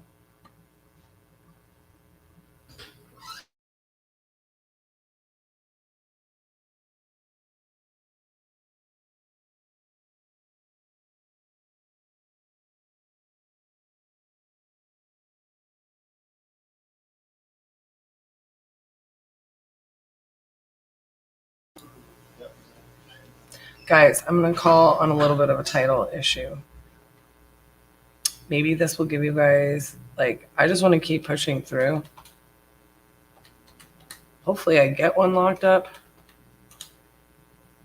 while on the phone, as well as sharing and informing.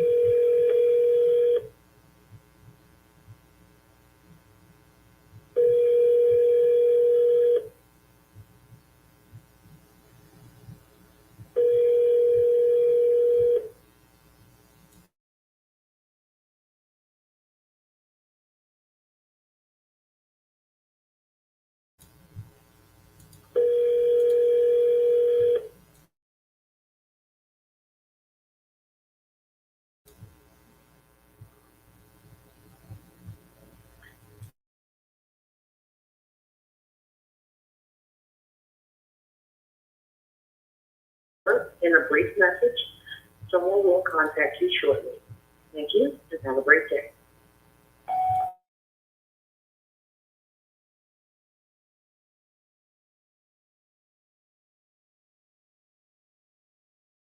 On the property on Blair Street that we have under contract.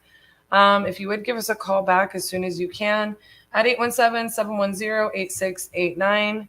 And that way we can kind of discuss what's going on there and see what you want to do with what they came back with. Again, that number is 817-710-8689. Thank you. I'm going to look that up.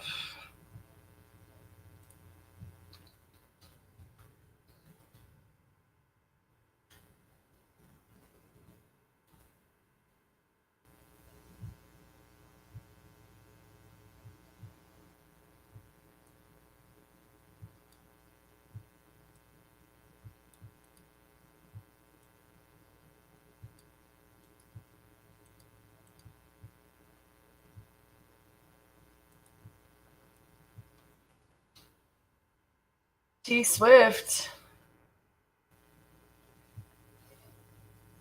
Is that what they're playing downstairs? No.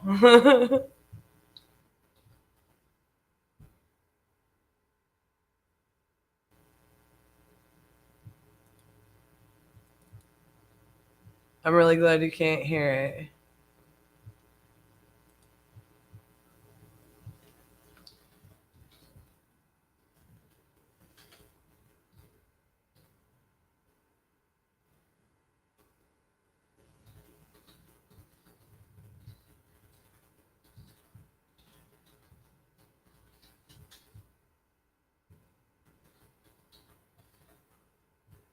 Abstractor cannot certify that they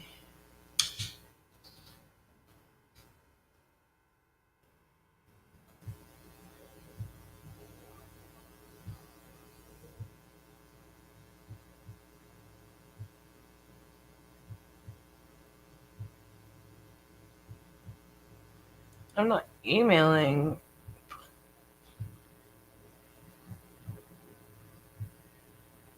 Oh my goodness.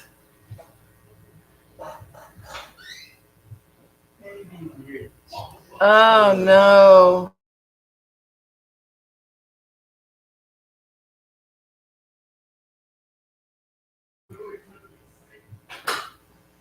He said you can hear it just a little bit. And so I'm a little bit worried because I don't know what to do.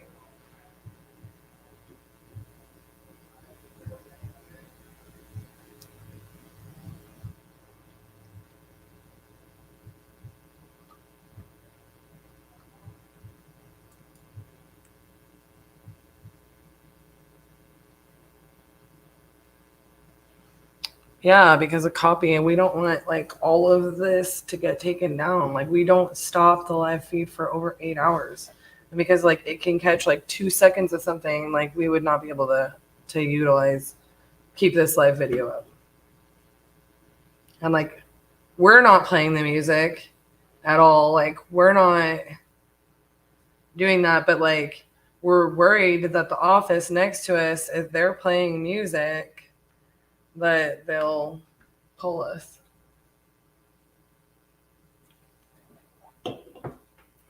Know what I mean?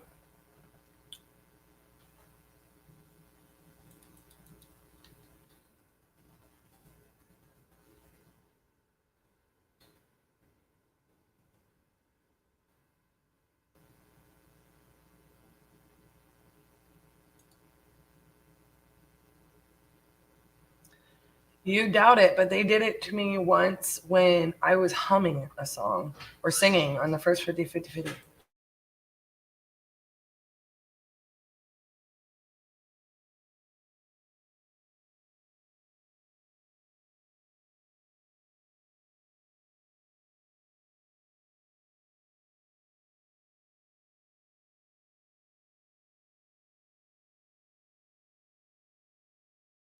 Beasley here. You just called me a minute ago. I was calling you back. Hi, I just told you as well. I was calling because basically what we are getting from title is that their abstractor is finding that there's a huge break in the chain of title between 1972 and 1988. And they're trying to say like it can potentially be very costly. And then we still might not be able to close. And they wanted us to talk to you about how to go forward with that. And if you can get with them and try to like, help them solve that chain of title issue. Have they called you at all? No, I got this out of foreclosure from a family member back in '88. And because I got the deed of trust to the property and everything. Okay, so I think what you have to do before we can move forward on anything is that you need to be getting with title and the abstractor to try to solve that, because this is something that could end up being very costly if you can't just help them by providing, because they're saying the break of chain in the title is from 72 to 88. So you having the deed in 88, they have to pull the entire abstract, which means the entire history of the property, to provide some kind of proof that you have ownership. And you may end up having to, provide certain documentation, or if it's from a family member, maybe it's affidavits, just things that we can't solve, but you and title can solve. We can help you any way we possibly can, but we can't, you have to get with title in order to move forward on those things and such. So do you have title's email? I don't have, okay. Well, okay, let me run this at you, then maybe you can help me. Sure. Okay, what happened was my sister was married to a grandson of the lady that owned the property. Uh-huh. The children may die, so they were staying in the property. They were about to lose the property. I got the property and took it out of foreclosure. Okay, that's where it started. Is your sister still alive? Yes. Is her husband? Yes, as far as I know. Okay, are they divorced? No, not legally. They're not together, but they're not divorced. Okay. Well, you know, that might be what they might have to get involved in order to clear that and get the, you know, in order to get like affidavits and stuff. I just, you know, I understand like sometimes like this kind of stuff can be a little bit frustrating because it causes delays and it causes you to have to do extra work or provide extra paperwork, you know, but It was quick claim to me.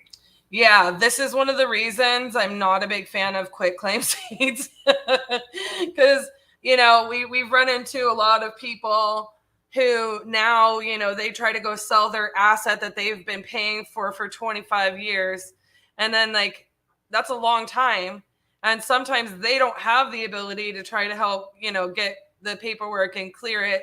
And then, you know, you can't you can't sell the property to us and we can't purchase it and take proper title over to it without putting ourselves in the same position, in which case every dollar we spend on this property is put at risk, you know? So I got you. Yeah, that is okay. And like you say, here's your consumer. They don't know no better. right. This is why I can't, the quit claim thing, I know it can be really handy sometimes. But usually if we're helping somebody nowadays in this situation that you're talking about, they're going to lose the house, you get it out of foreclosure and stuff like that. We use a different type of deed and we can get it through title so that we're like insured that everything is different. But a lot of people would use quit claim deeds back in the day because, you know, quick, easy, no issues, right? But and like if you use a quit claim deed, I'm always like, still pull title. Still pull title. You gotta know what you're getting yourself into. Okay, so what I'm gonna do is I'm gonna get you in with Sam. I will email from our transaction coordination email. I just emailed you from that. And Sam or Samantha Williams, who's at our abstracting company, or get you in with title, something like that, so that you can help solve that and explain this exact situation to them, only because I will absolutely help you and do whatever we can on our end. But I know they're going to need to hear it from you and tell you exactly what they can and can't do, be it, you know, hey, we need to get a hold of the sister, or hey, we need to fill in the blanks, or hey, because, you know, our abstractor has to be able to do this the cheapest and fastest, and, you know, just kind of what your options are, you know. Do you have a number for her? Yeah, I sure do. You're going to call Sam, and then her phone number is 60. Okay.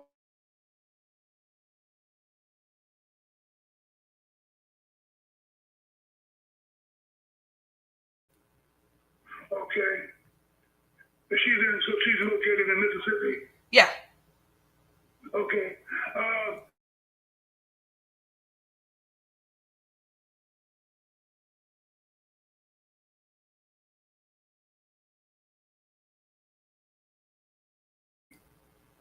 Yeah, no worries. I'm going to get on this as we speak. But when I get to talking to you, I'm going to call her, see if I can catch her, and then I can run it at her. She can tell me what exactly I need to do. Right, yeah. She's located in Jackson, and you can absolutely, I'll email her right now and just tell her to expect to hear from you tomorrow.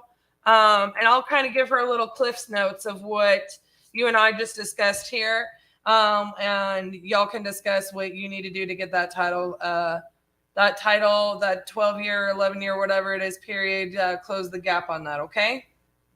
Okay, I will. Yeah. All right. I got the paper. Okay, well, look at this. Right here. The paperwork that all them sign off on, that's the key to it, right? I think she can tell you that better than me. I would definitely assume, but I am not an abstractor or a title company. a lot of times, you know, when we come across these situations on properties that we're trying to solve, I'm going to ask them, hey, this is the situation. He bought it from his sister and brother-in-law. And, you know, in 88, they were going to go into foreclosure. The property was, they inherited the property from the brother-in-law's, you know, grandmother. Is that what you said? Right.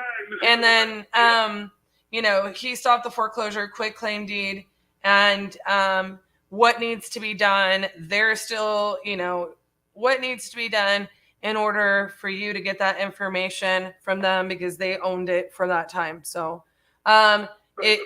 Yeah, I got all of the paperwork. As a matter of fact, how long have you been in this business? Just over a decade. Oh, well, look, have you ever heard of a guy named Russ Whitney? Russ Whitney? Yeah, he was I guess what you call those people, you know, one of them guys who come on TV way back in the day and sell real estate stuff. Yeah. How to get you rich in real estate, and you could do it yourself and all of that. Yeah. Well, that's how I sort of got caught up into this. Uh-huh. Not that I wasn't trying to be no real estate guy, but I knew him because they used to deal every night. Yeah. On TV. Yeah. And I didn't remember some of it. So when they came up, and my sister them was getting ready to lose their house, that's when I stepped in and did Sure. it. And I had all the paperwork. I got all of the but back then I still got it. Yeah. I completely, man, it's so crazy. And I'll just be honest with you, Andrew. I teach people all the time on, you know, things that we come across in our business, what we do to like protect our business and our properties and our, you know, I teach people how to do what we do. And I tell them all the time, I don't know it all, but you know, I'm over a decade and thousands of deals in here at this point. I've learned a few things, right? And it's so funny because, yeah, I remember like back when I very first got started in real estate, it's super funny because somebody gave me a course similar to what this guy probably sold and what you're talking about. And it had like all the DVDs and stuff, or not DVDs, but the CDs that you put in your computer, and then it has the course and stuff in it. And I was looking at this thing and I'm like, I ain't opened this dang old thing, you know. I will never use this. I'm never putting this in my computer. I don't even know if my computer has a CD thing in it anymore, you know. But yeah, you know, and I'm not saying this guy was probably teaching the wrong thing, but some of the people out there, they get to teaching something and then it doesn't, you know, it don't apply for 25 years later. You know what I'm saying?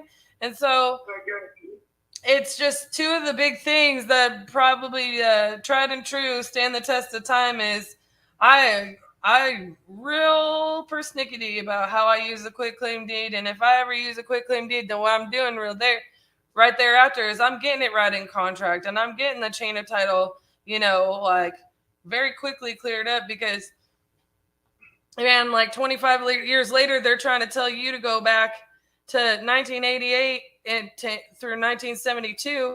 I wasn't even born in 1972. You know what I'm saying? Like,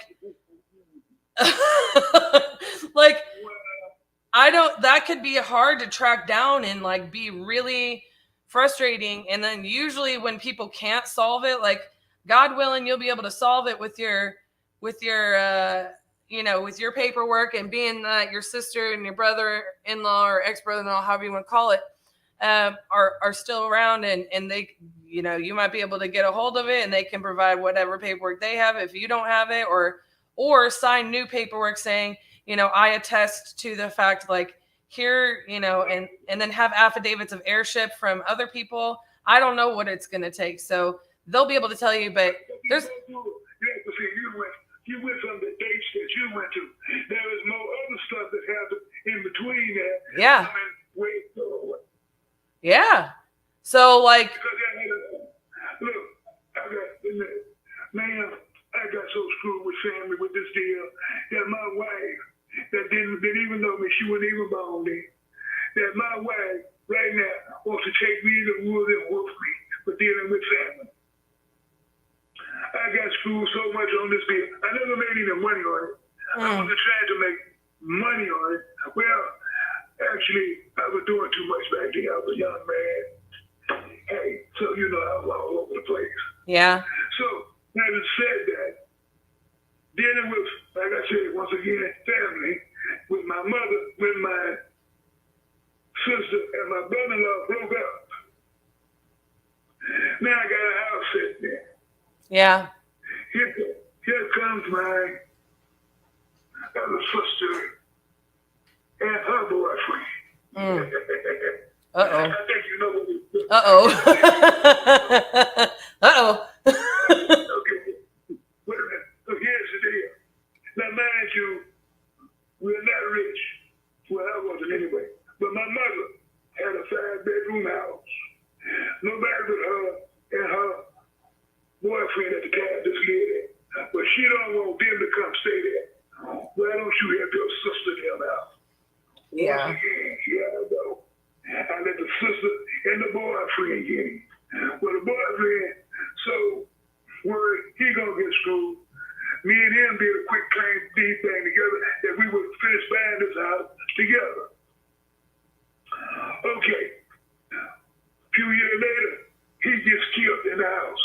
Oh my gosh. Yeah, so you see, I got all of that in there because I got him on a quick claim with me way back then too. Oh my word. So then you, do you know if you have to like provide the certificate of death or anything like that?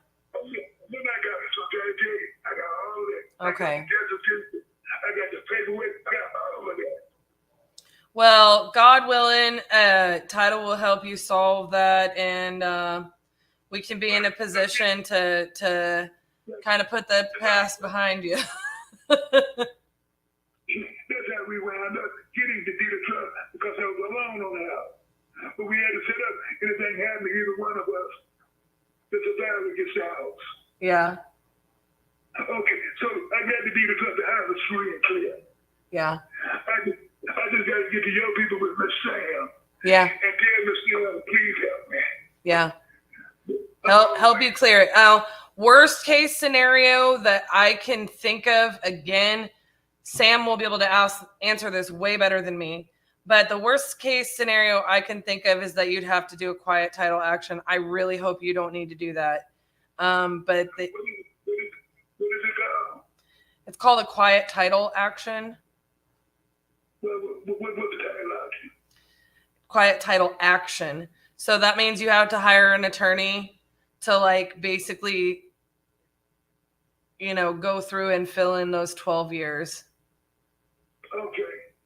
I hope you don't have to do that because I don't want it to cost you anything to get this cleared up, and you know, like we'll be here ready and waiting for you, and we'll stay in good communication with Sam and you. I'm sorry. I mean, we were breaking in here in between. Okay. Listen, give me your name and phone number so I can put it on the Sam's number because I don't have it back by my phone right now. You want, okay, so my name is Cassie. I'm RJ's partner. RJ's who you spoke to originally. He's just in a meeting. And we're Titanium Investments. So that's who we're under contract to purchase this. And our best line is 817-710. 817 what now? 710. 710. 86. 89. 89. Got you, Miss Catherine. Okay, and then did you get Sam's number? Yeah. 601. Okay, perfect. So if you give her a call tomorrow, I'm going to tell her what I know, and hopefully she can help line it all out for you and, you know, guide you on what the, you know, most affordable and expedient solution is for you. She'll stay in communication with us. You can call us anytime. And as soon as we can get this all, you know, lined up, we'll get it to where we can move forward. I hate hearing that it's going to be, you know, a little bit troublesome for you to get this finished out. But It can be done. It's just a matter of time and hopefully not, a costly thing for you. I appreciate that. I appreciate the love, man, because Yeah. after I found out the last time I was in Mississippi, I had got screwed so bad. That's what made us get rid of the damn thing.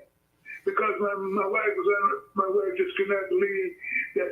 Look, man, I hope you never had no family like mine. I hope you don't. Well, yeah.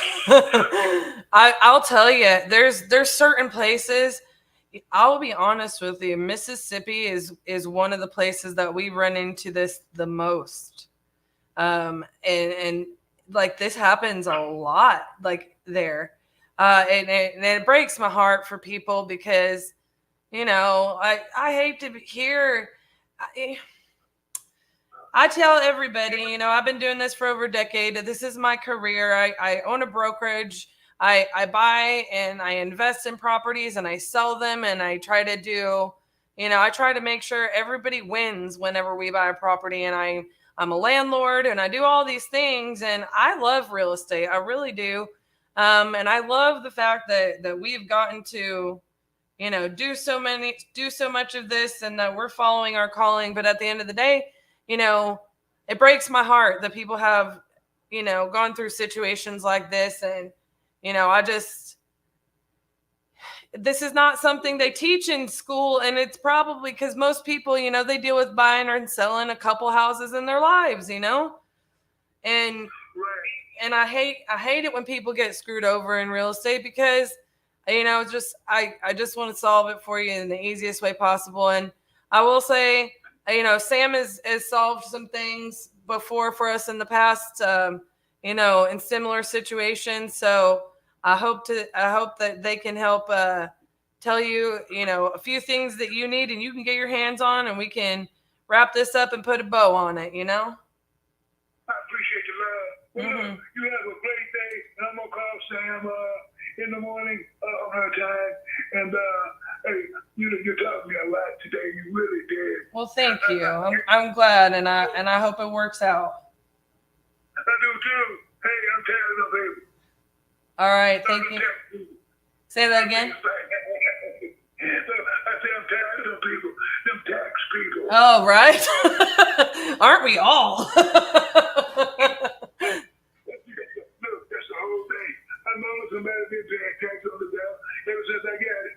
Yeah. That's the part where the family screwed me at, and I didn't know that I had got screwed because I live in Virginia. Yeah. So I don't go to Mississippi that often. Right. I would be going down there, and I was for my mom's 90th birthday party. Now I would go visit my mom. That's not that often per se, because my mom was the main one that screwed me. Oh man. That's what I'm trying to tell you. Yeah. No, I hope you don't get a family like that. Look, I got sisters, nieces, cousins. They screwed me. Don't get me wrong. They screwed me. I can take $100 loss to go about my business and don't be too bad. Right. But when you start taking thousands of dollars, you get a little upset. Yeah. Who wouldn't? Yeah, you get a little upset my ass. You get pretty upset. Yeah, who wouldn't? I'd be real upset too. Well, see, the problem is that you're going to be more because it's your mama. And we didn't know that this was a thing that happened. We were down there earlier in the year. So while we were there, I said, well, baby, let's go down to the courthouse and pay these taxes. I think it was in January, I think. Either it was the latter part of January or the first part of February. And I said, let's go down here since we're here in Mississippi. Yeah. Look at these little houses we got and pay the taxes. I got down and that woman got on that calculator, Miss Cassi. Let me tell you. I thought that woman thought I worked for a goddamn $45,000. Say what now? The woman, okay, you go to the window, you get up. Yeah. Hey, my name, I want to pay the taxes on that 44 West Street. Yeah. The lady got on computer and punched up shit. The lady got on the side of that. The keyboard where the calculator. She went to work on my ass, you hear me? No. What'd she tell you? Wait. My wife just looked at me like I'm looking at her like, wait a minute, babe. I ain't got this kind of money in my pocket. Right. I had a couple grand in my pocket. I thought the taxes would be like $100. Shit, man. How much were they? We got some good of everything. It was right at about 22, something along in there.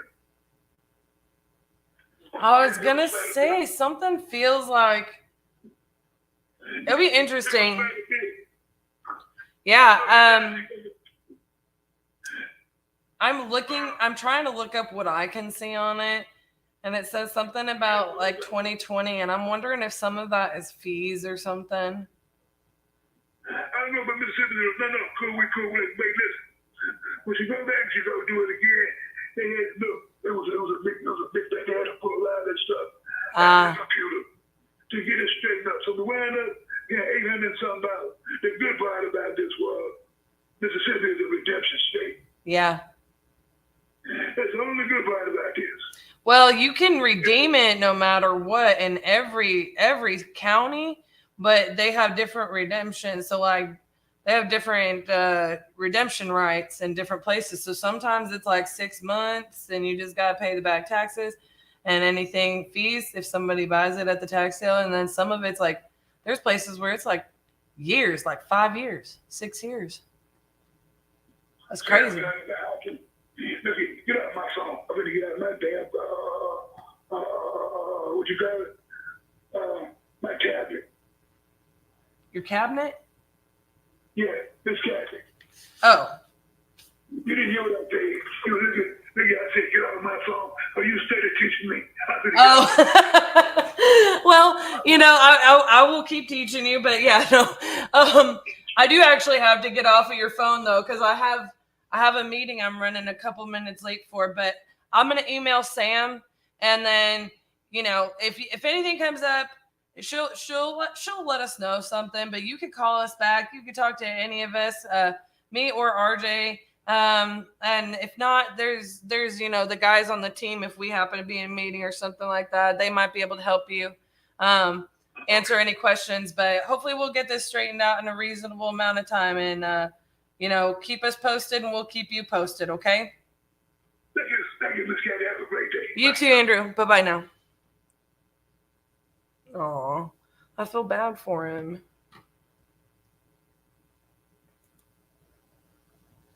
I feel really bad for him. Okay, let me leave a note on this, you guys.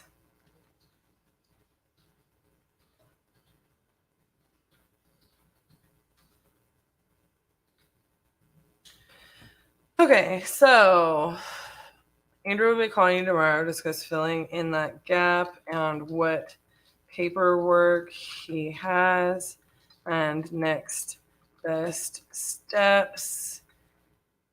This has been kind of a familial mess for him. What I know, he purchased in 1988 with a quit claim from his brother and from his sister-in-law and sister and brother-in-law. Brother-in-law inherited from his grandmother, who were going to lose the house to foreclosure. I know he has a lot of paperwork and can provide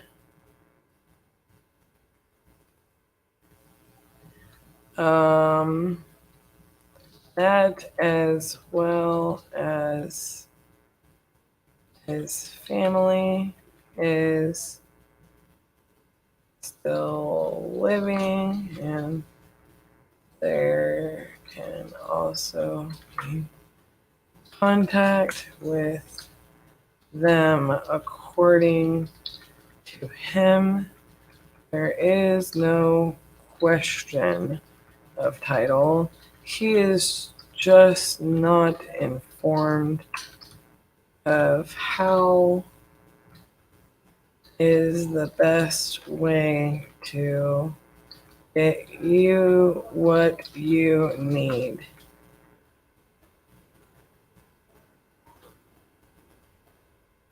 Please let us know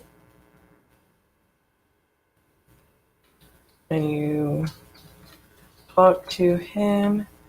We told him you are the people that will help him find the most affordable and efficient route to providing a clear chain title. Thanks, and have a great day. All right, guys. Well, that wasn't necessarily a contract, but I will say this. Somebody asked earlier, what do I do? I tend to do a lot more of that stuff. I tend to do like a lot more of that stuff than RJ does. I think it is important for us, like, not that RJ can't do all this stuff, not that I can't do everything that RJ does, right? I actually do love calling sellers. But what's actually interesting about that is RJ could sit here and do that all day, every day, and be absolutely fulfilled. I have to do other things. I love Dispo. He actually likes Dispo a lot too, but he much prefers acquisitions. He doesn't really have the patience sometimes to do a lot of this transaction stuff or a lot of the implementation stuff. He wants to go, and it's just the way he's wired and he's structured, and he's capable of doing it all. He knows how to do it all. We usually talk about it all, like, I don't know, we told you guys, like, most of the time we office in the same office, like on opposite corners, so that we can just, like, right? So we're right here. We're throwing it back and forth, whatever is needed all of the time. And then we go out on the floor. I have a whole setup on the floor, do the same thing with the team. So I call them stations. Like, my desk is not always where I get to work. I call them, I have a station on the floor, but now my desk is out there pretty much on the floor. So the only difference is that RJ's one of the best things and the hardest things about making the adjustments on the 50-50-50 is, like, I don't have him right here, and we bellow stuff at each other all the time. We're just like, hey, I need you to do this. Hey, I need you to do this. Hey, I need you to do this. And now, like, we can't do that, But he is in here. He's so hyper focused. The door is shut. Like, he doesn't able to do anything other than acquisitions, and so it's crazy. But he loves it, and I don't blame him. But I think sometimes, like, while you do need to learn all of it and, like, understand all of it to operate a whole business and scale a whole business, or to perform or not, you have your cash flow cycle be super, like, a roller coaster. If you're going to do that, you have to really kind of recognize, like, what is most fulfilling for you in this process. And for RJ, it always had gone back to acquisitions. Hey, Mondo. I don't know what IMM means, but hey. So hopefully I solve that guy, hopefully that guy's issue can be solved.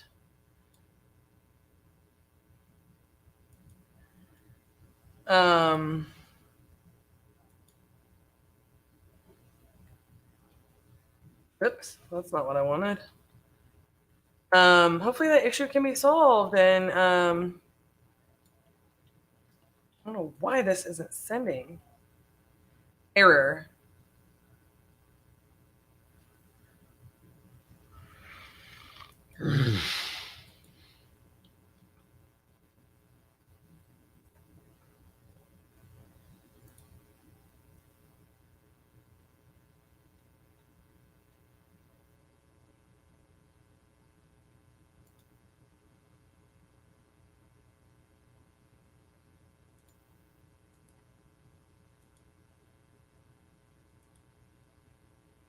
Why is it erroring out?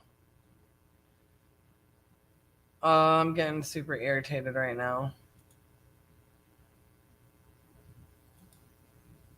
Leave. It is not sending this message. So y'all bear with me. Oh.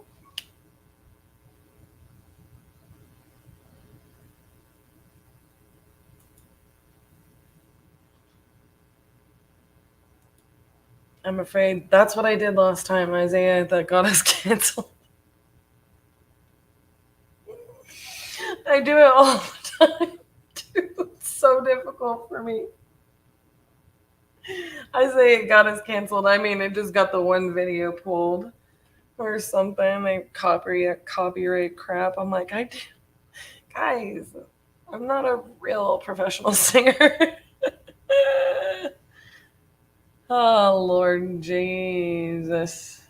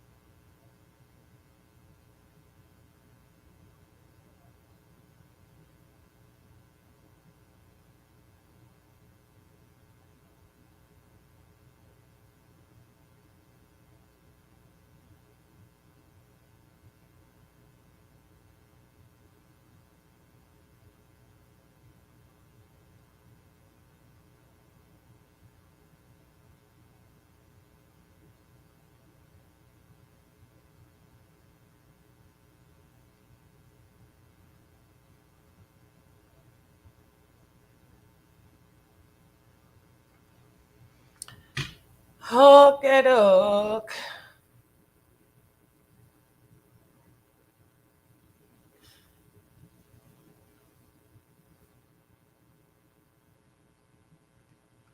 I need to do a very time sensitive thing.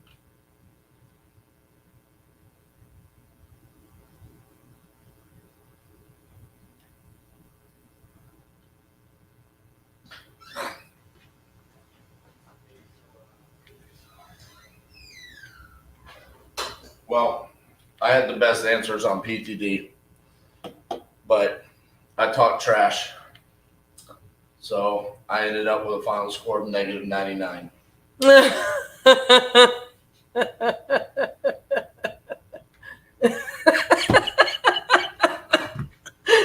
just saying. I'm trying to tell you that talking trash is going to get you in trouble sometimes. I mean, but my answers are definitely the best, so. Hey. Yeah. I talked to the seller on Jackson. And? Poor baby. He's calling title tomorrow. We'll see. He's got a ton of paperwork, but did you talk to him for a long time when you acquired it? Not really. Oh. I mean, we were cool, but. Me and Andrew are buds. He didn't tell me the story now. And it is a doozy, poor guy. He's a sweetheart. So does he know that there was a missing chain of title? He didn't necessarily know that, but he told me he took the house over in 88. And that's when the chain of title starts again. He took a quit claim deed from his sister and brother-in-law who inherited the property from the brother-in-law's grandmother when she passed. They were going to go into foreclosure, so he took over the property quit claim and started paying for it. They split up later down the line, move out, right? He was going to do something. His mom convinced him to let his other sister and her boyfriend move in there. He and her boyfriend were going to do something with property quit claim, and he died in the house. So then he's got all this paperwork, the death certificates and stuff to prove he's not. He's like, there's just this whole mess, and my wife is just like, just get rid of this thing. It costs you more money than it's ever done you any good. And I guess his family has screwed him over and over and over again in these situations. And he lives in Virginia. So it's just this whole thing, the poor thing. And I'm like, well, hopefully, Sam can give you some answers. And This is just something you can get paperwork or affidavits for in order to fill in those gaps, because his sister and brother-in-law are still alive. They're separated, but they're still alive. And maybe there can be, you know, some assistance on that, and they don't try to like mess around and find out. To Sam at Title? She, not since she sent that email. I was just trying to email her that information, but it won't email. She's really good to work with. I know. I think we should. Well, especially because it's in Jackson. I'm like, this happens all the time. It has to happen all the time. Well, it happens all the time there, because it's like there's more dang old houses owned by quitclaim deeds in Mississippi than anything. I digress.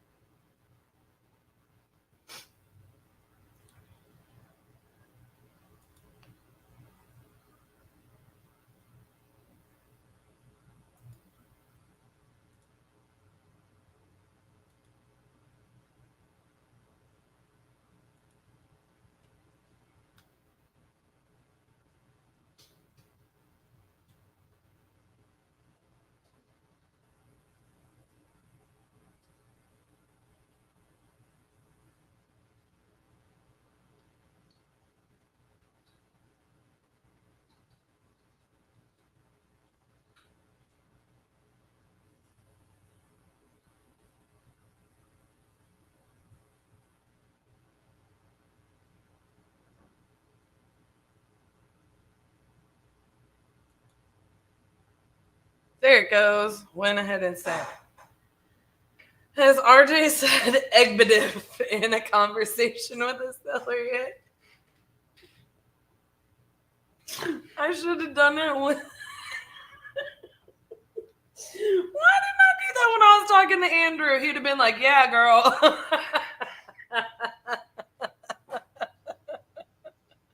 I really liked him. He was a sweetheart. I feel really sad that he's going through it with his family and stuff. You know, we're just gonna hope for the best for him. And guys, this is a lot of times, this is why we do what we do, you know, not necessarily. I know I'm talking about this all the time. And look, we're here to make money too, and we work hard for our money. However,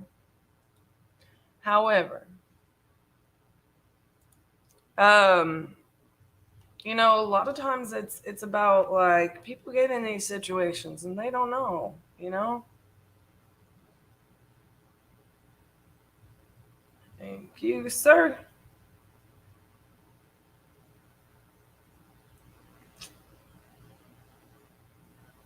Doing it.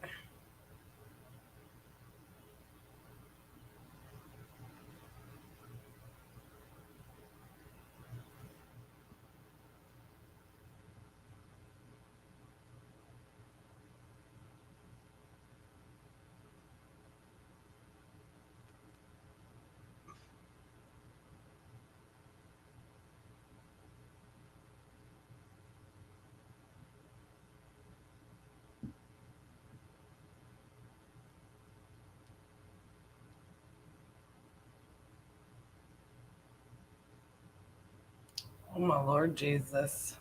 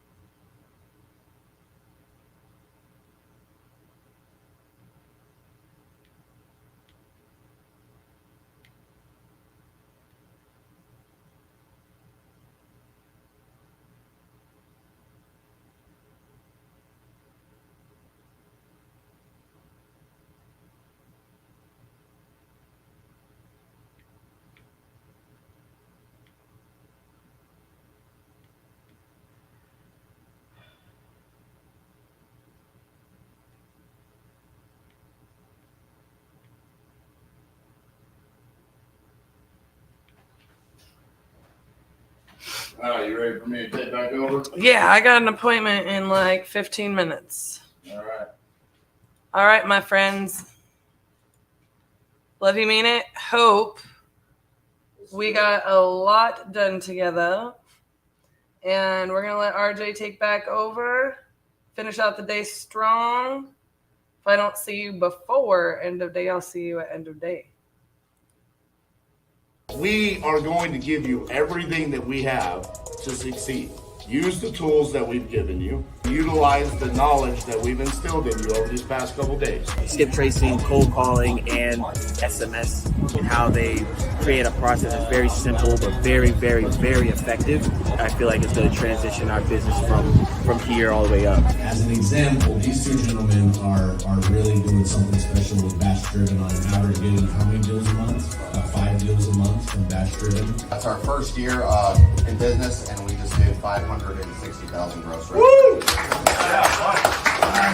We're learning so much from RJ, Cassie, and Elijah. I'm an active duty military guy, so it's so cool to come here and just see the integrity and the purpose and things that RJ and these guys are driving into the students here. We don't want you to just go out there and be successful. We want you to do what you're going to do the right way, the most applicable way. Be that Army. That's what it means to be a Titan. You work with great people, they're going to give you greatness in return, because now it's a friendship. And who do you always want to work with? Your friends. As a full-time house flipper, I wanted to do something a lot more virtual. I got introduced to RJ through my friend here, John, and didn't even know what I was coming to see, but after leaving, we've learned a ton we're going to implement into our business, and I think it's going to change the way we do business moving forward.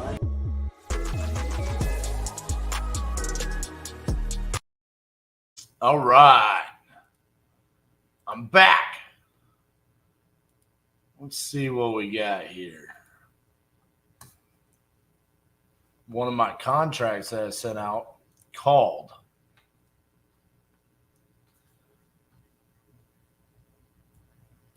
That's good. Cassie said she tried calling him and he didn't answer though, so.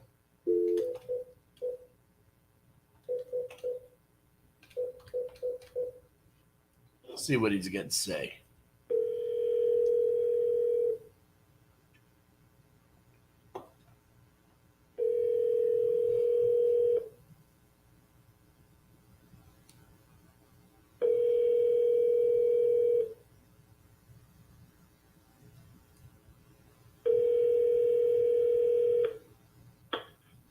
Your call is forwarded to an automatic voice message system 63088.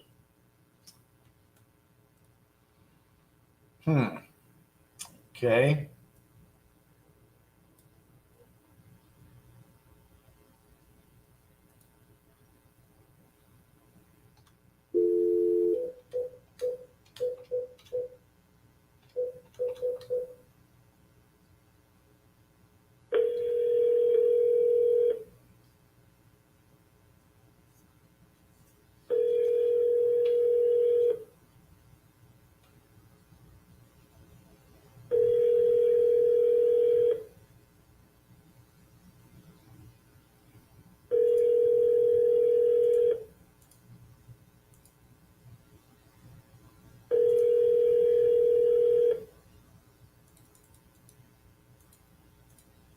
Your call has been forwarded to an automated voice messaging system.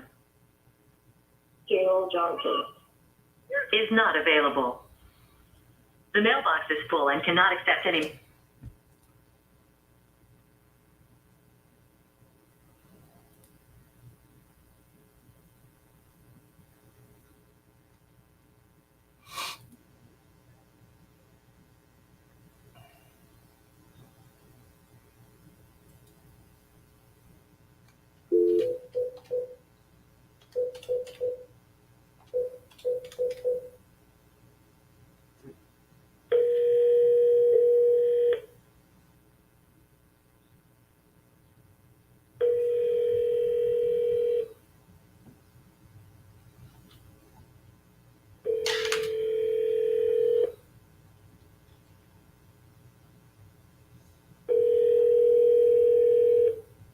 Your call has been forwarded to an automatic voice message.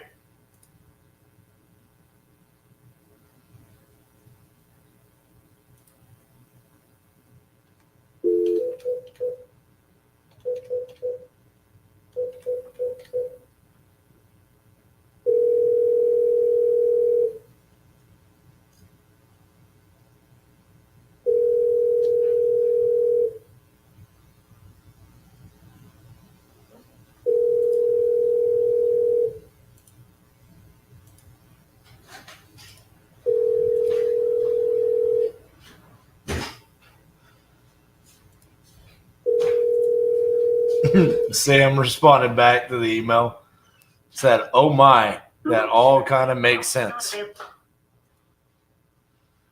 I don't know. Hopefully we can solve him. I mean, he's definitely not like, I want to close it in 2 weeks. I think his thing was he just wanted to get this behind him. But he's all on board. He's a sweetheart, and he understands. And I'm like, well, we've got you through anything you need. You call us. Hopefully Sam can tell you exactly what is needed so that we can get this cleared out and wrap it up. But, we just have to do that before we can close on it. That's all. And we're here. And he's cool. Yeah, he's cool. He's a real sweetheart. He All went right. through it too. Yep. Thank you.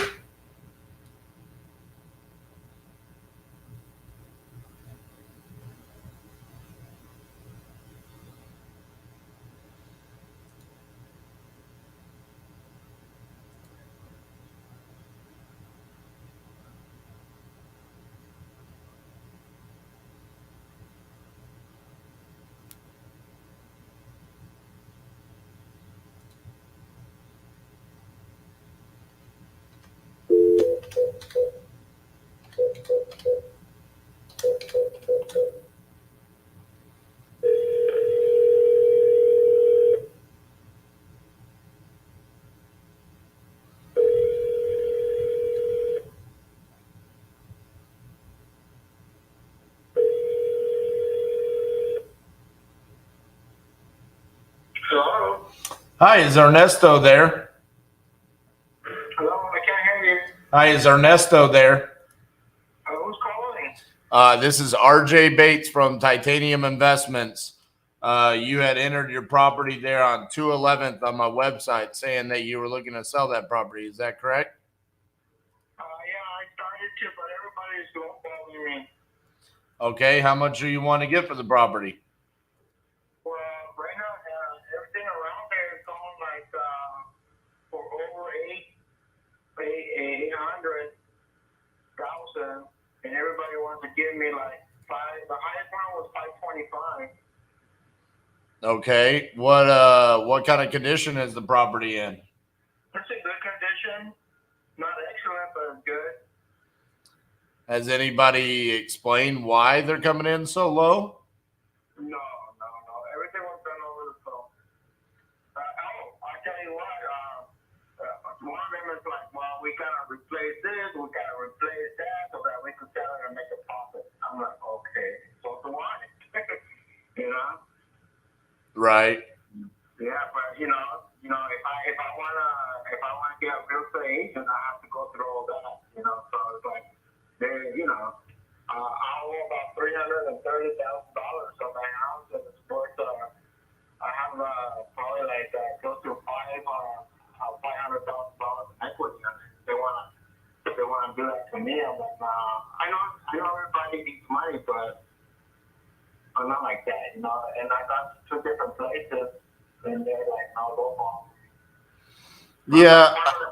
One of them came back with $20,000 more. Like, it was only $1 car. Right. Well, I think part of the problem is you're reaching out to investors. I mean, of course we're going to look at it and say, yeah, we need to make money on it. Looking at the property, some properties have sold for over 800, but not everything. Right now there's a property under contract on 2/11. You're echoing. Is there any way you can help me with that? Yeah, is that better? No, you're like echoing. I think you twice. Huh. Okay. Let me try something real quick. I might have to call you back. Are you on a speakerphone or something? Yeah, but I talk on the speakerphone all day, so that shouldn't be it. Hold on a second. Is that better? Yeah. Okay. So there's a property under contract that's like 170 square feet, smaller than yours, for $745. Active right now, you've got a house for $829. It's been on the market for 6 days. So yeah, I see some of them. Let me look at the pictures of this one that's on the market. It's got new floors, granite countertops, stainless steel appliances. So it's pretty good shape. I mean, when was like the last time the house was updated? It's been a while. Yeah. It's been a while. My situation is as follows. My kids grew up already and it's too big for us. Understood. I mean, I don't know if it's been a while since your house has been updated. It probably on the retail market would not go for 800. It'd probably be closer in the like mid sevens, but you still have quite a bit of equity there. It just depends on like what is your ideal situation, because it says you want to sell without a realtor. So what's the reason why you want to sell without a realtor? Well, I want to help out. Well, the main reason is because I don't have time to fix it, and I don't have money to fix it. And then my last kid is about to get married, so it's gonna be just my wife and I. And I want to help my kids that's getting married for a down payment to another house. Gotcha. Yeah. Well, I mean, motivation wise, I mean, if you don't have the money to fix it up, then you have to sell it at a discount of some sort to be able to allow the person who is going to buy it to fix it up to do that. So I guess, there's a catch-22 here. You've got to make a decision on, do you want to fix it up yourself and sell it for as much as you could possibly get, or are you willing to sell it a little bit of a discount, or are you willing to be creative with an investor to allow an investor to come in and potentially do some of the things that needs to be done and try to sell it for as much as they possibly can? I mean, that's kind of where you have to make a decision on what is your motivation to do this. Oh, I see. Yeah, I don't want that whatever is worth, I just wanted what's fair, but the other guys are, they're not even close to the what you just mentioned as far as mid-70s, Well, yeah, I'm saying mid sevens would go to that's like an owner occupant that would buy that if you listed it on the MLS with a realtor. Yeah, I live in it. Right. I don't think you're understanding. I'm saying if you were to list it with a realtor, I think you could get in the mid sevens. Oh, I see. Okay. But you don't want to list with a realtor, correct? No. Well, I was just exploring my options. The commercial, it sounds real nice, like, it's going to be fair and it's going to be easy, it's going to be cash. So I figured I'd give them a call, put it out there, see what they have to offer. So far, they're lowballing. I know, but you're on the phone with someone right now, so forget about them for a second. I'm trying to see if I can help you. I don't care about those other guys. They offer you $525 or whatever.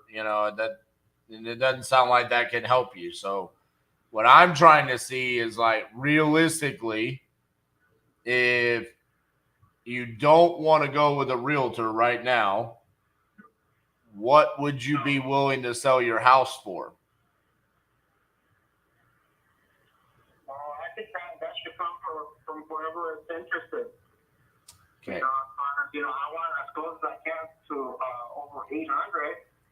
That's what I want. So it's like, I understand. How close can you get to the 800 where I can make my decent profit and you guys could make a profit after you guys fix it up and resell it, But there's no house in your neighborhood that's going for more than $825. I mean, yes. So what? The market went down. Right. So if someone were to pay you close to 800 and then have to fix up your house, how do they make profit? Yeah, I'm not even saying to pay me 8. I'm just saying be fair about it. Give me something close. It doesn't have to be that close, but don't give me no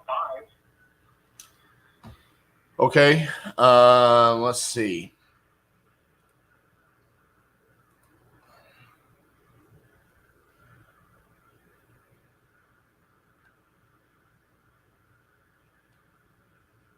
I mean, I know that you're saying don't give you in the fives, but from a percentage basis, when you're talking about if we go to sell it, we have to pay realtor commissions and the closing costs and all of that.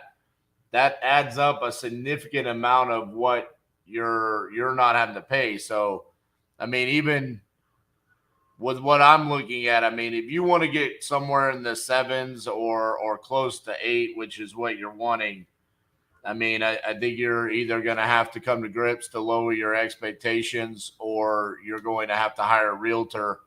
And I think even with that, you're going to have to realistically come to grips that you're probably not going to get close to 800. Oh yeah, no, I know that for sure. So I mean, are you willing to? Okay. All right. All right. Well, I'm going to let you go, Ernesto. I don't think you're quite understanding what I'm saying. So best of luck to you. Okay. Okay. Well, thank you. Thank you.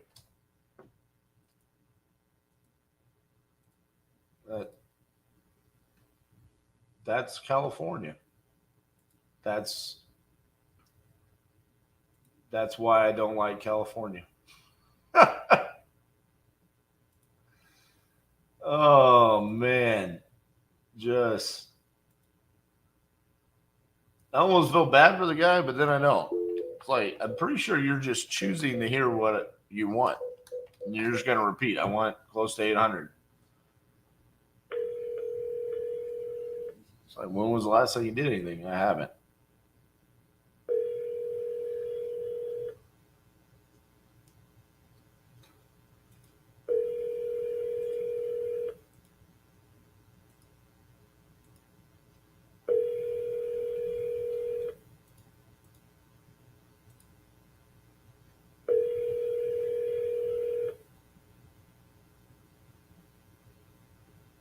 Your call has been forwarded to an automated voice messaging system.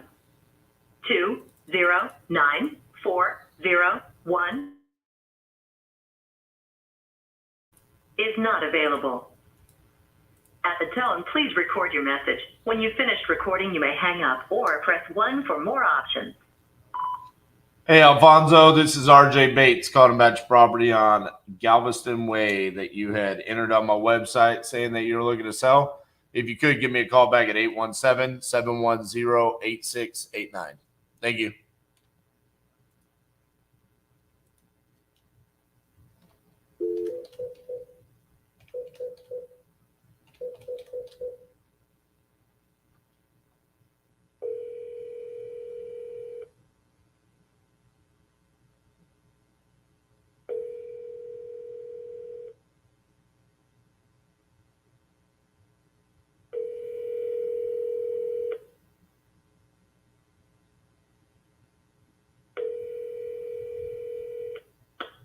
Call has been forwarded to an automatic voice message system. 985258554 available.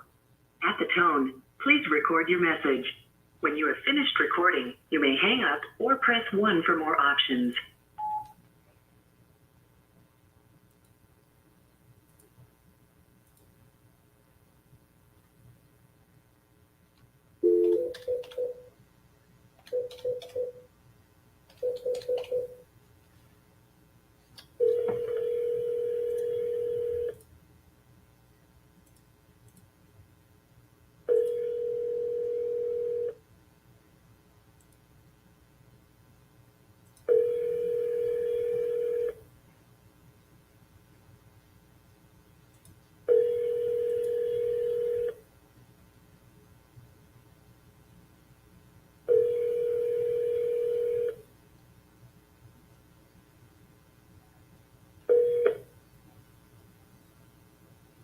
Please leave your message for... This is David. Hey, David, this is RJ Bates calling about your property on Hathaway Court that you entered on my website saying that you're looking to sell. If you could, give me a call back at 817-710-8689. Thank you.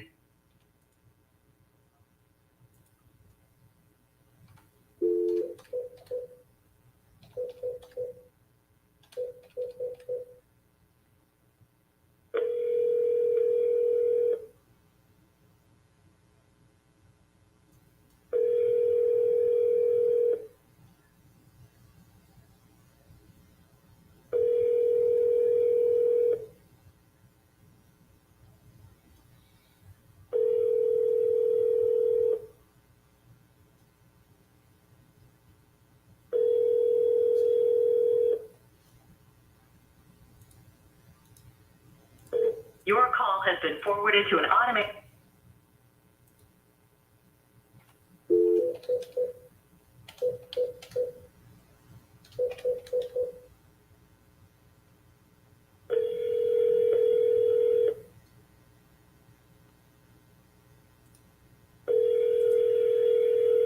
Your call has been forwarded to an automated voice messaging system. Is not available. At the tone, please record your message. When you've finished recording, you may hang up or press 1 for more options. To leave a callback number, press 5. Hey Samantha, this is RJ Bates calling about your property on Terrapin Cove Road that you entered on my website saying that you're looking to sell. If you could give me a call back at 817-710-8689. Thank you.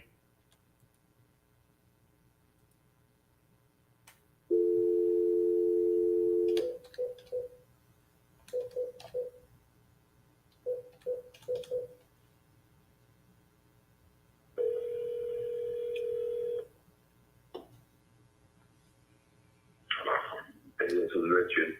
Leave your message at the beep. If I don't know your number, better leave that message or I won't call you back. After you have finished your message, just hang up. Or to hear more options, please press 1.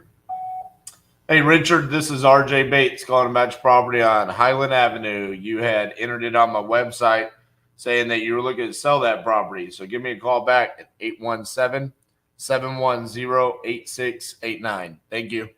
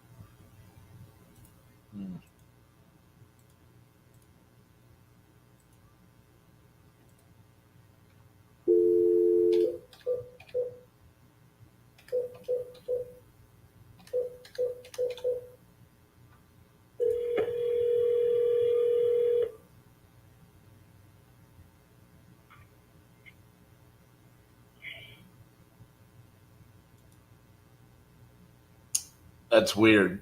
2 in a row that did the exact same thing. Picked up the phone and then immediately hung up on me.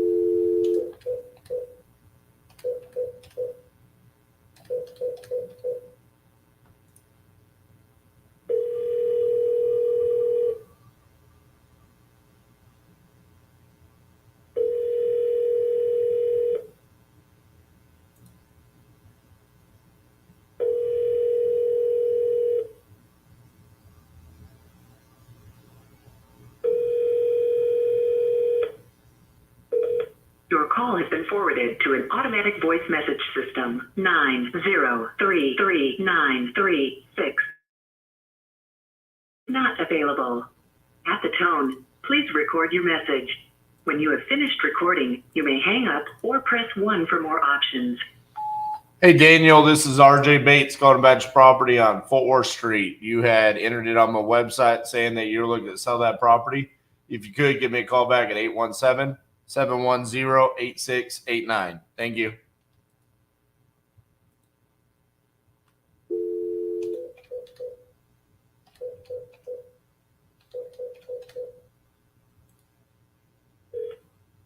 Please leave your message for 42335.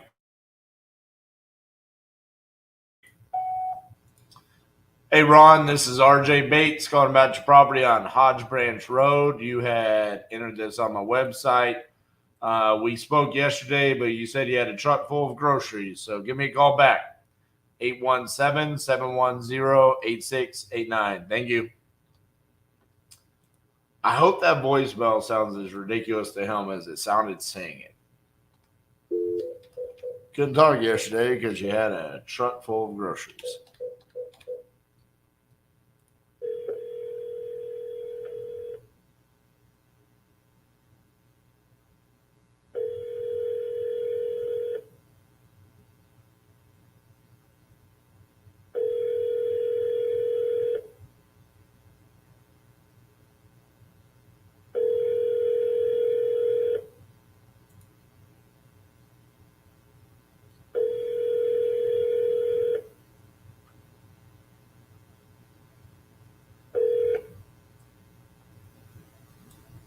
Please leave your message for 832910. Hey Aldo, this is RJ Bates calling about your property on Lane Street that you had entered on my website saying you wanted to sell. If you could, give me a call back at 817-710-8689. Thank you.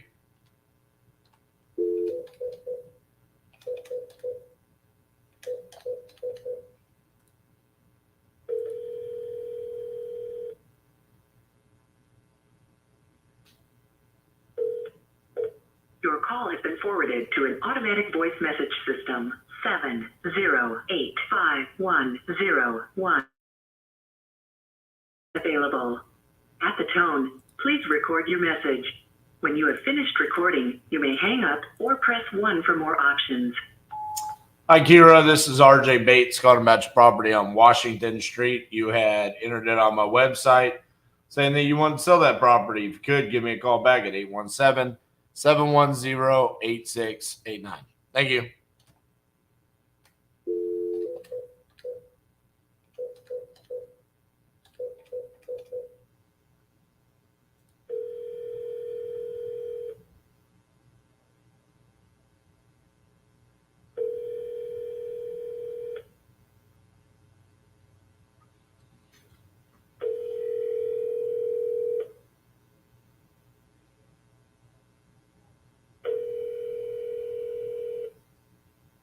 Hello, this is Dave. Just leave me a message. I'll call you back. Thanks. At the tone, please record your message. When you have finished recording, you may hang up or press 1 for more options. Hey, Dave. This is RJ Bates calling about your property on Cool Road. If you could, give me a call back. 817-710-8689. Thank you. What's my first deal story? Paid $65,000 in education to learn how to get deals off the MLS and list them for sale on Craigslist. So while I was in Vegas learning how to do this, got a deal off the MLS, $92,000, and put it on Craigslist. Within 30 minutes, got a guy that called me, said, I want to go see it. Freaked out because I didn't know what to do. He said, don't worry about it. Back window's open. Crawled in through the window. Said, I'll take it. And made $7,000 on it. And I thought I was going to be a billionaire in the next year because wholesaling was the easiest thing of all time. That was August of 2014.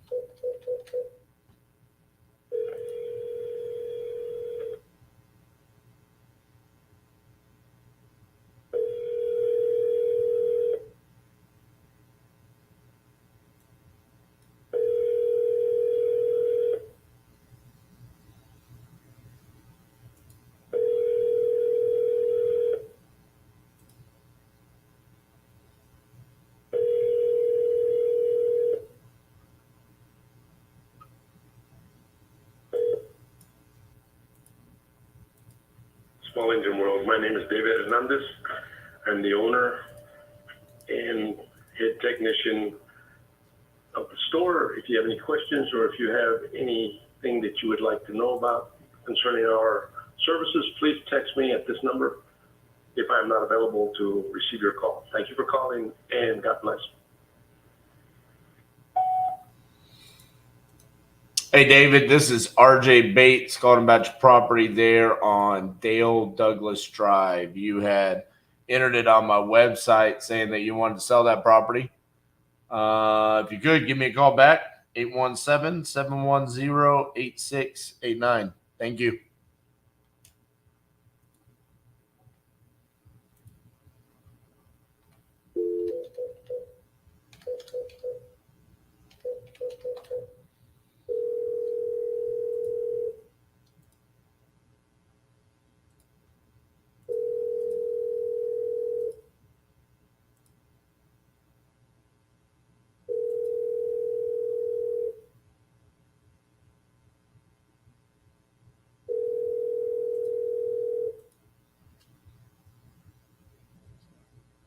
call has been forwarded to an automatic voice message system. 3369887.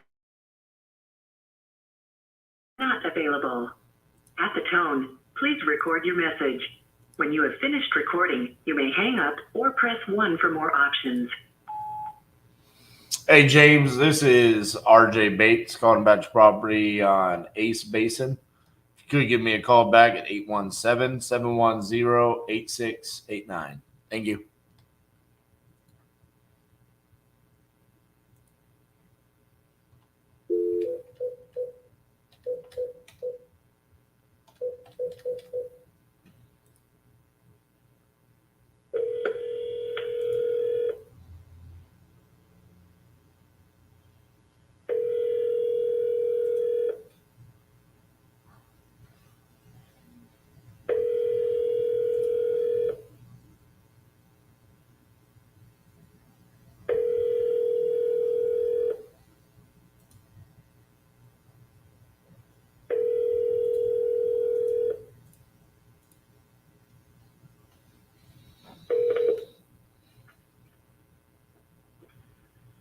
At the tone, please record your message. When you've finished recording, you may hang up or press 1 for more options.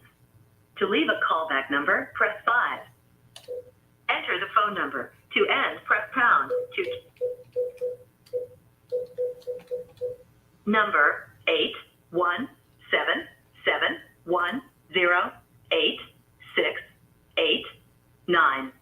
If the number is correct, press 1. To re-enter the thank you. Your message has been sent.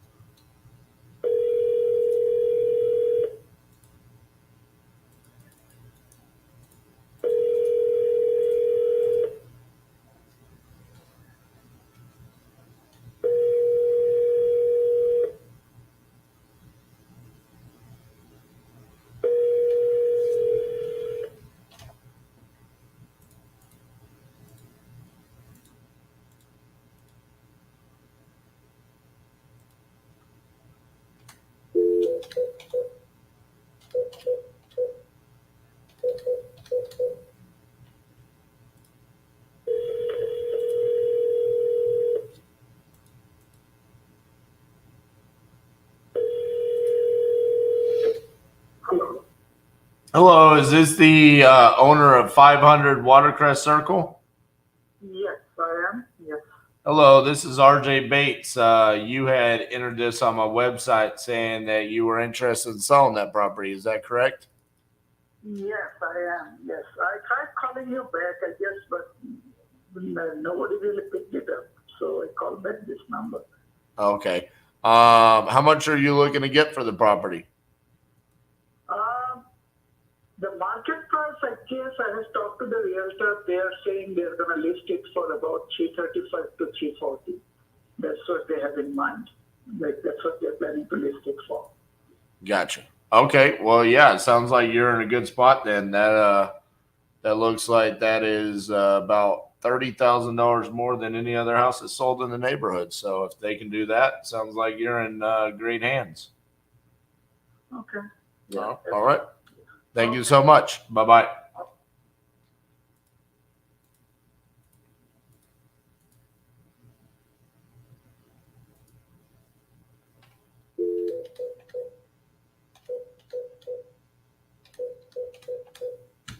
Next.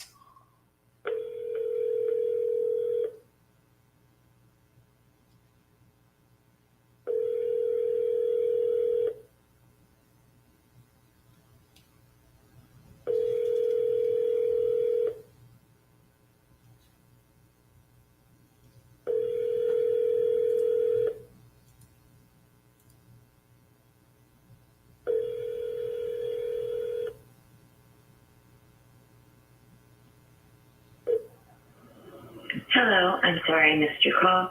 Please leave your name, number, and a message, and I'll your call as soon as possible. Thanks, and have a great day. At the tone, please record your message. When you've finished recording, you may hang up or press 1 for more options. To leave a callback number, press 5. Hey, Tanya, this is RJ Bates calling about your property on Barton Road. You had entered this on my website saying that you're looking to sell, so if you could give me a call back at 817-710-8689. Thank you.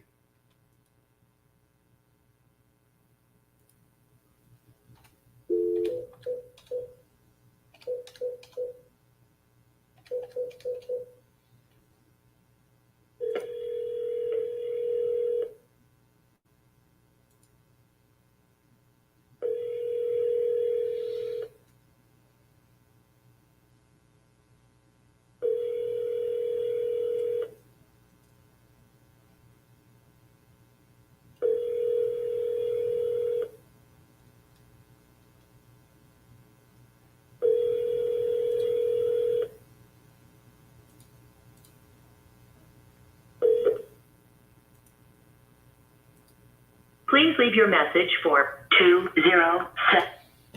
I mean, there it is. There's the sold comps. The highest sold comp is 310, minus this one sold for $3 million. But clearly, it's because of land or something. I mean, congratulations, you fell for a realtor.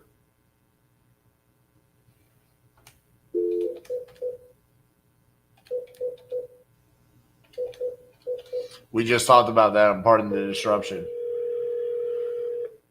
Becoming more and more frequent where we're hearing realtors can say they can list it for a lot more than what the comps are saying. Because they need listings. Since there's so few houses on the market. So why wouldn't they just say whatever they can say?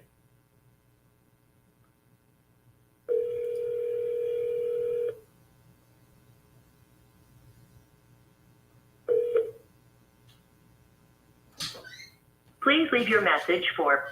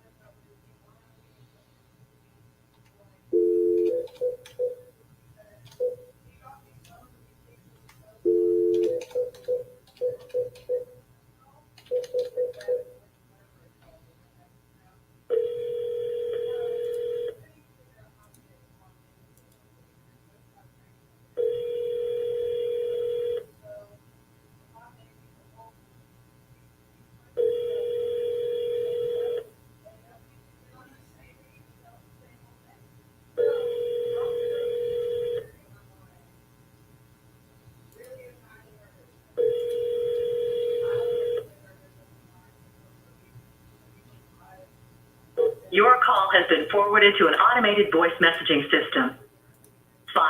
5405755 is not available. At the tone, please record your message. When you've finished recording, you may hang up or press 1 for more options. Hey, Edwin, this is RJ Bates calling about your property on Spotswood Trail that you had entered on my website saying that you wanted to sell that property. If you could, give me a call back at 817-710-8689. Thank you.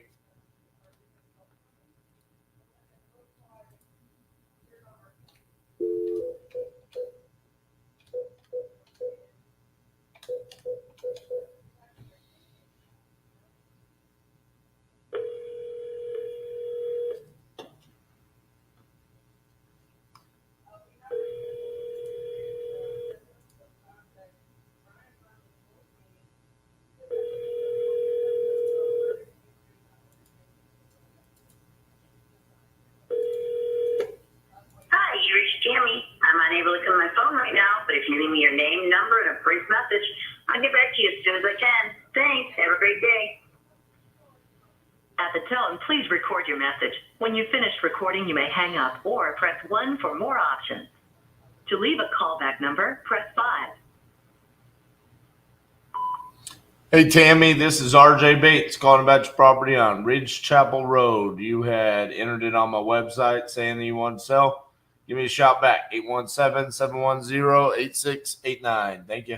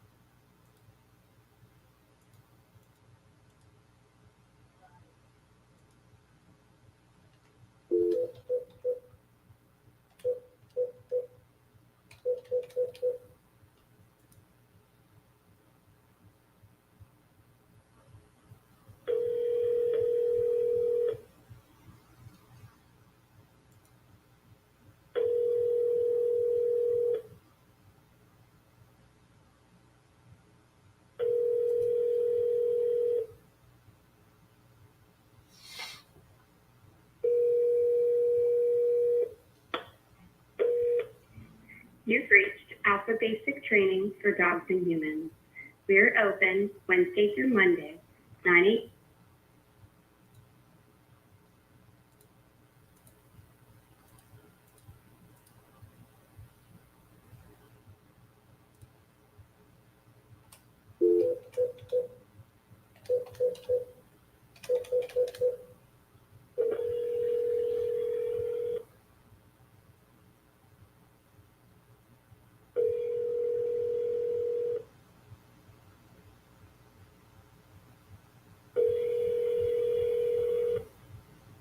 We're sorry, your call cannot be completed at this time. Please hang up and try your call again later. Thank you.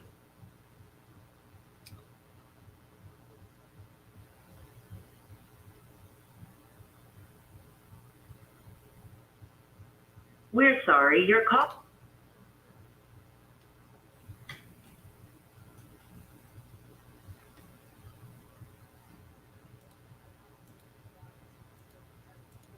It's pretty common.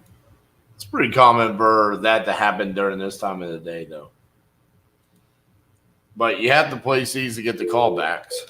So that's what we see is like we'll get a wave of callbacks back.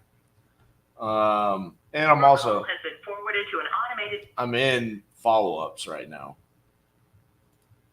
So it's kind of to be expected when you're in this part of your queue.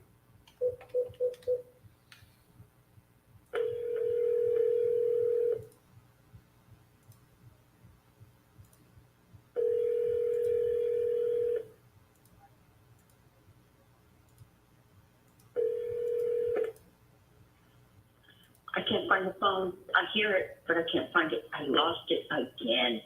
Oh my gosh. Can you help me find it? No, you can't help me find it. You're on the phone. Shoot. I know. You call back. I'll find the phone. The mailbox is full and cannot accept any messages at this time. Goodbye.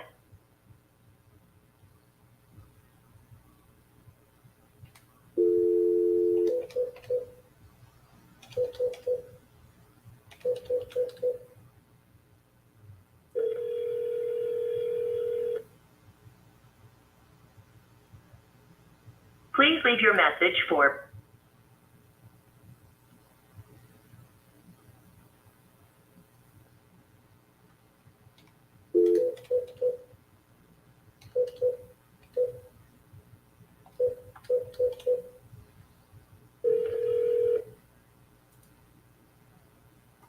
Please leave your message for 6.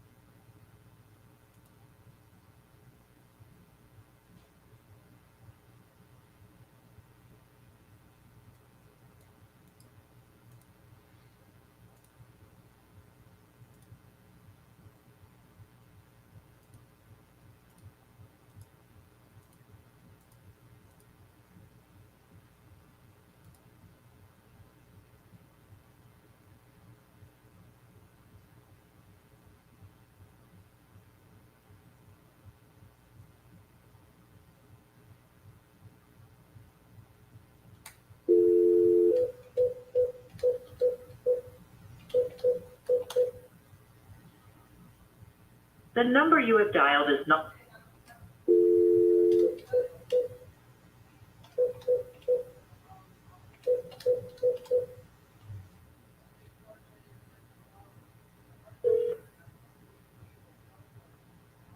Please leave your message for 5.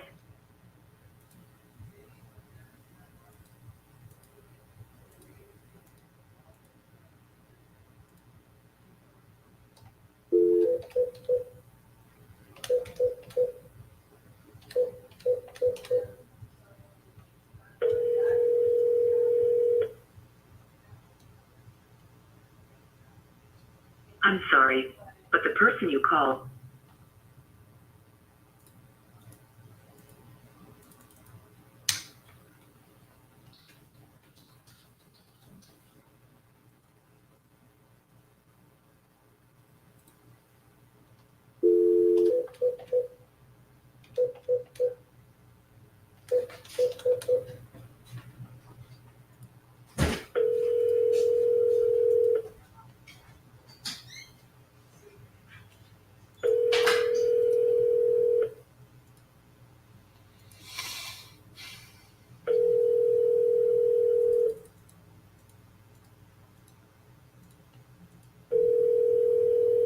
Here it comes.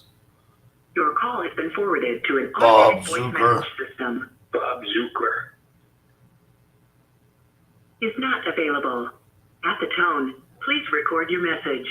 When you have finished recording, you may hang up or press 1 for more options. Hey, Bob, it's RJ calling about your property on West Drive. Give me a call back. Thanks.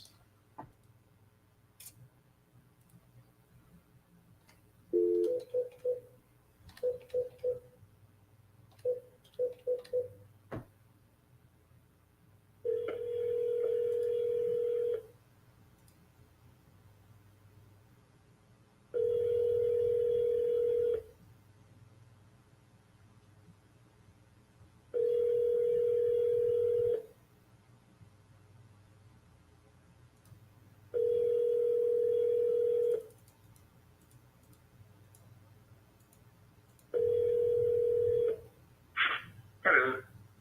Hi, is Muhammad there? Yes, this is him. Hi, Muhammad. This is RJ Bates calling about your property on Albany Road. How are you doing? I'm good. I'm good. Yeah, I missed your call, but yeah, I'm available. That's okay. So are you still looking to sell that property? Yeah, if you want to talk about it. Yeah. How much are you wanting for it? I checked the mortgage. They estimate the price is $540, and if I can get $570, something like that, that might be awesome. Okay. Let's see here.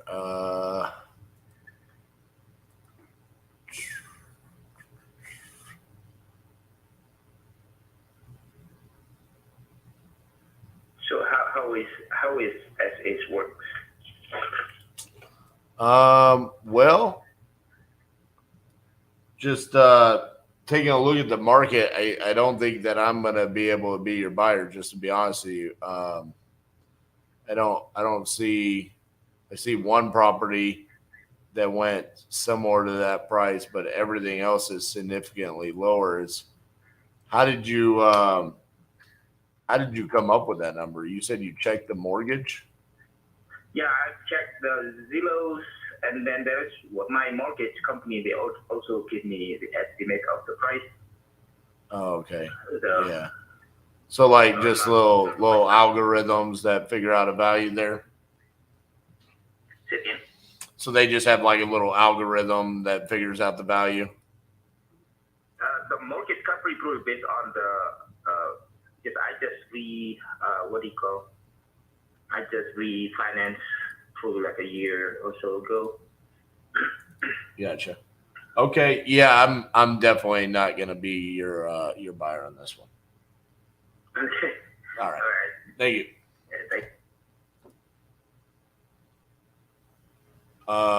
There are 17 sold properties within 0.3 miles, and every sold comp starts with a 3 or a 2. And he said, I want 575 because my mortgage company said so.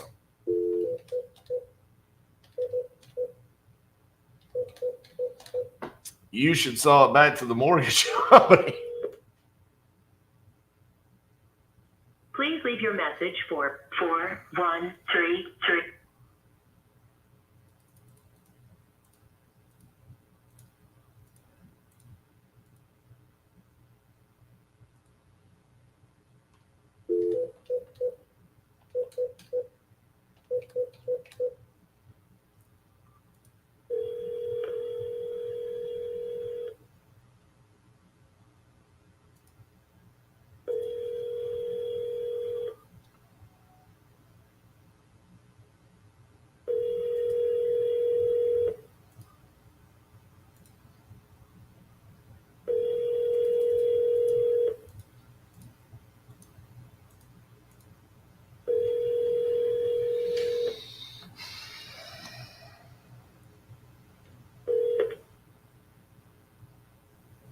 Please leave your message for 6787795.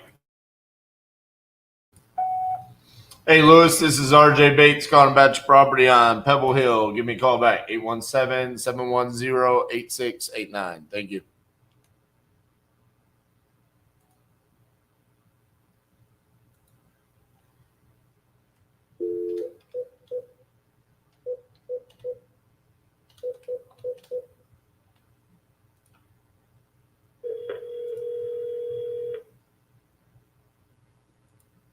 Please leave your message for 618604. Hey, Cynthia, this is RJ Bates calling about your property there on Pinnacle Drive. You had entered it on my website saying you want to sell that property. So if you could give me a call back at 817-710-8689. Thank you.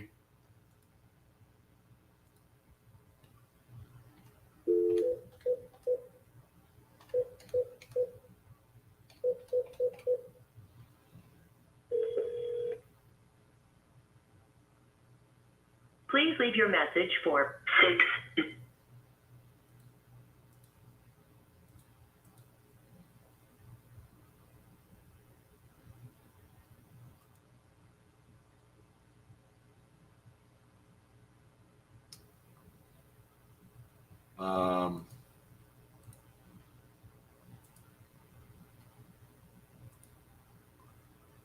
Crystal, do explain why. Why?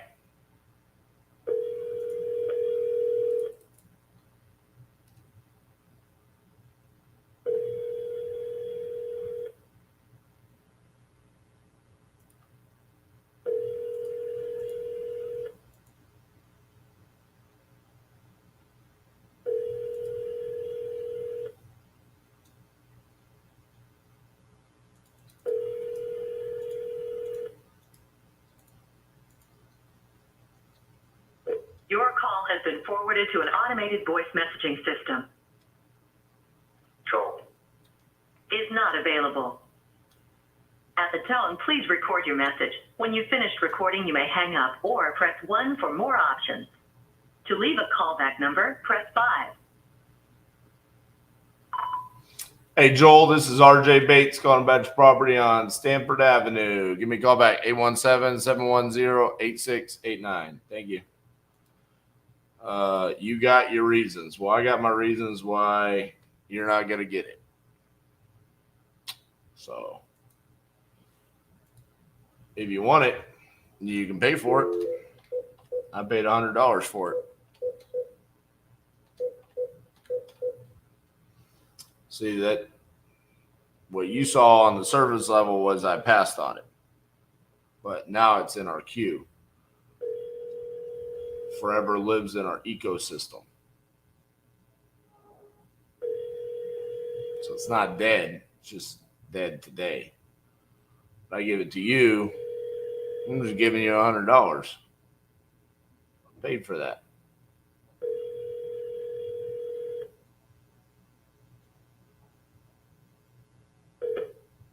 Marty, Tommy. Hello, this is RJ Bates calling about your property on Trailview Circle. You had entered this on my website saying you wanted to sell. So give me a call back at 817-710-8689. Thank you.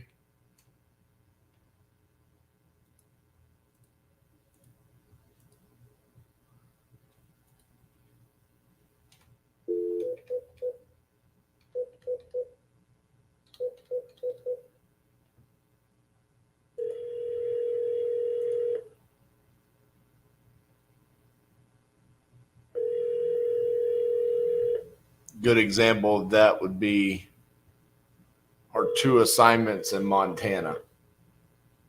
I haven't pulled data in Montana since 2021, yet we have 2 deals under contract there and sold.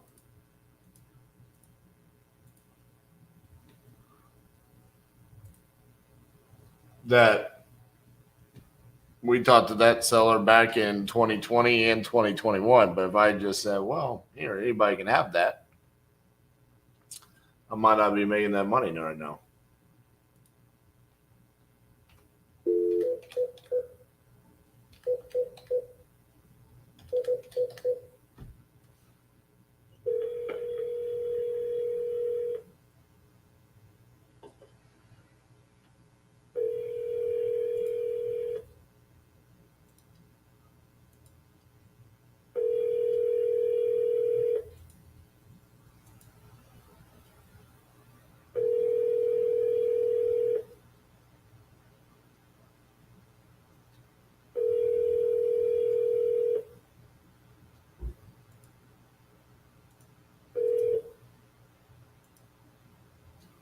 Please leave your message for 619-906.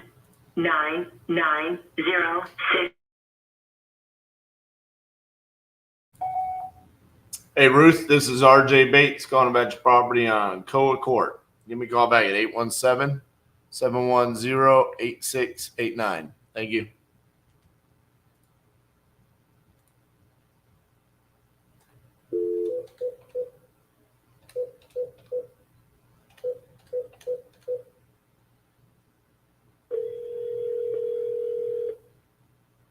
Hi, you've reached Cam at 407-341.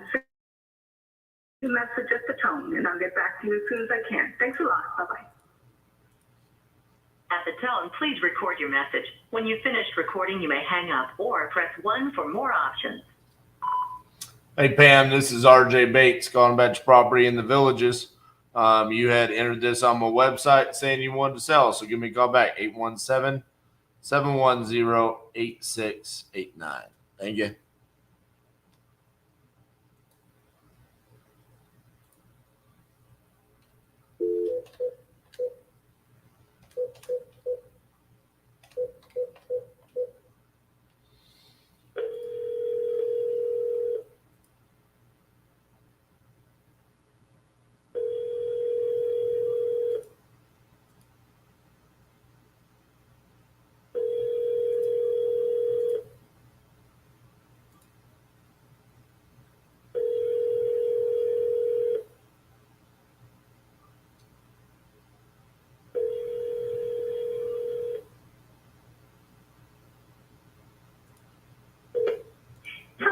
this is Yaritza.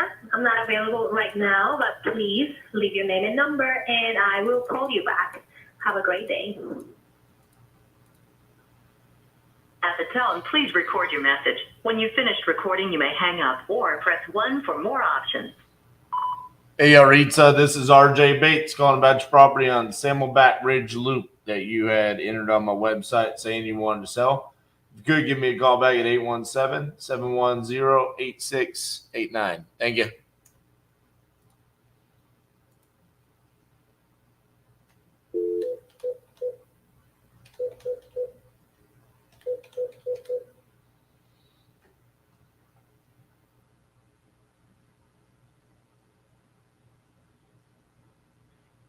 Liwu is not available.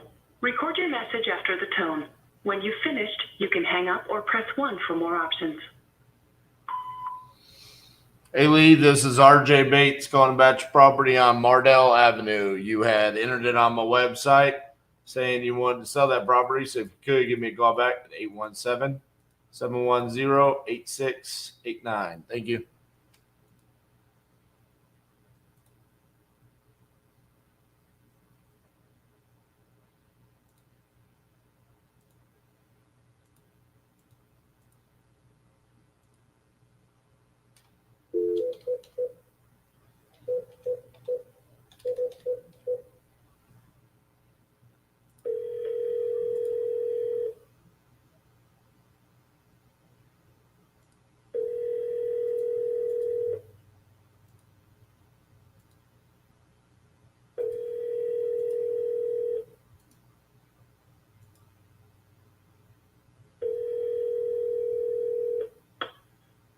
Your call has been forwarded to an automatic voice message system. 80544 is not available. At the tone, please record your message. When you have finished recording, you may hang up or press 1 for more options. Hi, Sunita. This is RJ Bates calling about your property on El Dorado Avenue. You had entered it on my website saying you wanted to sell. So give me a call back at 817-710-8689. Thank you.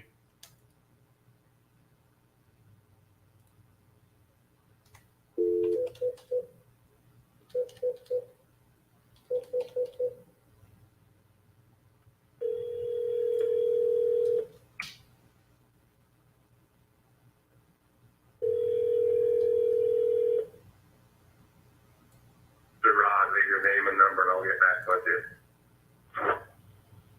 At the tone, please record your message. When you've finished recording, you may hang up or press 1 for more options. To leave a callback number, press 5. Hey, Rod, this is RJ Bates calling about your property on Ceramic Road that you had entered on my website saying you wanted to sell. Give me a call back at 817-710-8689. Thank you.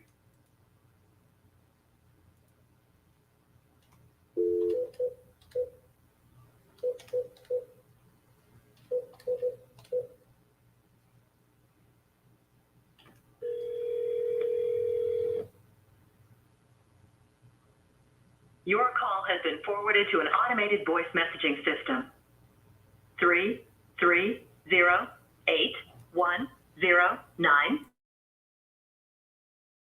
not available. At the tone, please record your message. When you've finished recording, you may hang up or press 1 for more options. Hello, this is RJ Bates calling about your property in Chagrin Falls. You had entered it on my website saying you wanted to sell. If you could, give me a call back at 817-710-8689. Thank you.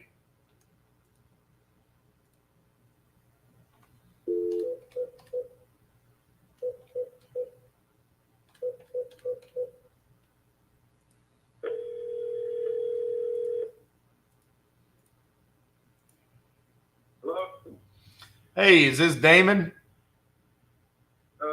It depends on who this is. This is RJ Bates calling about your property on Longfellow Street that you entered on my website saying you wanted to sell. No, I was just getting the price, man. I haven't talked to a few guys. I was just curious about the price. How much you want for it? No, this is not for sale. Man, my wife ain't gonna let me fill it out. Even if it's the right price. She ain't budging. Well, how much does she want? I brought up price scenario to her, and she said nope. She said I ain't budging. She loves it that much. Yeah, I guess so. I don't know, but it does. So she wouldn't even take $1 million for it. Well, I don't know. That might change things. I think she'll take that. Okay, so there is a number. Everybody's got a price. Exactly. So that's what I was saying. What's her number? I don't know, man. You called me. I didn't know who this man. You called me, man. I was about to walk up the house. It's about to storm here in Michigan. I got you. I'm about to go here. Yeah, I got to go pick my kids up and all that stuff and bring them home. And she's not even here. I got you. Go do your thing, man. Call me if you decide to sell, okay? Okay, thank you so much, brother. All right, bye-bye.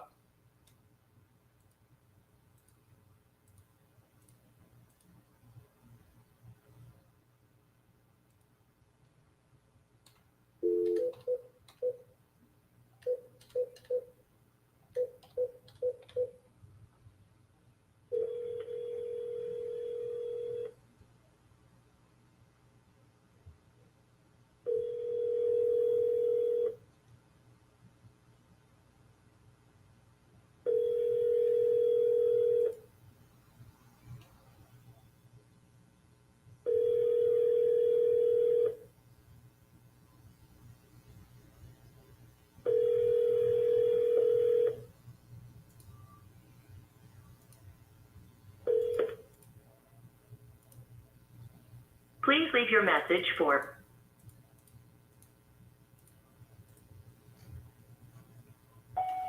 Hey, Ray, this is RJ Bates calling about your property on Concord Lane that you entered on my website.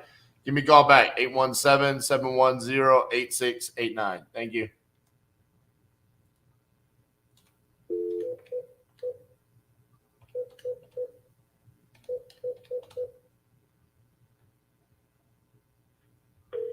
You reached Robert Cowles. Please leave your name.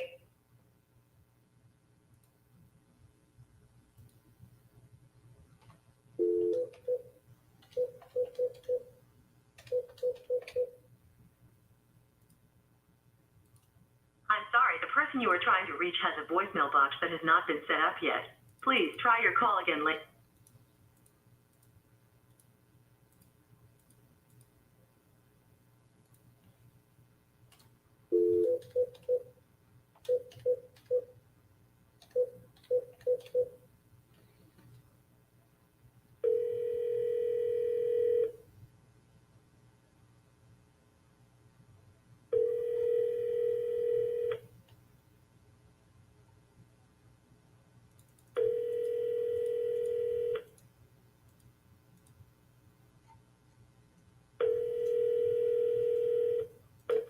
Your call has been forwarded to an automatic voice message system. 70.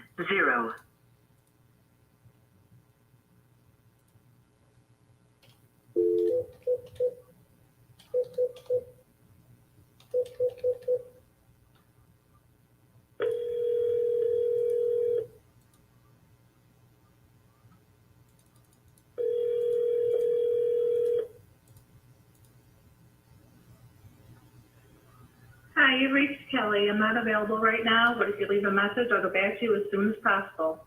Have a great day. Thank you. At the tone, please record your message. When you've finished recording, you may hang up or press 1 for more options. To leave a callback number, press 5. You crack me up, Jeremy. Hey, Kelly, this is RJ Bates calling about your property on Cape Coral. Give me a call back, 817-710-8689. Thank you.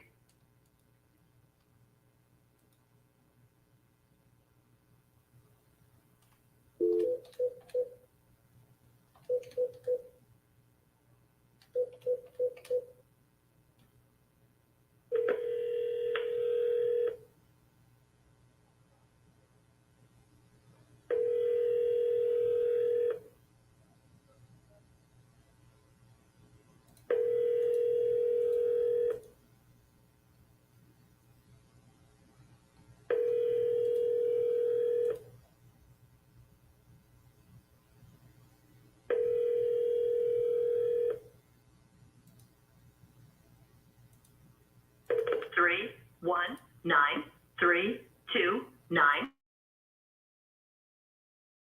is not available. Hey, Chad, this is RJ Bates calling about your property on 11th Street that you'd spoken to Anna about it. I'm definitely interested in buying the property, but I haven't heard back from you. I hope you haven't already fixed up the property because I wanted to buy it as is. So give me a call back at 817-710-8689. Thank you.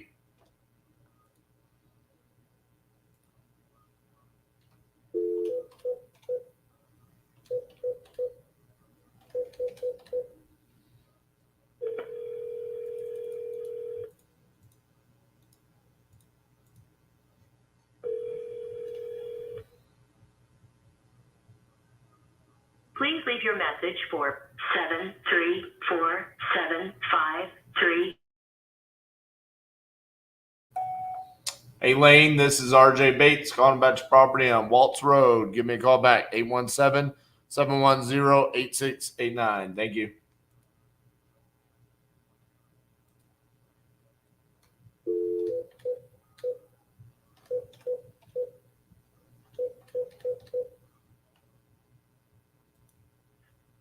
Your call has been forwarded to an automatic voice message system. 760317. Not available. At the tone, please record your message. When you have finished recording, you may hang up or press 1 for more options. Hey, Daniel, this is RJ Bates calling about your property on Diane Court. You had entered that on my website saying you're looking to sell that property. If you could, give me a call back at 817-710-8689. Thank you.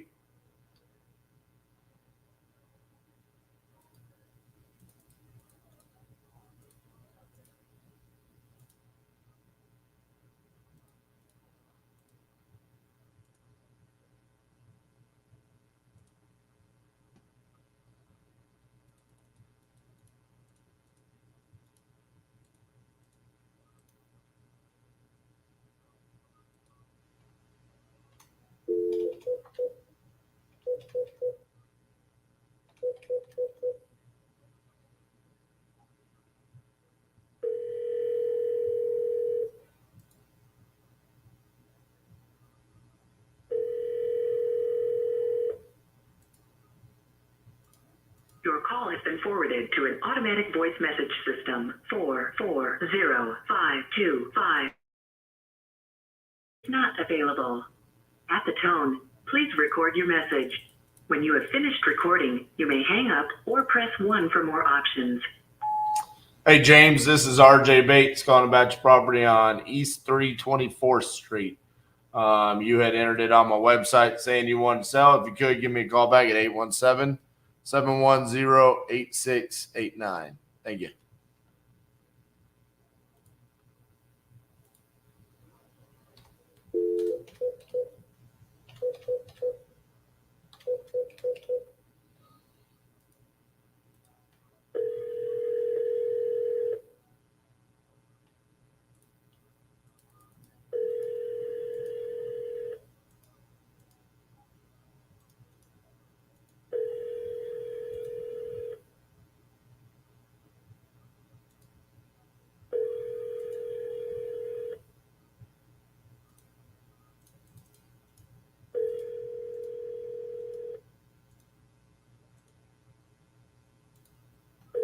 I'm sorry, the person you are trying to reach has a voicemail box that has not been set up yet.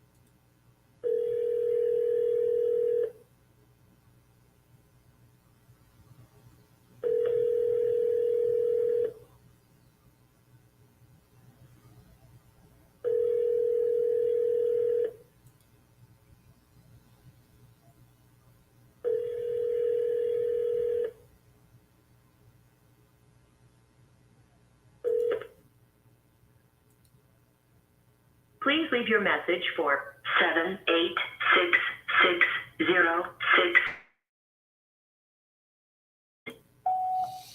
Hey, Eddie, this is RJ Bates calling about your property there in Miami. You had entered it on my website saying you wanted to sell. Call me back, 817-710-8689. Thank you.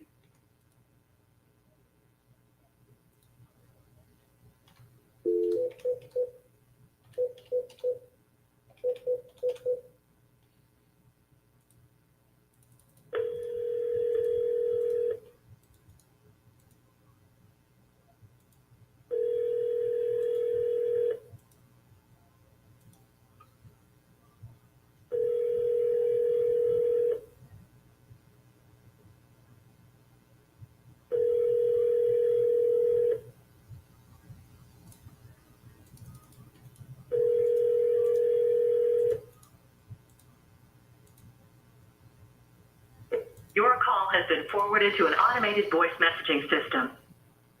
815354 is not available. At the tone, please record your message. When you've finished recording, you may hang up or press 1 for more options. Hey, Michael, this is RJ Bates calling about your property on Roberts Road. Call me back, 817-710-8689. Where are you going? What kind of banker's hours are you working? Yeah, banker's hours. No, there's a badass storm with 2-inch hailstones coming our way. Oh, my goodness. I have to drive into it, and I'm not a Viking, all right? Oh, are you? It is sunny outside. It's coming from mineral wells. I have to drive through it. Let me do some basic math for you. 2-inch hailstones, 70 miles an hour. Let's do windshield. some basic checking the weather app. This guy, you want to leave early. That my dogs are out. Hold on. Don't go anywhere yet. Let's see. Wow. We have a 39% chance of rain. That should have a chance. It means 39% of the area will see rain. No. Did you know? No, that's not what it means. Hi, Look this up is Sid. NOAA. Sorry, can't get to the phone. It's not what that means. Number, and I'll get right back to you. Thanks. Sorry, mailbox is... Don't park your car in the garage tonight. Drive safe. Make sure you wear your sunglasses while you're driving into that setting sun.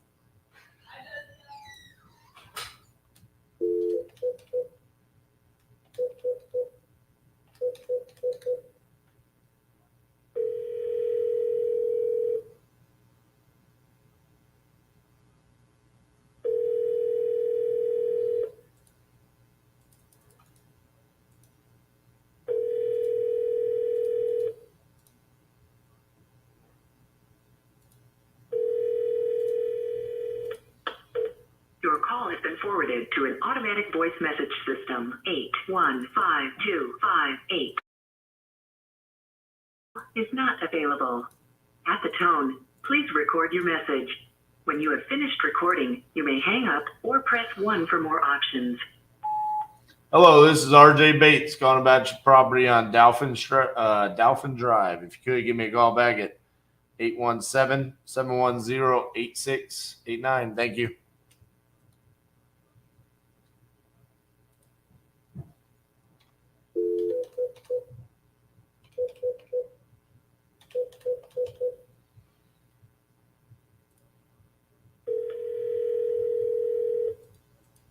Your call has been forwarded to an automatic voice message system. 63174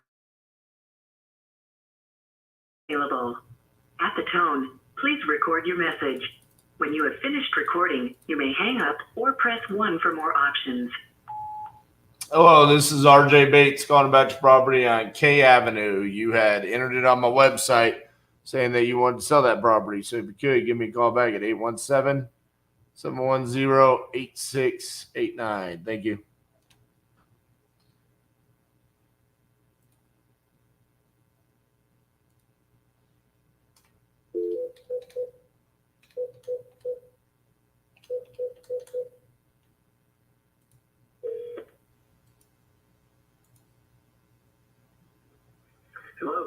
Clarence. I'm unavailable at the moment, but if you'll please leave your name and phone number, I will return your call as soon as I can. Thanks. Bye now. Hey, Clarence, this is RJ Bates calling about your property on Sweetwater Fields. Give me a call back, 817-710-8689. Thank you.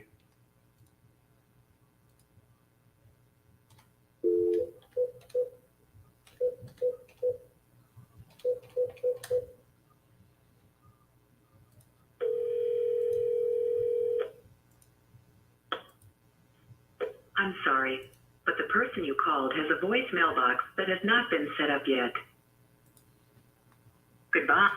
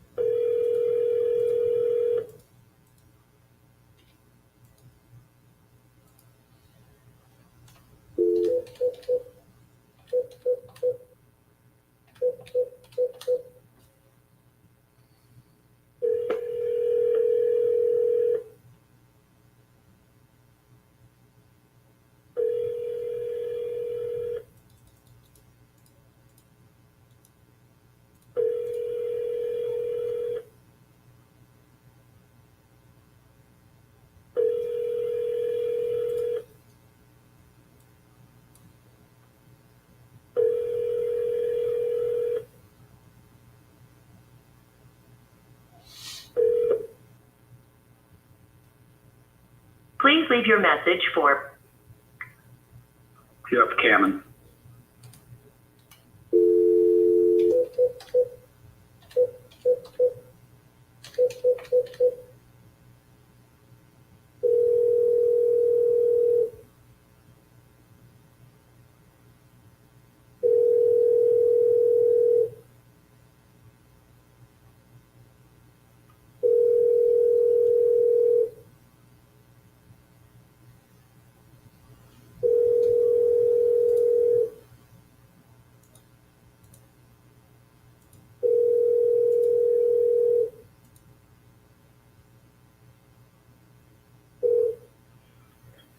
Sorry, I missed your call.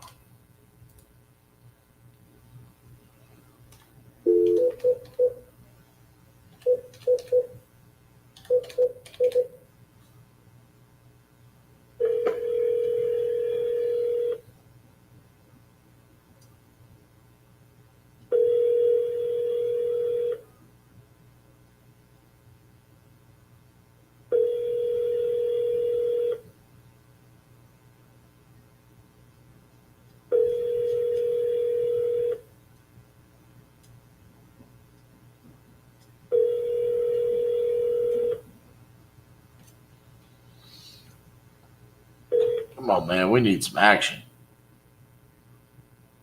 Hello, you've reached 513.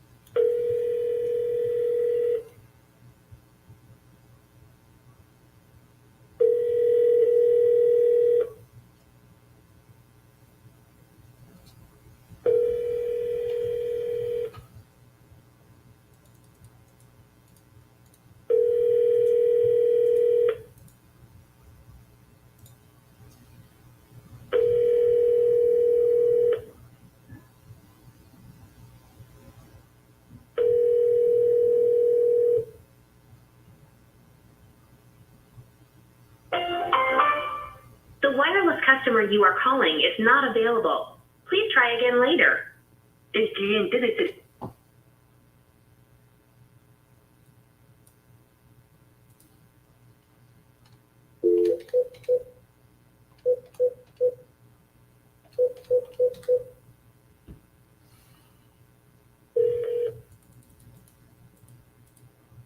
Please leave your message for 6.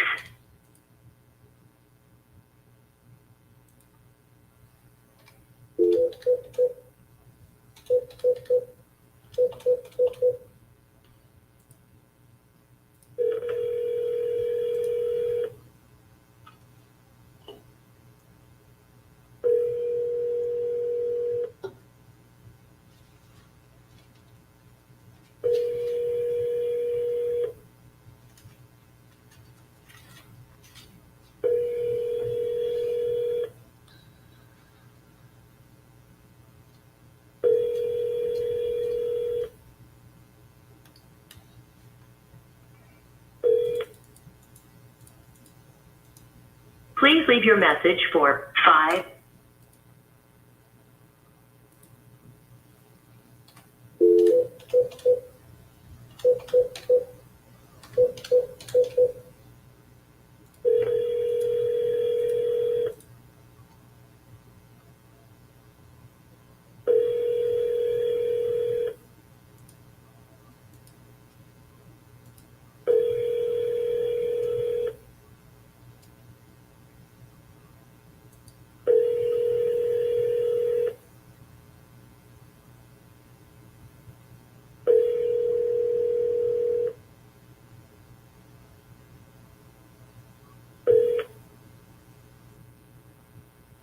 Please leave your message for 34784.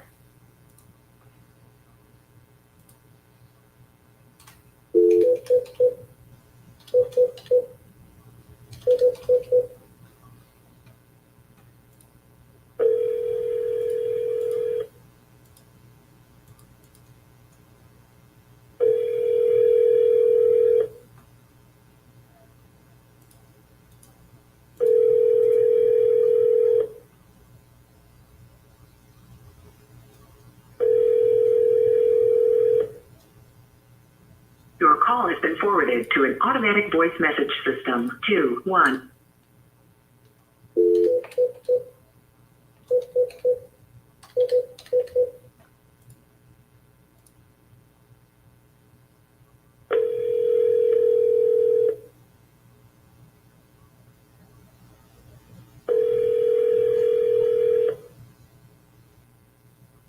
Your call has been forwarded to an automated voice messaging system.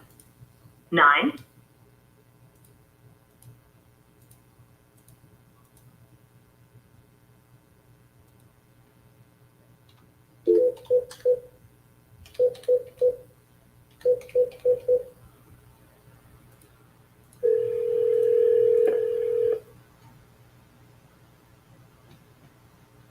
Mr. Leonard, leave a message.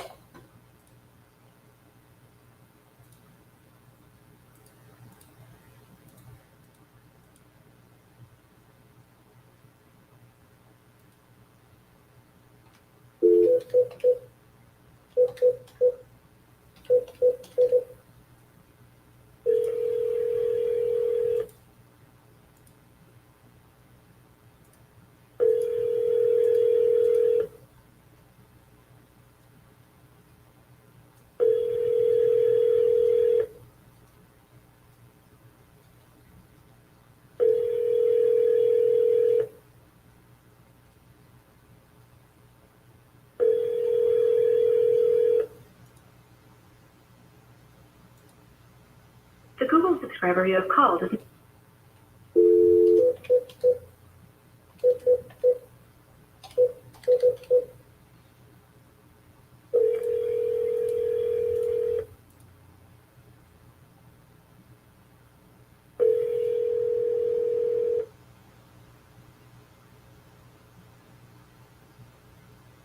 Hi, it's Debbie. If you want to leave a message, I'll get back.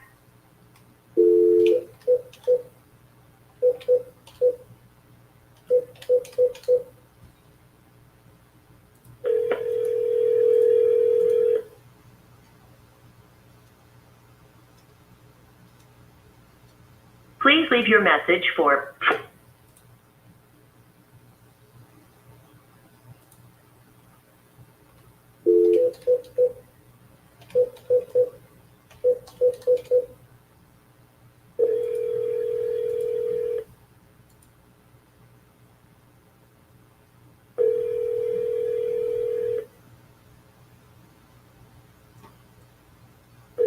This is one pretty epic run in voicemail hell here.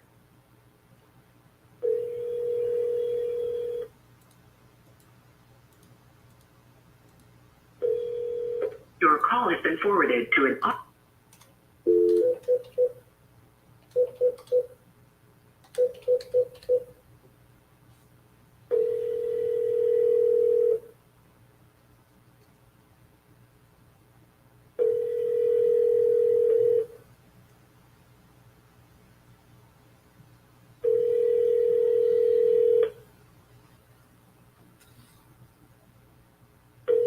Hey, Garrett.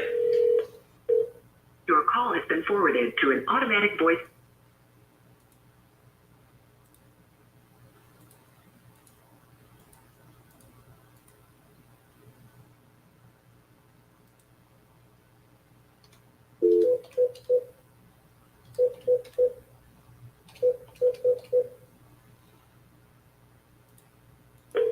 Your call has been forwarded to an automated voice messaging system.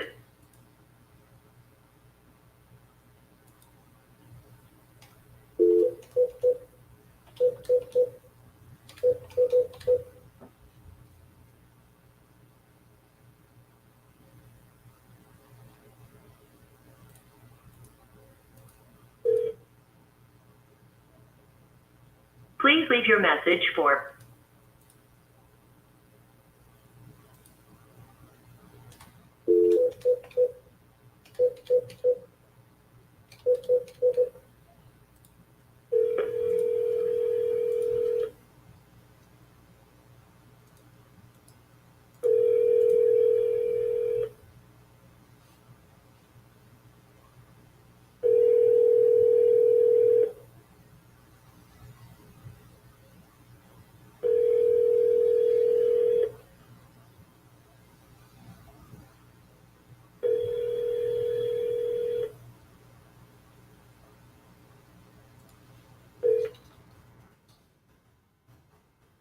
Please leave your message for 51229.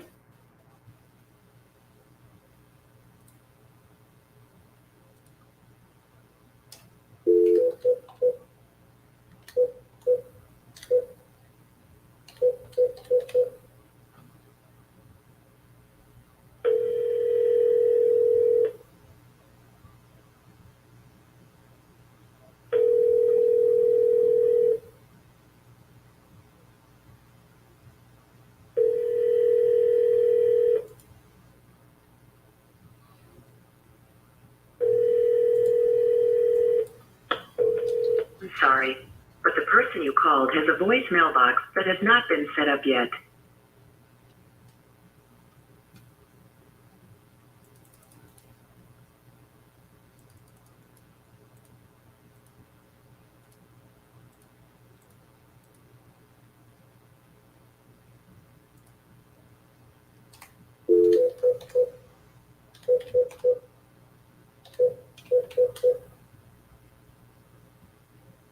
I'm sorry, the person you are trying to reach has a voicemail.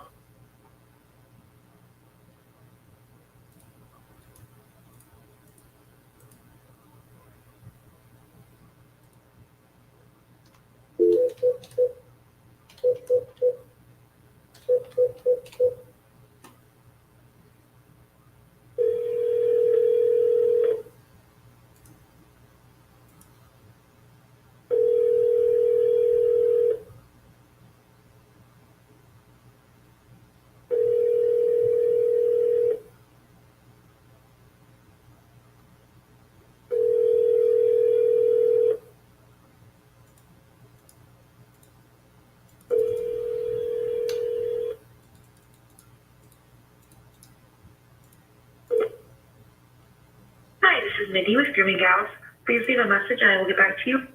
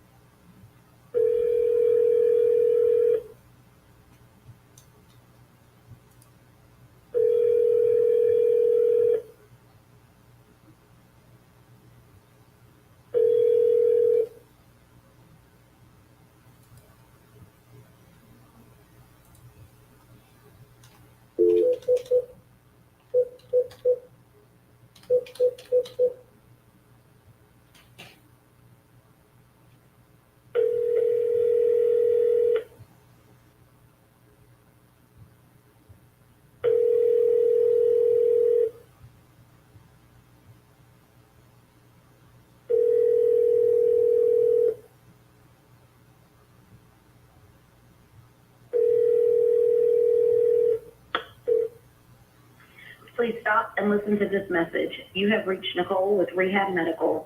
Today is Tuesday, February 21st. That is not today's date, Nicole.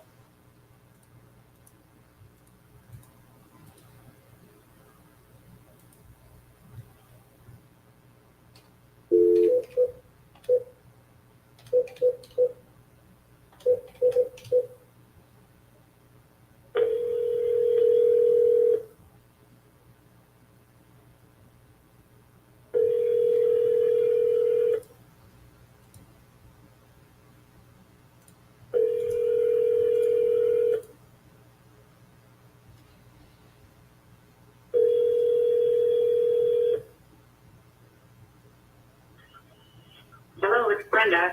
Sorry I can't get to you right now.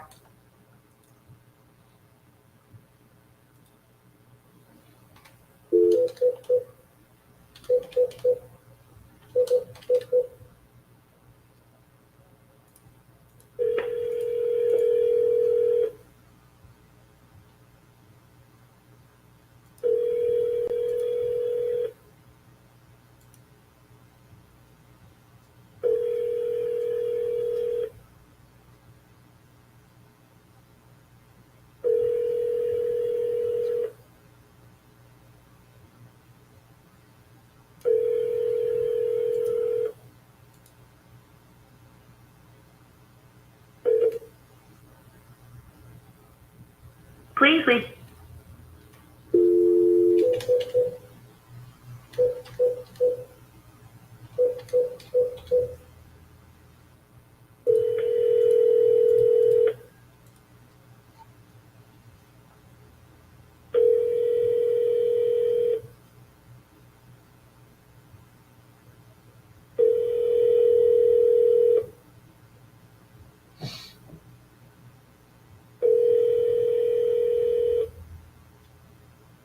Your call has been forwarded to.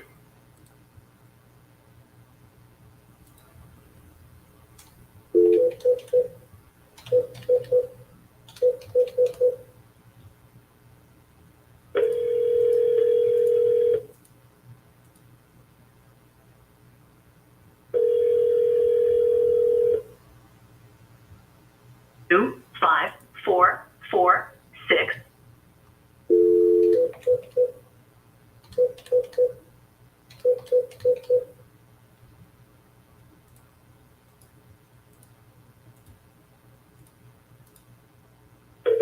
Your call has been forwarded to an automatic voice message system. 6, 1.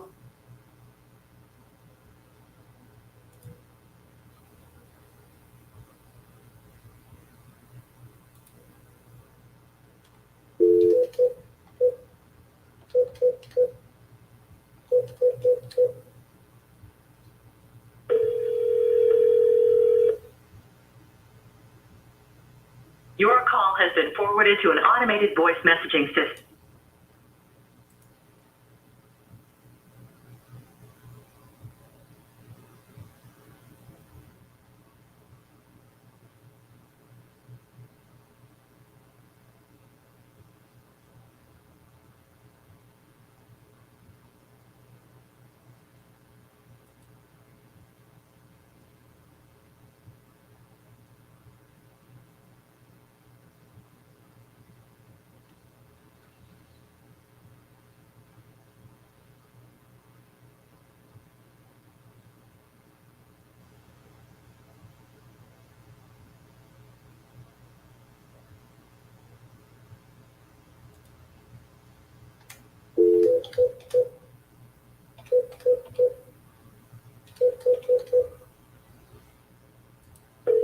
Your call has been forwarded to a. Oh, man.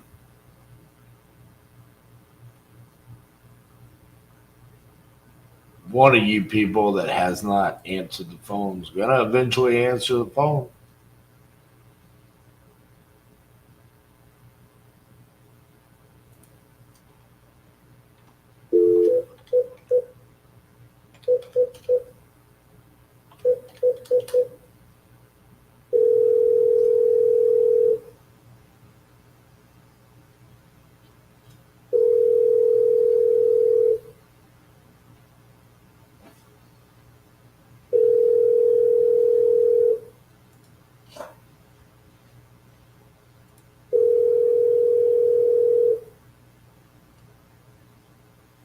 Hello, please leave a message after the tone.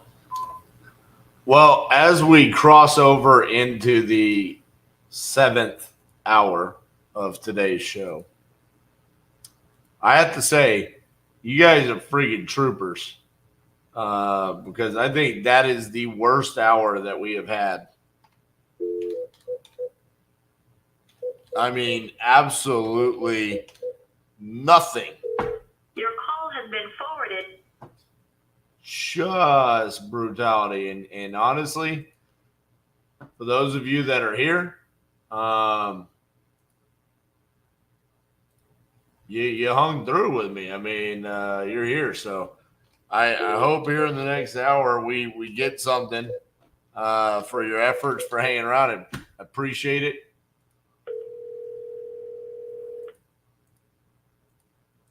Gotta get somebody on the phone.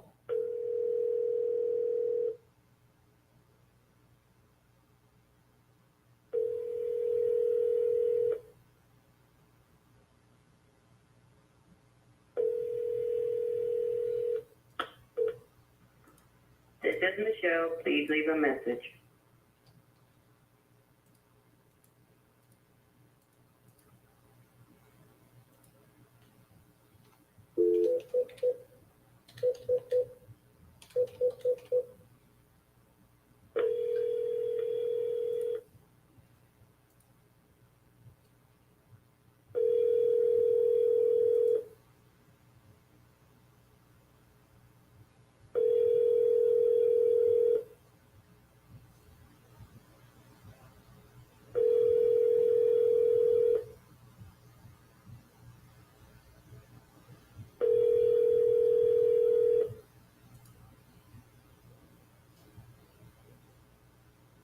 You've reached Frida.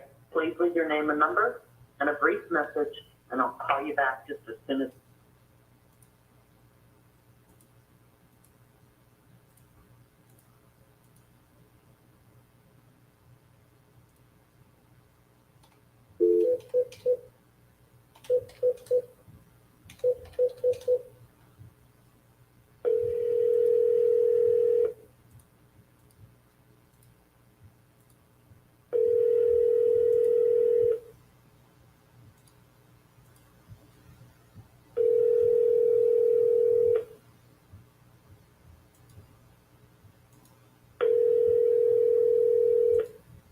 Your call has been forwarded to an automatic voice message system. 717.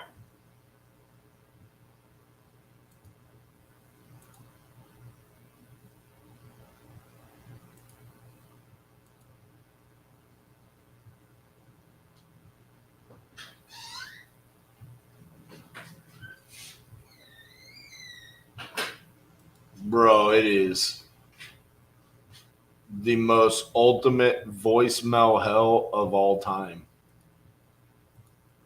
I can't get anybody to answer the damn phone. It's incredible. I'm just sitting over here just dialing, reading emails, getting my heart broken. Some of these title emails, man. Oh, you don't even understand. It is insane, some of the stuff.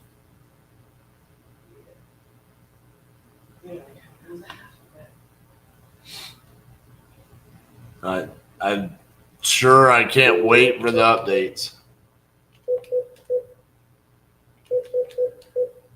Oh, how I get an email in the middle of the day on Thursday, and it's like, the person in the office that handles this will be back on Monday, so we'll start then.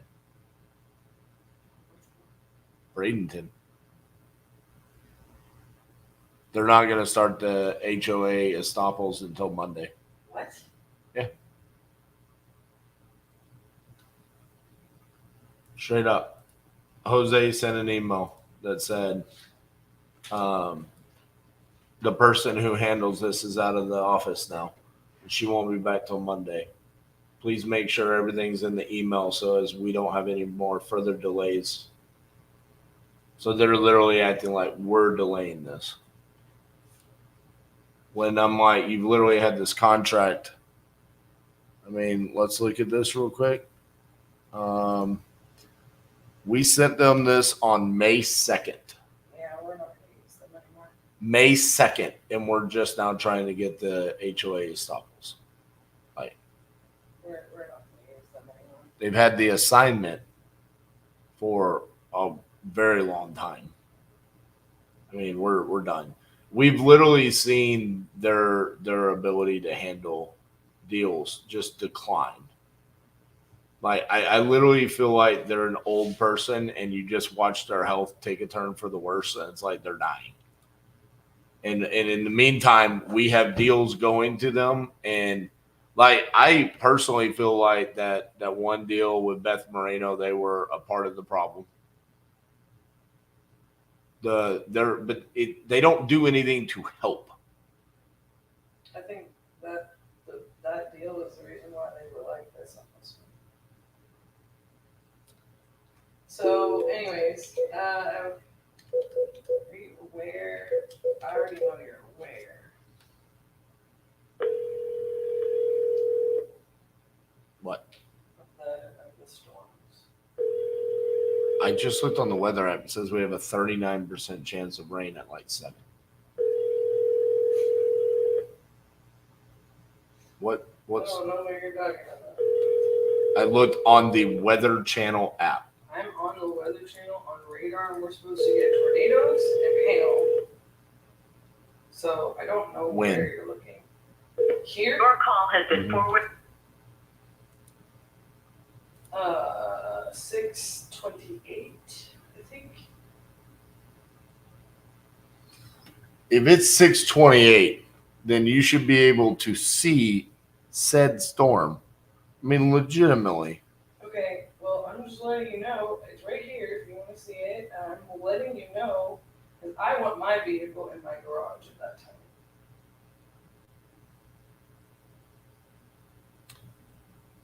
Thunderstorms possible around 6:45.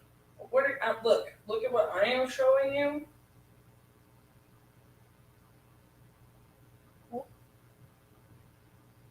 Where are you located on that map, sweetheart? Fort Worth. Here's where we are. So you're sitting in some green. We can have rain. Man. I'm not playing it out for you in the part where we're in orange. I was just showing you in general since you're like, we don't get Your call has been forwarded to an automated Bro. voice messaging. It's not real. I live 8 minutes from here, okay? I will leave when that storm is 9 minutes away. That's what I am telling you. It's happening. However, Garrett is not gonna.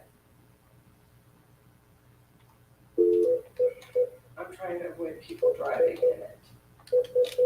I noticed we shipped Josh off to the nethers.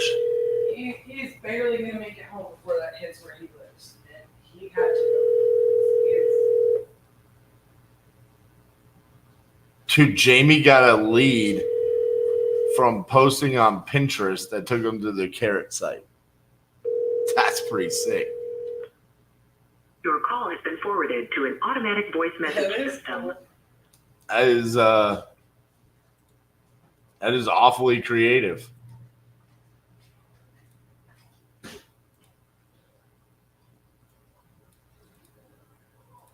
Don't worry, guys. I only got 140 more leads to call.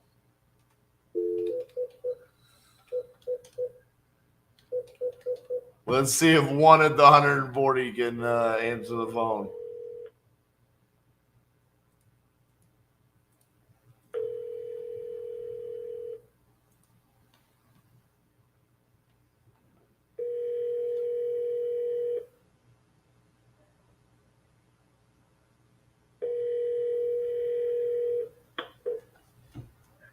Hi, you've reached Joy.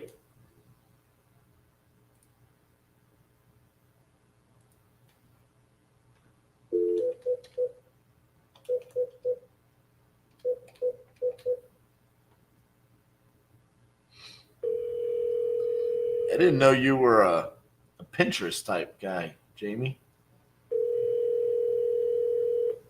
It's pretty interesting. Do you do a lot of Pinterest projects?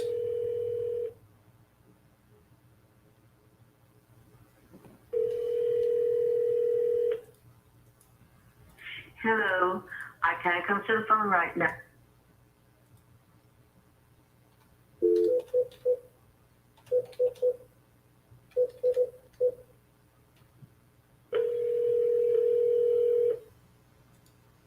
Whatever it takes, indeed.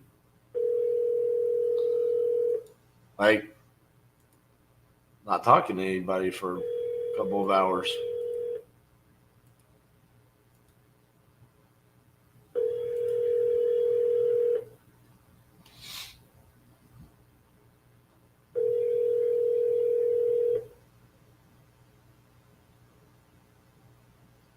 I'm sorry, the person you were trying to reach has...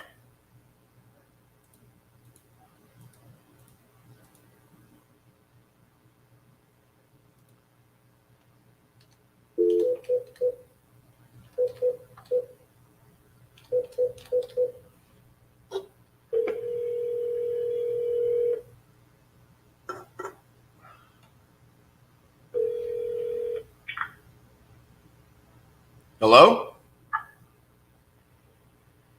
Hello? Yes, hello?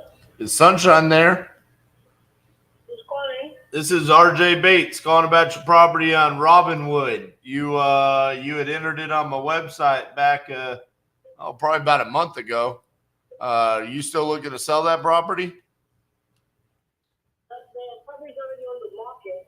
It's in contract. Oh, okay. Yeah, I've been calling you for a month now, trying to get a hold of you.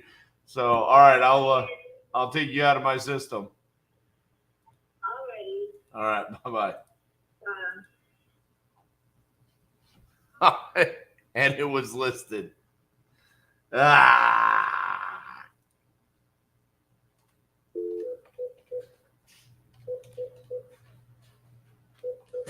Hey, you want to give me like 10 minutes just so I can walk around? I'm like literally drowning in voicemails over here. Yeah. All you have to do is just keep going one at a time up the list. Copy and paste. You don't need to show video. Hold on. Your call has been forwarded to an automatic voice message system. 3-1. Hold on. Gotta leave this note.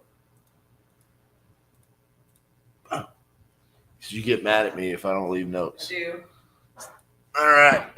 Oh, yeah. Circulation in the glutes. Woo! Circulation. Woo! My butt's feeling lively.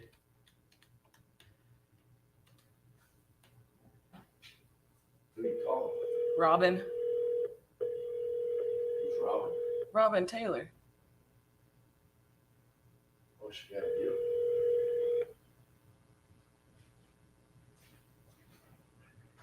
I'm sorry your call was missed, but if you would, please stay.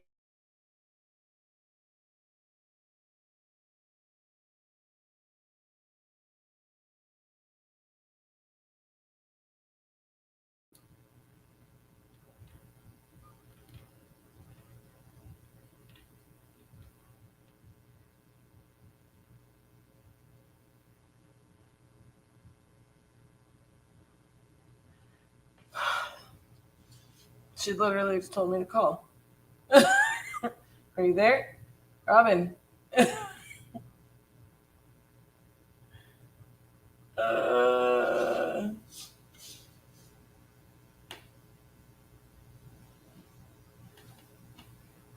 Hold.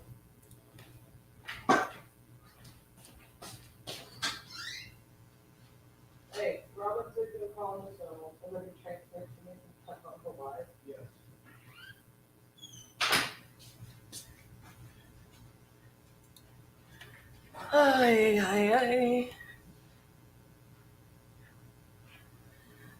Listen, Robert and RJ, the storms, okay? Here's the deal with the storms. RJ doesn't believe in storms, right? RJ also gives people heck because they're driving, directly into a storm that they're trying to be home for. But literally, our team is committed to logging back in and working extra hours tonight. I can't be mad at them. Hi, Robin. Accidentally pushed, I guess, ignore, so it went to voicemail. No worries. I've got you on speakerphone on the live, just so you're aware. Well, thank you for letting me know. Say hi to everybody. Hello, everybody. Okay, so we have this deal. I was going to give you an update. So the person that sent this into us for the JV, I had told him before, last night, I was like, hey, look, just so you're aware, in Nebraska, there's all these laws. The real estate commission is cracking down. You have to have a listing agreement. The seller has to sign this agreement. They're going into pre-foreclosure. This is not something that's going to be achievable in 5 days. And your seller is trying to sell to other buyers because I'm assuming they're thinking you're not going to perform in 5 days, right? And they emailed back in, yeah, you're right. I didn't know that was that kind of undertaking, so I'll go ahead and terminate. I just now read that because you had messaged me, but they sent that in this morning, so I have no idea what the seller is going to be able to do. But full disclosure, we would have to talk to our agent about it since I don't know what we're going to have to do just because it's in that pre-foreclosure auction status. You know what I mean? Right. This is so involved. I know. Really involved. So what I wanted to do was to get on a conference call so that Jeremiah could explain to you exactly what's going on. Mm-hmm. So originally he had gone through trying to acquire the property. He thought he was going to flip it himself and fix it, but he said it's just too much for him to do, being that he does not live in Nebraska. And he didn't want to take that on. So what his intention was, because he's not the owner, okay? So he was planning on double closing on the property. That shed a light for me. So he doesn't. I'm sorry, go ahead. So he doesn't even own the property? He does not own the property. So he's trying to wholesale it. So, yeah, he said he's never done wholesaling before. He's used to just buying properties and fixing them. He's definitely not used to JVing. I think he said this was his first time even attempting to do that. His main focus was to try to find a cash buyer. So what he is doing is also illegal.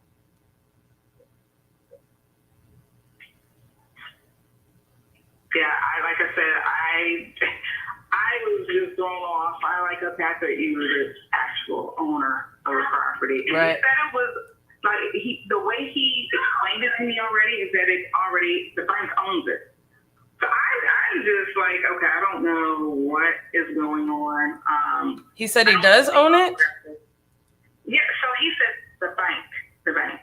It's bank owned. From what I saw on record, now I went through PropStream, and I know PropStream is not necessarily 100% accurate.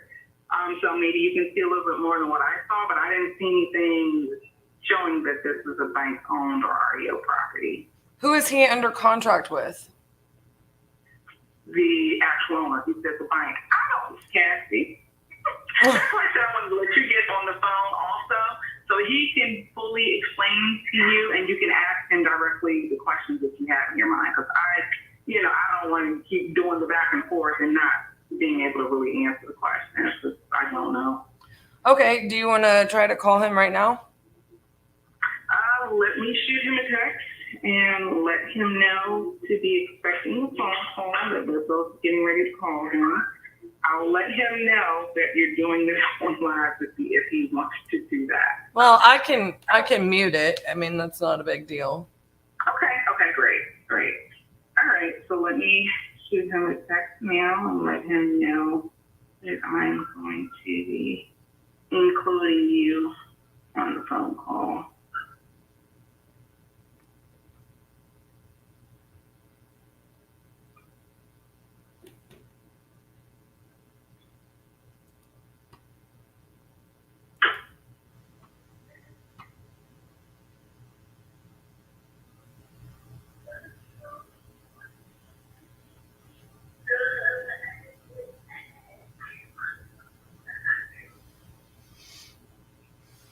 So hopefully he'll be to, because I literally just got off the phone with him when I sent you the message. Yeah, I mean, I can transfer this to my desk, or you can call back when you can get him on the line or whatever. And Okay. it's either way. I mean, RJ's just taking like a quick break. Okay. He said I can call him in about 10 minutes. Okay, yeah.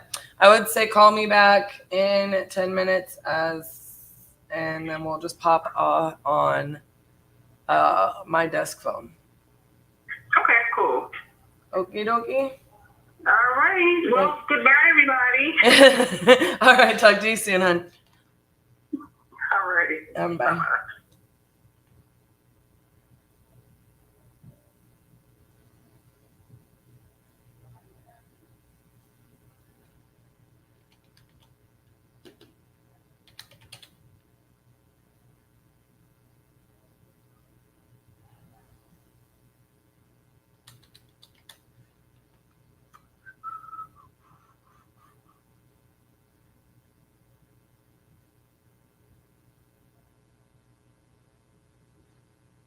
Oh.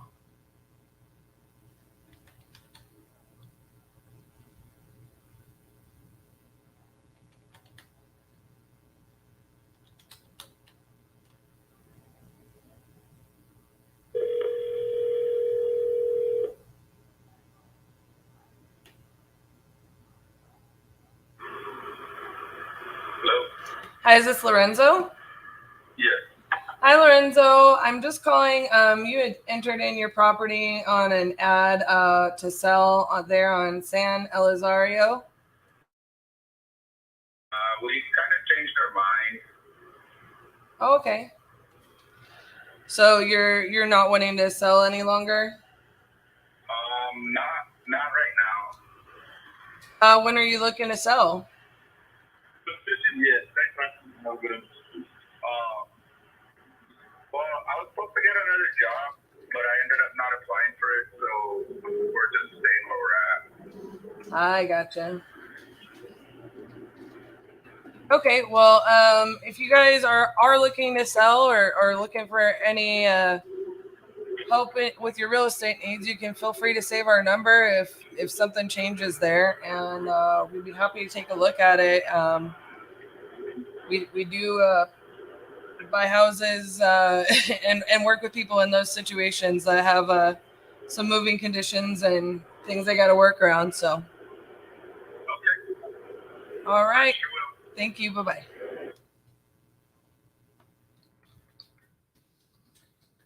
You got a hold of somebody. Yeah, they're now not moving.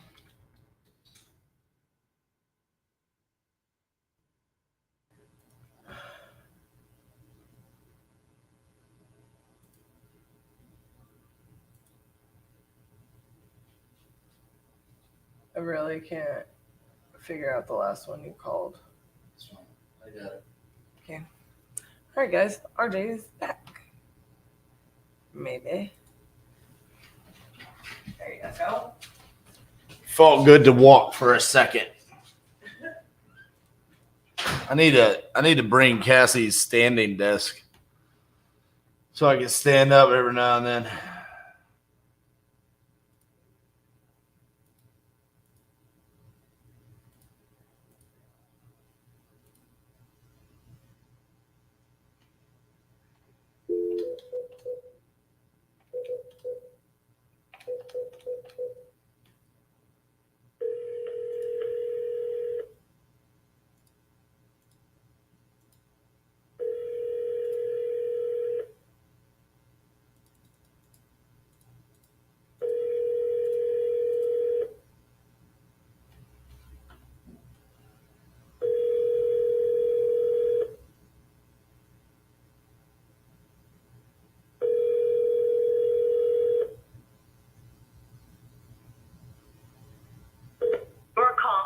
forwarded to an automated voice messaging system. Aaron?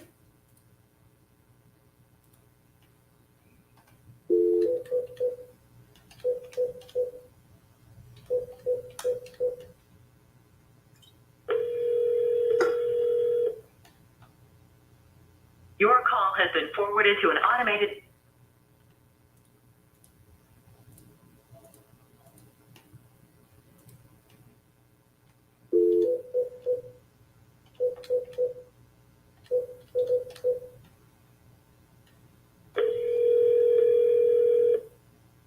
Your call has been forwarded to an.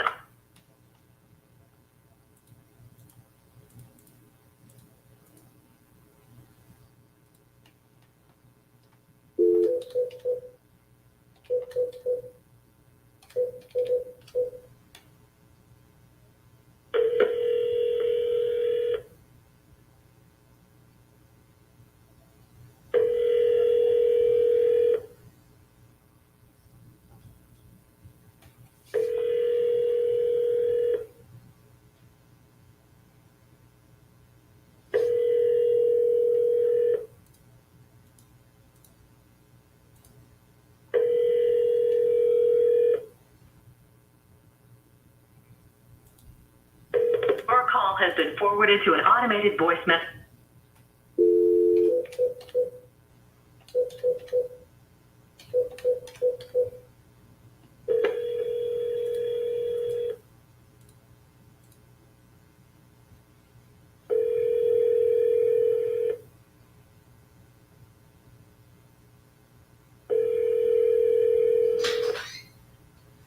We're sorry, your call cannot be Gracias. completed at this time.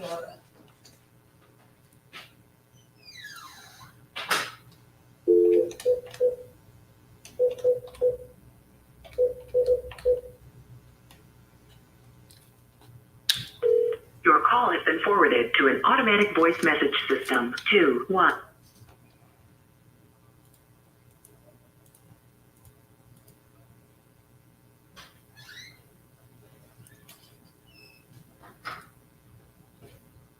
Getting out of here. Talked to Lawrence though. He reached out just to give you an update on the.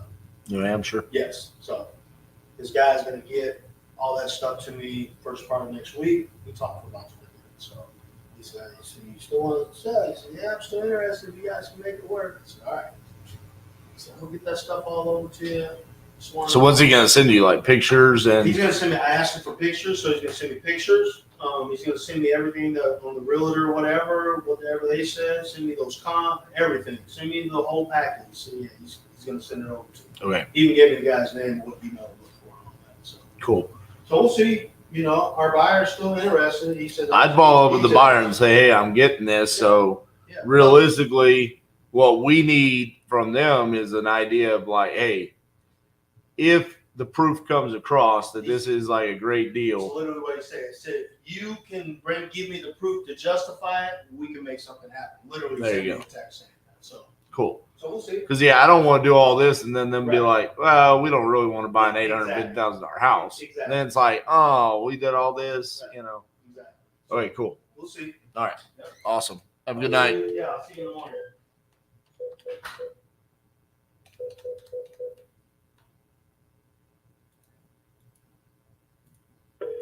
Your call has been forwarded to an.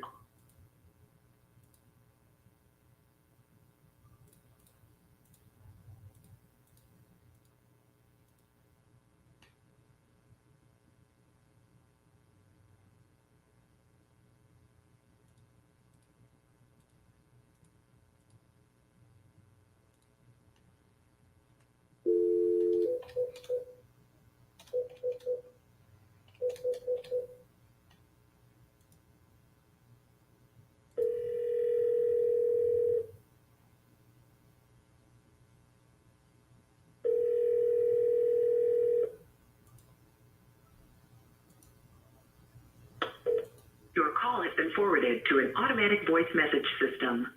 864425552.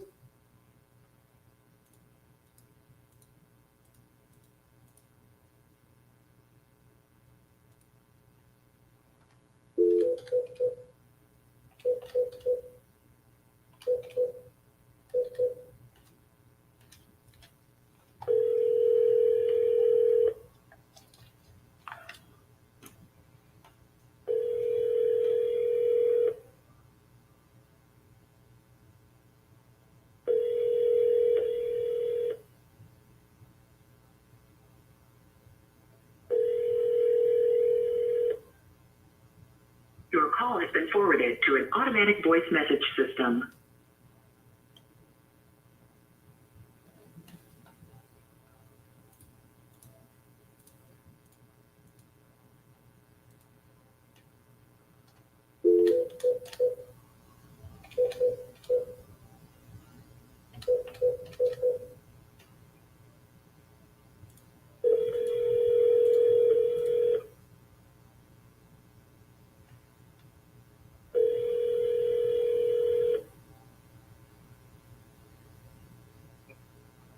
Hello? Hey, is Pete there? How can I help you? Hey, Pete, this is RJ Bates calling about your property in Ringgold, Louisiana that you entered on my website a while back. Are you still interested in selling that property? I'm back and forth with it at the moment. I actually tried to contact some realtors down in that area, but I could never get anyone to respond. Gotcha. So I'm going to head down there in September to check it out and see what I want to do with it. Okay. Yeah, because I've been calling you since like May 10th about the property. So, I mean, I'm a buyer. I'm not sure what you're wanting to do with it or what's happening with it. But are you just going to wait until September? That's a better fit for you? Yeah, it is. Gotcha. All right. Well, sounds good. I'll make sure to take you off our list then. All right, take care.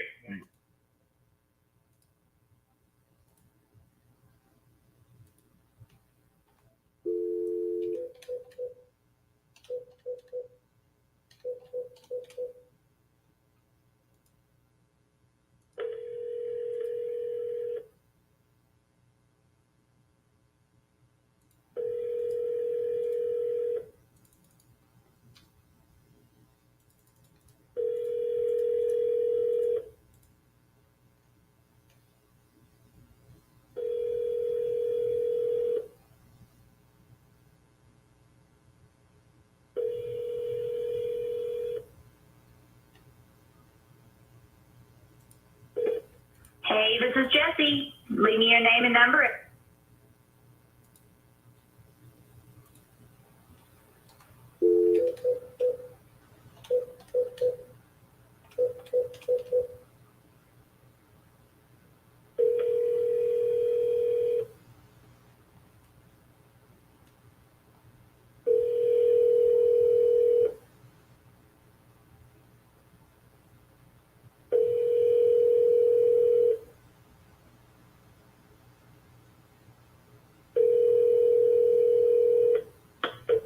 Your call has been forwarded to an automatic voice message system. 2244.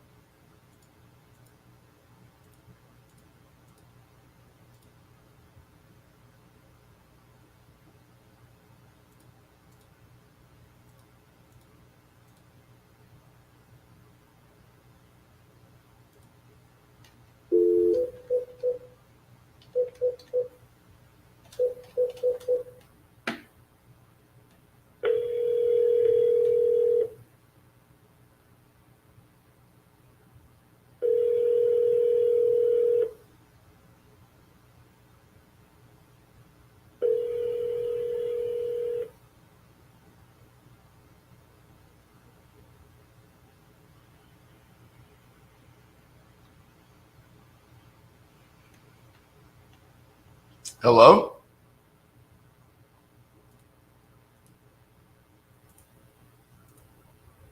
Hello?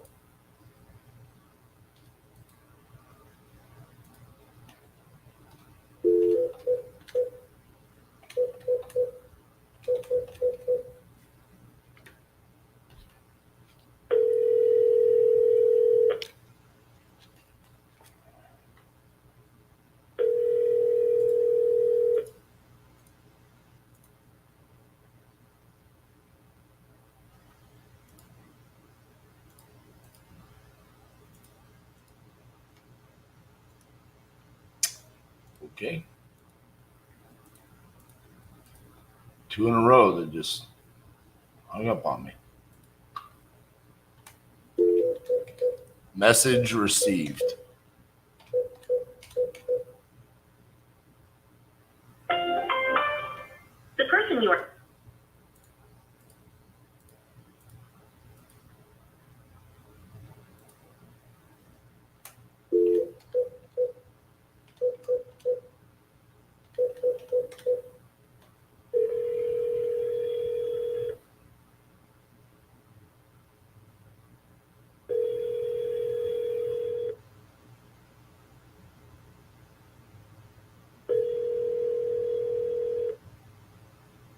We're sorry, your call cannot be completed at this time.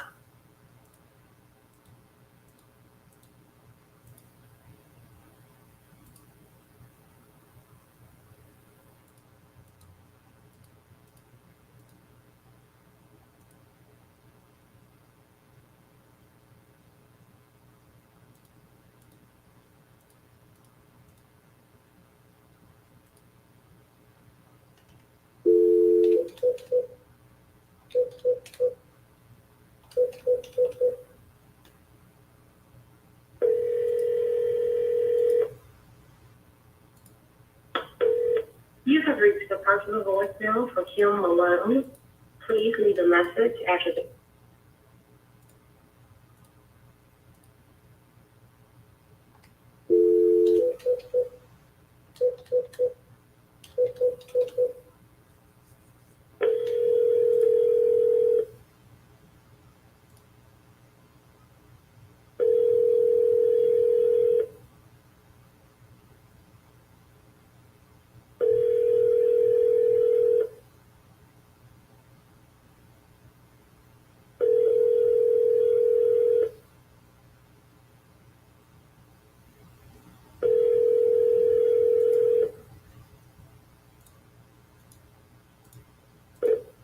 I'm unable to take your call. Leave a message to the sound of tone or return it as soon.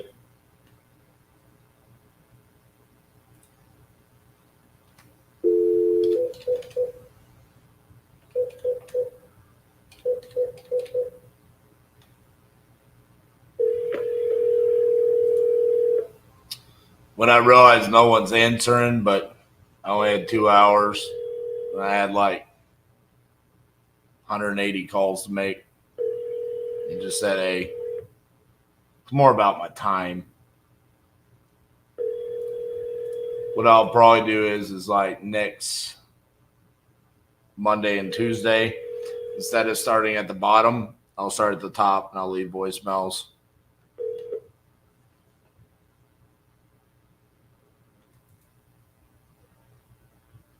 Because the reality is all these still need voicemails. Now, they have received numerous voicemails since they've entered this. Your call has been forwarded to an.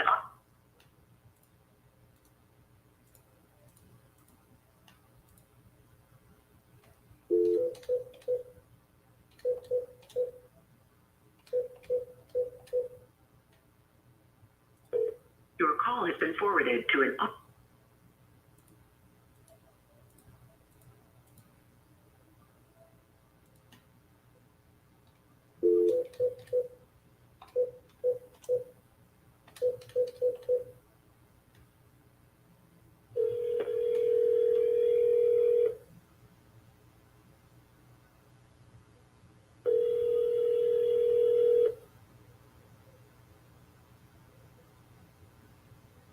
Please leave your message for Julia Barker.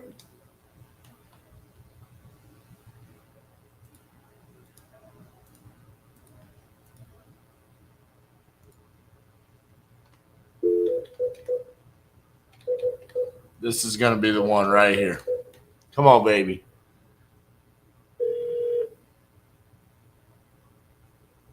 Please leave your message. That was a state I need a deal in. Rhode Island.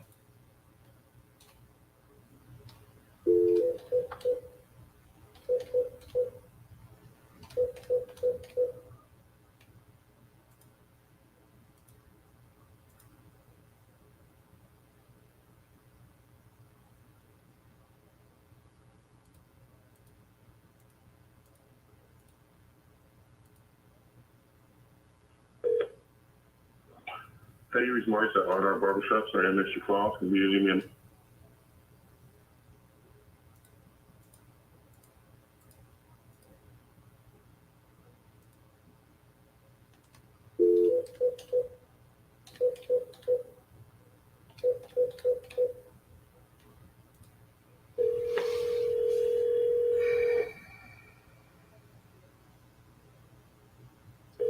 Lead Zolo is exclusive. Speed Lead, you can pay more for it to be exclusive, or you can pay for it to be cheaper. Or if someone has already bought it and didn't pay for it to be exclusive, then they would already have it. But the reality of it is that if they filled out their form, they filled out other forms. So it's not like it's an exclusive lead to you. It might be exclusive from Lead Zolo, but guaranteed they're going to go to somebody else's website and fill it out. No matter what, you're always going to be competing.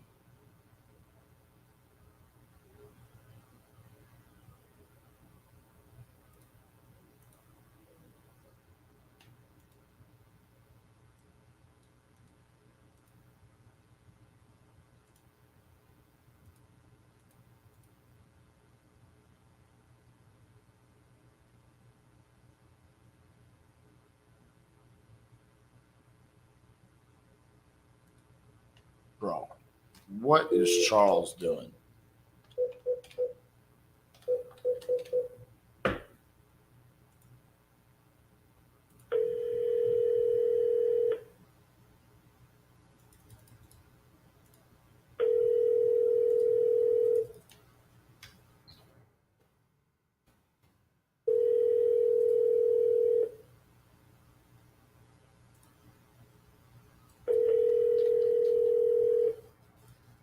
Has been forwarded to an automatic voice message system. 2-4.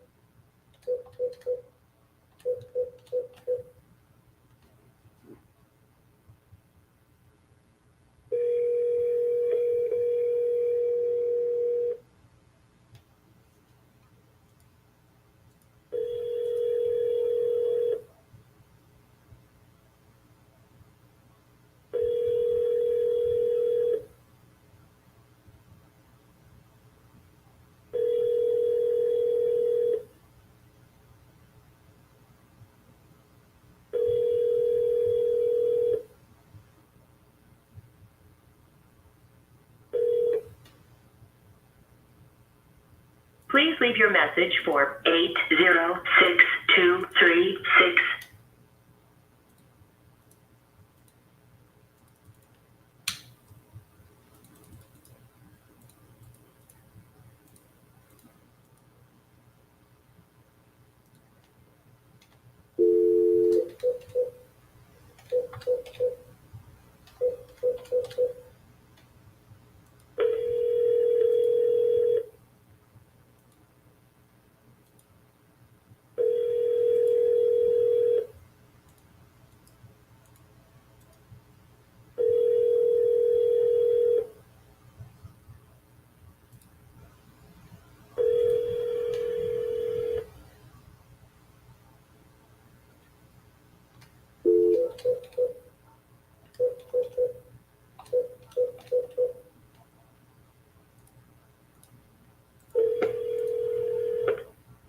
Please leave your message for 7.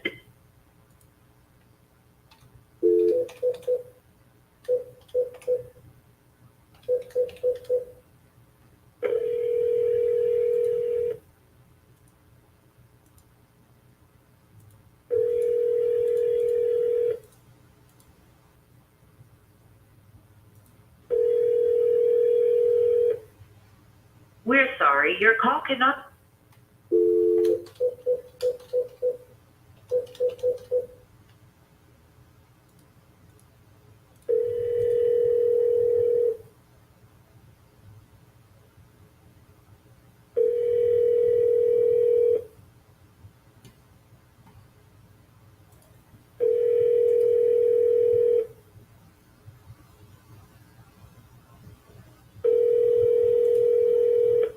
What's up, Matthew? Call has been forwarded to an automatic. We've had a pretty good day. I mean, this afternoon's been pretty uneventful, but had a great episode, Pardon the Disruption. Hi, this is Stephanie. Please. Had a great conversation with a Laredo seller that I think they'll probably go with us. And then actually, I'm supposed to get a call from them after 6 o'clock. Totally just remember that. And we're going to help them get a rental here in Arlington, Texas. Had another good conversation. Can't remember which lead it was. So, slow day, but not bad. But appreciate you. Appreciate the well wishes.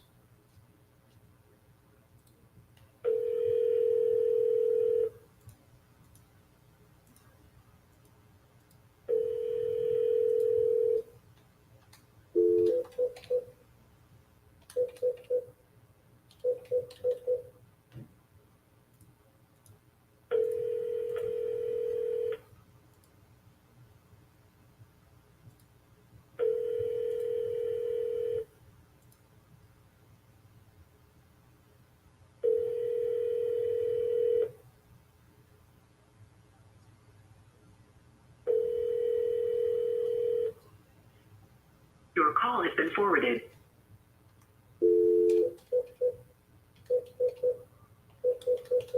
If I remember correctly, last Thursday was pretty similar to this. Please leave your message for 40. Actually, I do know for a fact last Thursday we were sitting on 71 signed contracts because I wanted to get to 75, and we're at 81 signed contracts. So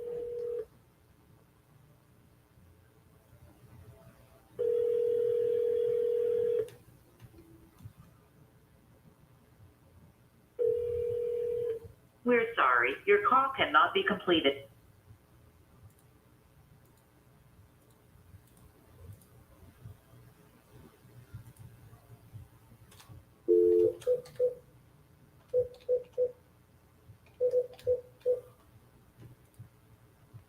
yeah, we haven't done ringless voicemail since, Hi, you've reached the office of Dr. I don't know, there was back 2020, 2021, we did a few, but we really moved away from that. There's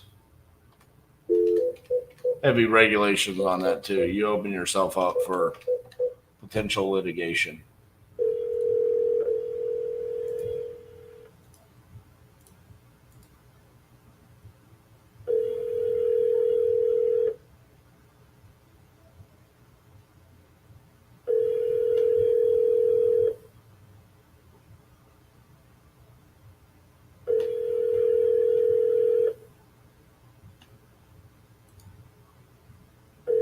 Long day for you, huh, Anna? Yeah, I mean, I can't say today has felt like necessarily a short day. It did all the way up until after part of the disruption for me. And then this just screeching halt was like killing me.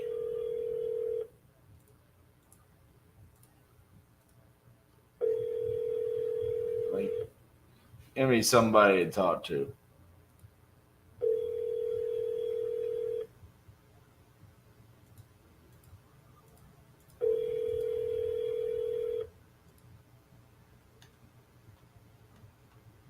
Your call has been forwarded.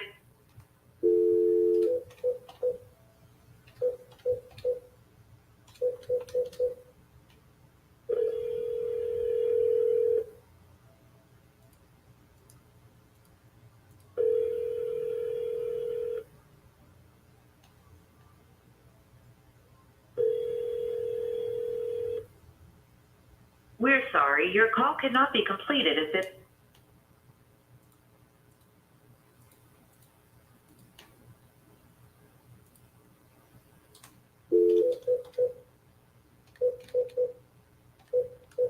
Did man,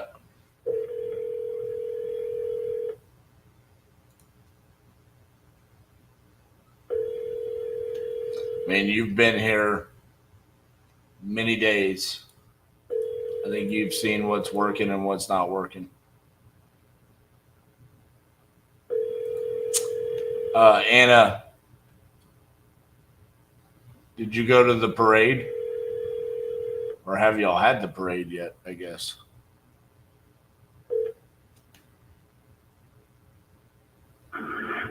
Reach Walt Miller.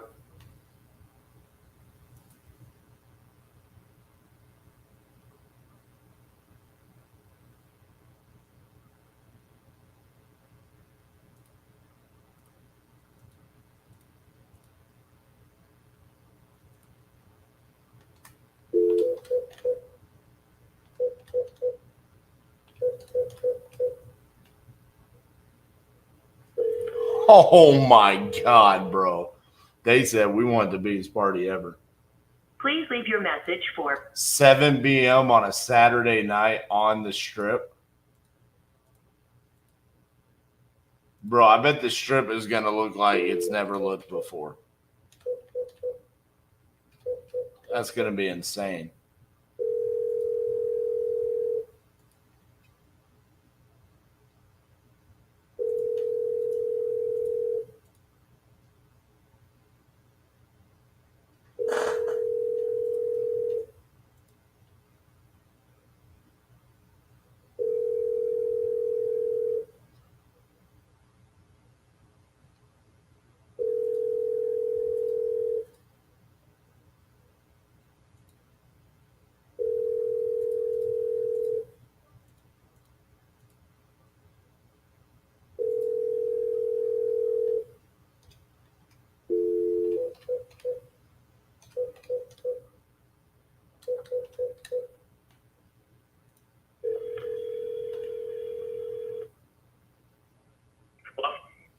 Hey, is this a fair?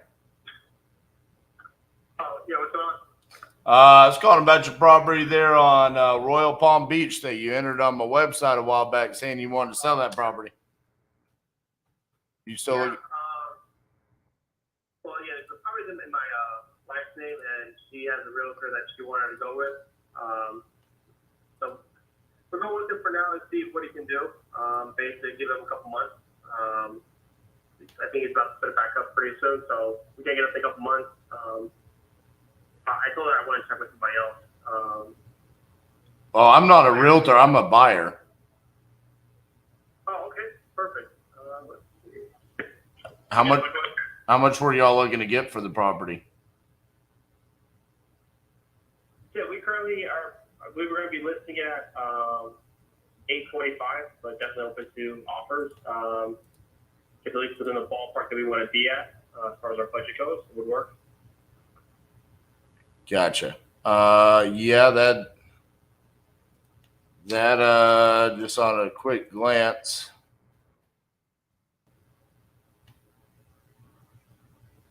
Yeah, you're good. Please, That appears to be like inside of like 0.4 miles. That would be like the most expensive property in the area. So probably not going to be a good fit for me, but best of luck with the realtor. Hey, Matt, I appreciate it. Thank you so much. At least thanks for the consideration. Yep. Bye-bye.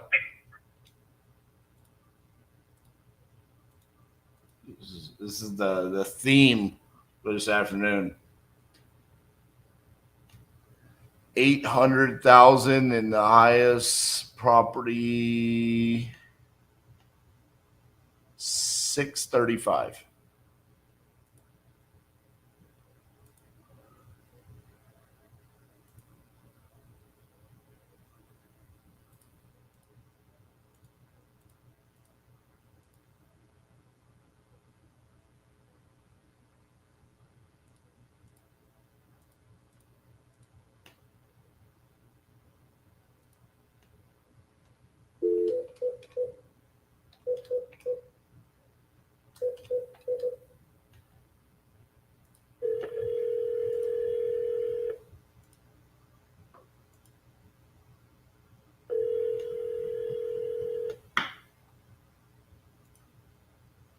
Please leave your message for 5.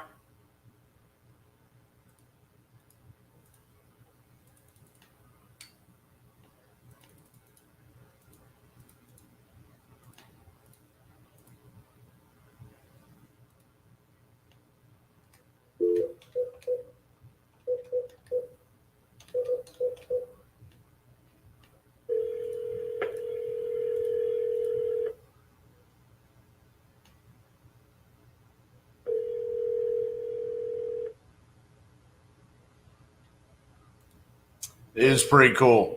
See Vegas finally get a teams, and then be able to win a championship. Pretty awesome.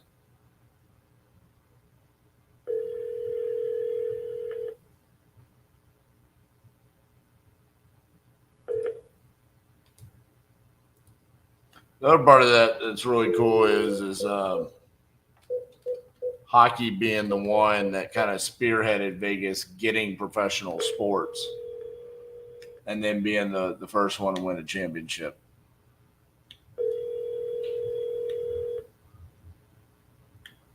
You have reached 845-978.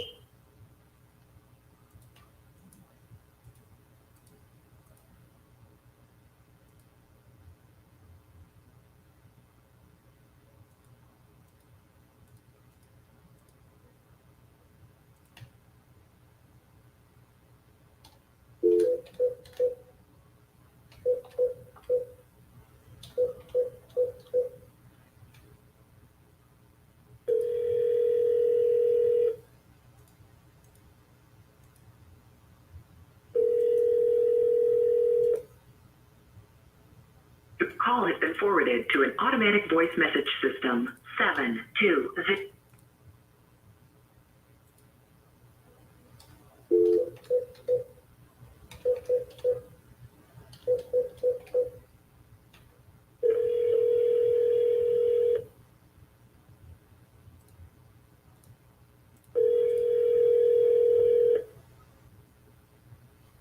Oh, you're right.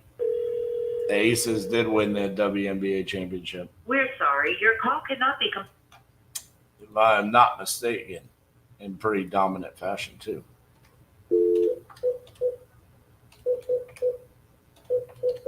Hey, Vegas and Denver are having quite a run. Denver gets the Hello, this is Joe. NBA championship, was Stanley Cup last year. Now Vegas gets Stanley Cup.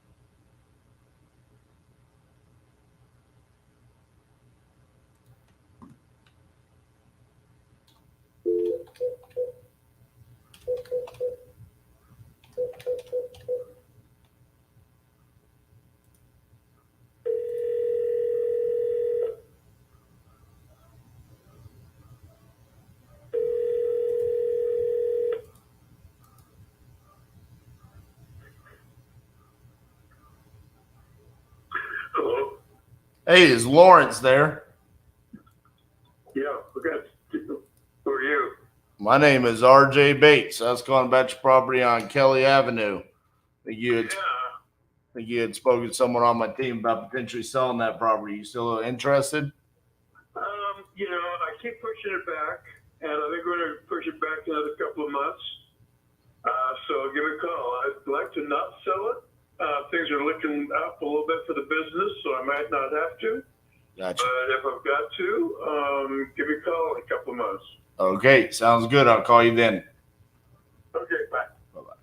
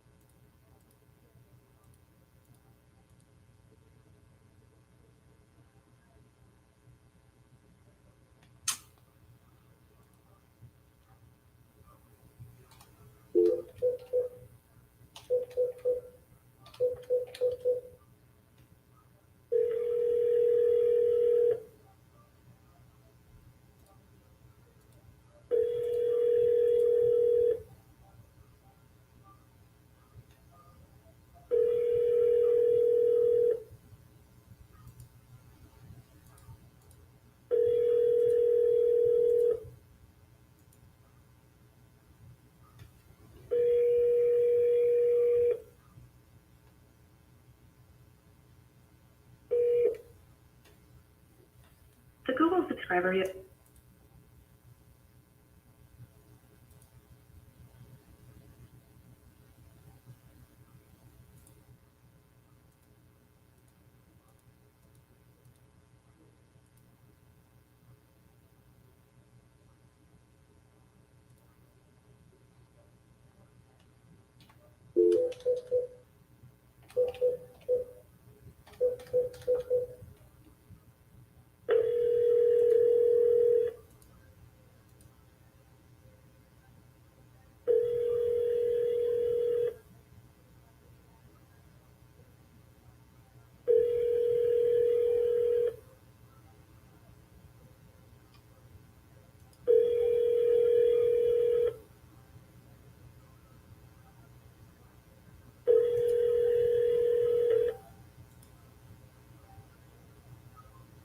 Your call has been forwarded to an automated voice.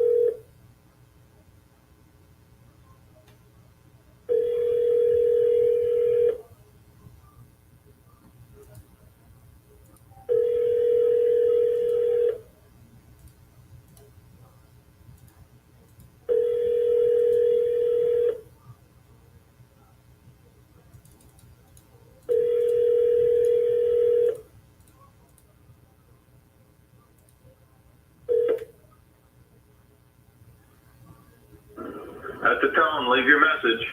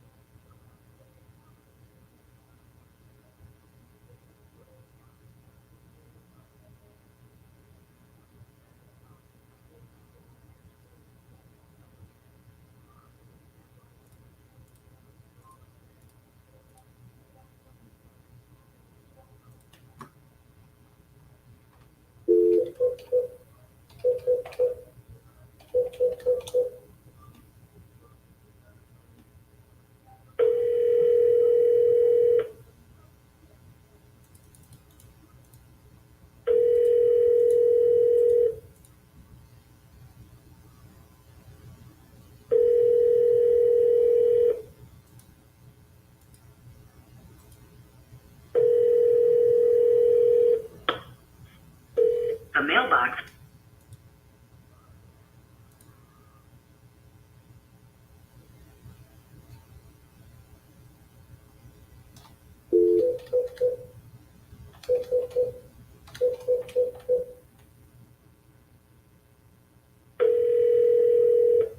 Your call has been forwarded to an automatic voice message.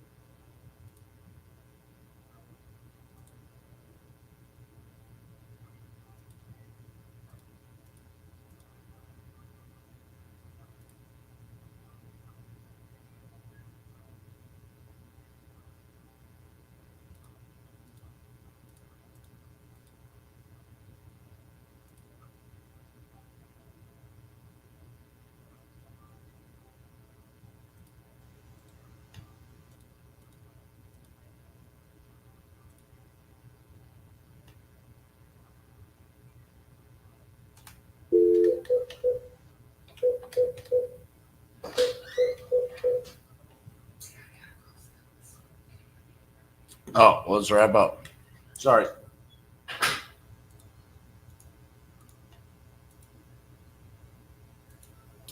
All right. Well, I hate to end days like that, but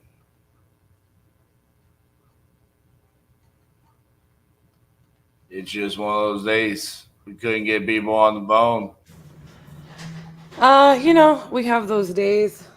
It happens periodically. I get it. Tomorrow will be chaos, I'm sure. Yeah. I mean, I would tell you stay and call till your heart is happy, but realistically speaking, we have some really bad weather on the way. I've got to call Stella. I got you. Well, anyway, let's wrap up for the day so we can knock that stuff out.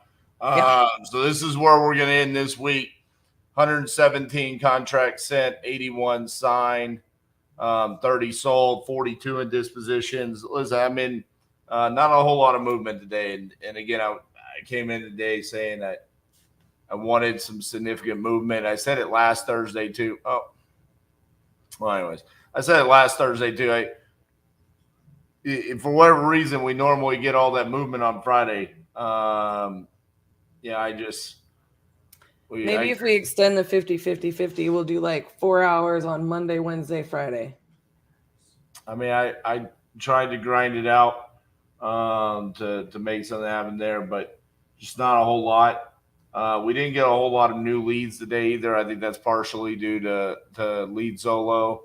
Probably having to fix their campaigns with the issues that they were doing there. I had speed to lead pulled up all day today, and I was watching. I didn't really love anything that popped up today, so I didn't buy any leads. Everything that was coming in was kind of like, I mean, it was just a weird day. What did we do is I gave you like a lot of leads that have been needing to be recycled, right? And so you just get a lot less traction. They're worth it, but this is what I said. I was like, that's a whole different barrel of monkeys when you've got them in a dialer. When we're calling live, it can get kind of like, and it's a whole different barrel of monkeys too. And we're not getting our phone system integrated we have everything. The earliest they say that they can book us is the 30th of June. Uh-huh. Okay. Well, it is what it is. We're going to try to work it around us. But here's the other thing too, is I was thinking in my head, like, I know we'll get a ton of leads over the weekend, but maybe we need to reconsider if you weren't pulling on speed to lead, maybe we need to reconsider our batch campaign, like adding one in, maybe like in some of the places that we really have enjoyed from the first 30 days of the challenge. We do need to do that. I'm probably going to work on that over the weekend for sure. Yeah, because it's really hard for you to do that when you're on the live, Yeah, I tried to do it one day, and then it's like some stuff I don't want, like a phone number to bob up, and then they'll kill it. So it's like I didn't want to show too much. So yeah. I mean, listen, Anna, you're right. I mean, we did this week get 10 signed contracts. So see, that's what I'm saying. Like 10 contracts in a week. I mean, yeah, you're not averaging 2.75 on that. And yeah, RJ's obsessed with numbers. And yeah, like when you have a day like today, it feels like you're grinding and it's just not. Well, honestly, the thing that's upsetting to me is that like some of the non-signed contracts, like I just don't understand.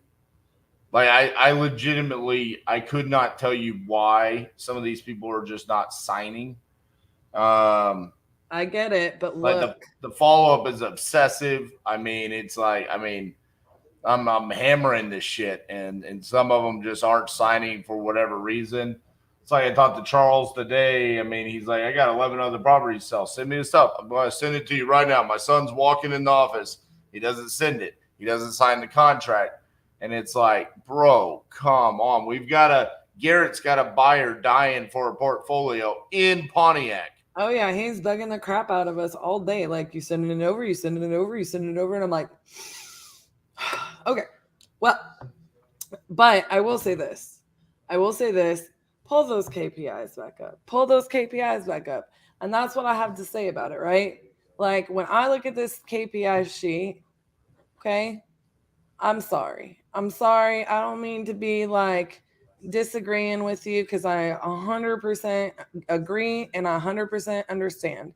But when you are looking at, you have, decided that 117 properties, sellers, whatever, are worthy of us getting under contract and doing something with that property, right? And, 30% of them take longer. Half of them will probably sign. If 15% of them change their mind or call us back in a month saying I was stupid, like those are not bad numbers. I totally get where you're coming from. And yeah, some of those contracts, we'll probably have to do like a 4 weeks, 6 weeks later KPI update live once we stop the 50-50-50, just to show people that those turn into contracts. Or those, like, how many times have we had people call us back and then we joke about it like, well, our price just went down $5,000. You know what I mean? Like, I know it drives you crazy that some of these take a lot more follow-up and you've been following up and not getting traction, but I know for a fact, like, because we've seen it for forever and ever, amen. No, I know. It's just on some of them, it's like that conversation happened today. Slow rolling them, yeah. That's just annoying. You're right, Anna. This is how you build a pipeline. That's why I don't want to stop when the 50 days is over. Ever. And I don't think I'm going to anytime soon. Just being honest. It's funny. I look back and we built so much traction in 2020 by doing the 50-50-50. And then it was like, okay, now we need to stop. And there was a transition by stopping. And I think that hurt us a little bit. And so it's like, I'm okay. We'll just keep it going. Listen, I expect a lot to happen here on the sold and the closed column very recently or very quickly here. And then tomorrow, we're as a team going to have a very serious conversation about this dispositions. I know some of the stuff, we've got assignments that have been sent out, haven't been signed, but we've got to get some movement there. We're working late tonight to work on some of these too, to get them wrapped up. Honestly, dispo side, we're gonna have to make some adjustments, and like you said, even if we don't stop the 50-50-50, there's a part of me that's like, again, you and I do acquisitions, and then we always have someone on acquisitions, but like the team dispositions, and I'll be honest with you, we today, Justin and Josh and even Garrett, once again, we were inundated with title baloney. So we are going to make some adjustments tomorrow, and we're probably going to go ham. And I straight up told the guys, I was like, I have a feeling I know what I'm doing tomorrow and Saturday. I'm going to be calling sellers and being like, or calling buyers, not just because, I mean, we're not, we definitely have been slowed down the past 2 days so much off of our pace on dispo because of title stuff. Yeah, I mean, that's what I was saying earlier. I mean, we have had some pretty unbelievable title issues there. We've solved some of them, and then it's like it's the whack-a-mole game. That is what that is what this week has been out here on the floor, my loves. And I look, I 1000%, like, I can't stand that. And like RJ, you know how hard he is on like the acquisitions numbers, right? Like, I am dying inside. like dispositions. I'm like dying inside, like, so it has been whack-a-mole out here this week. This week has been just like, what the heck? However, we're solving them. We're moving and grooving, and we're gonna be playing some catch up on some dispo for sure. But we're gonna get it done. Y'all gonna see those numbers go flying off the charts. All right, guys. Appreciate all the support this week. As much as I love doing the lives, I am going to enjoy tomorrow not being live and having a day in the office because I haven't had that in 2 weeks. And that part is the hardest part for me about this challenge. That is the hardest part. That's why I'm like Monday, Wednesday, Friday, half days. You do 3 hours, I'll do 3 hours. It's because of the Crucible last week that has added a little bit of like, okay, we need a little bit of like decompress, sit with the team, communicate about what's going on. I'm looking for setting the focus. Yeah. I look forward to tomorrow and just working with the team a little bit. So me too. Appreciate all the support, guys. We will see you Monday morning, bright and early. Love you, Anna. I stuck my straw in your milkshake, and I drank your milkshake. You can get chewed up and spit out if you don't understand these things. Go drink your milkshake. Are you prepared to do what it takes to get what you want? There's money in this room. There's millions of dollars in this room. Networking. It's about consistent, intentional, tactical action. I'm on a mission to make something change in my environment. It's going to give me what I want, and I'm obsessed about it. It's the Crucible! Oh, this is what we do.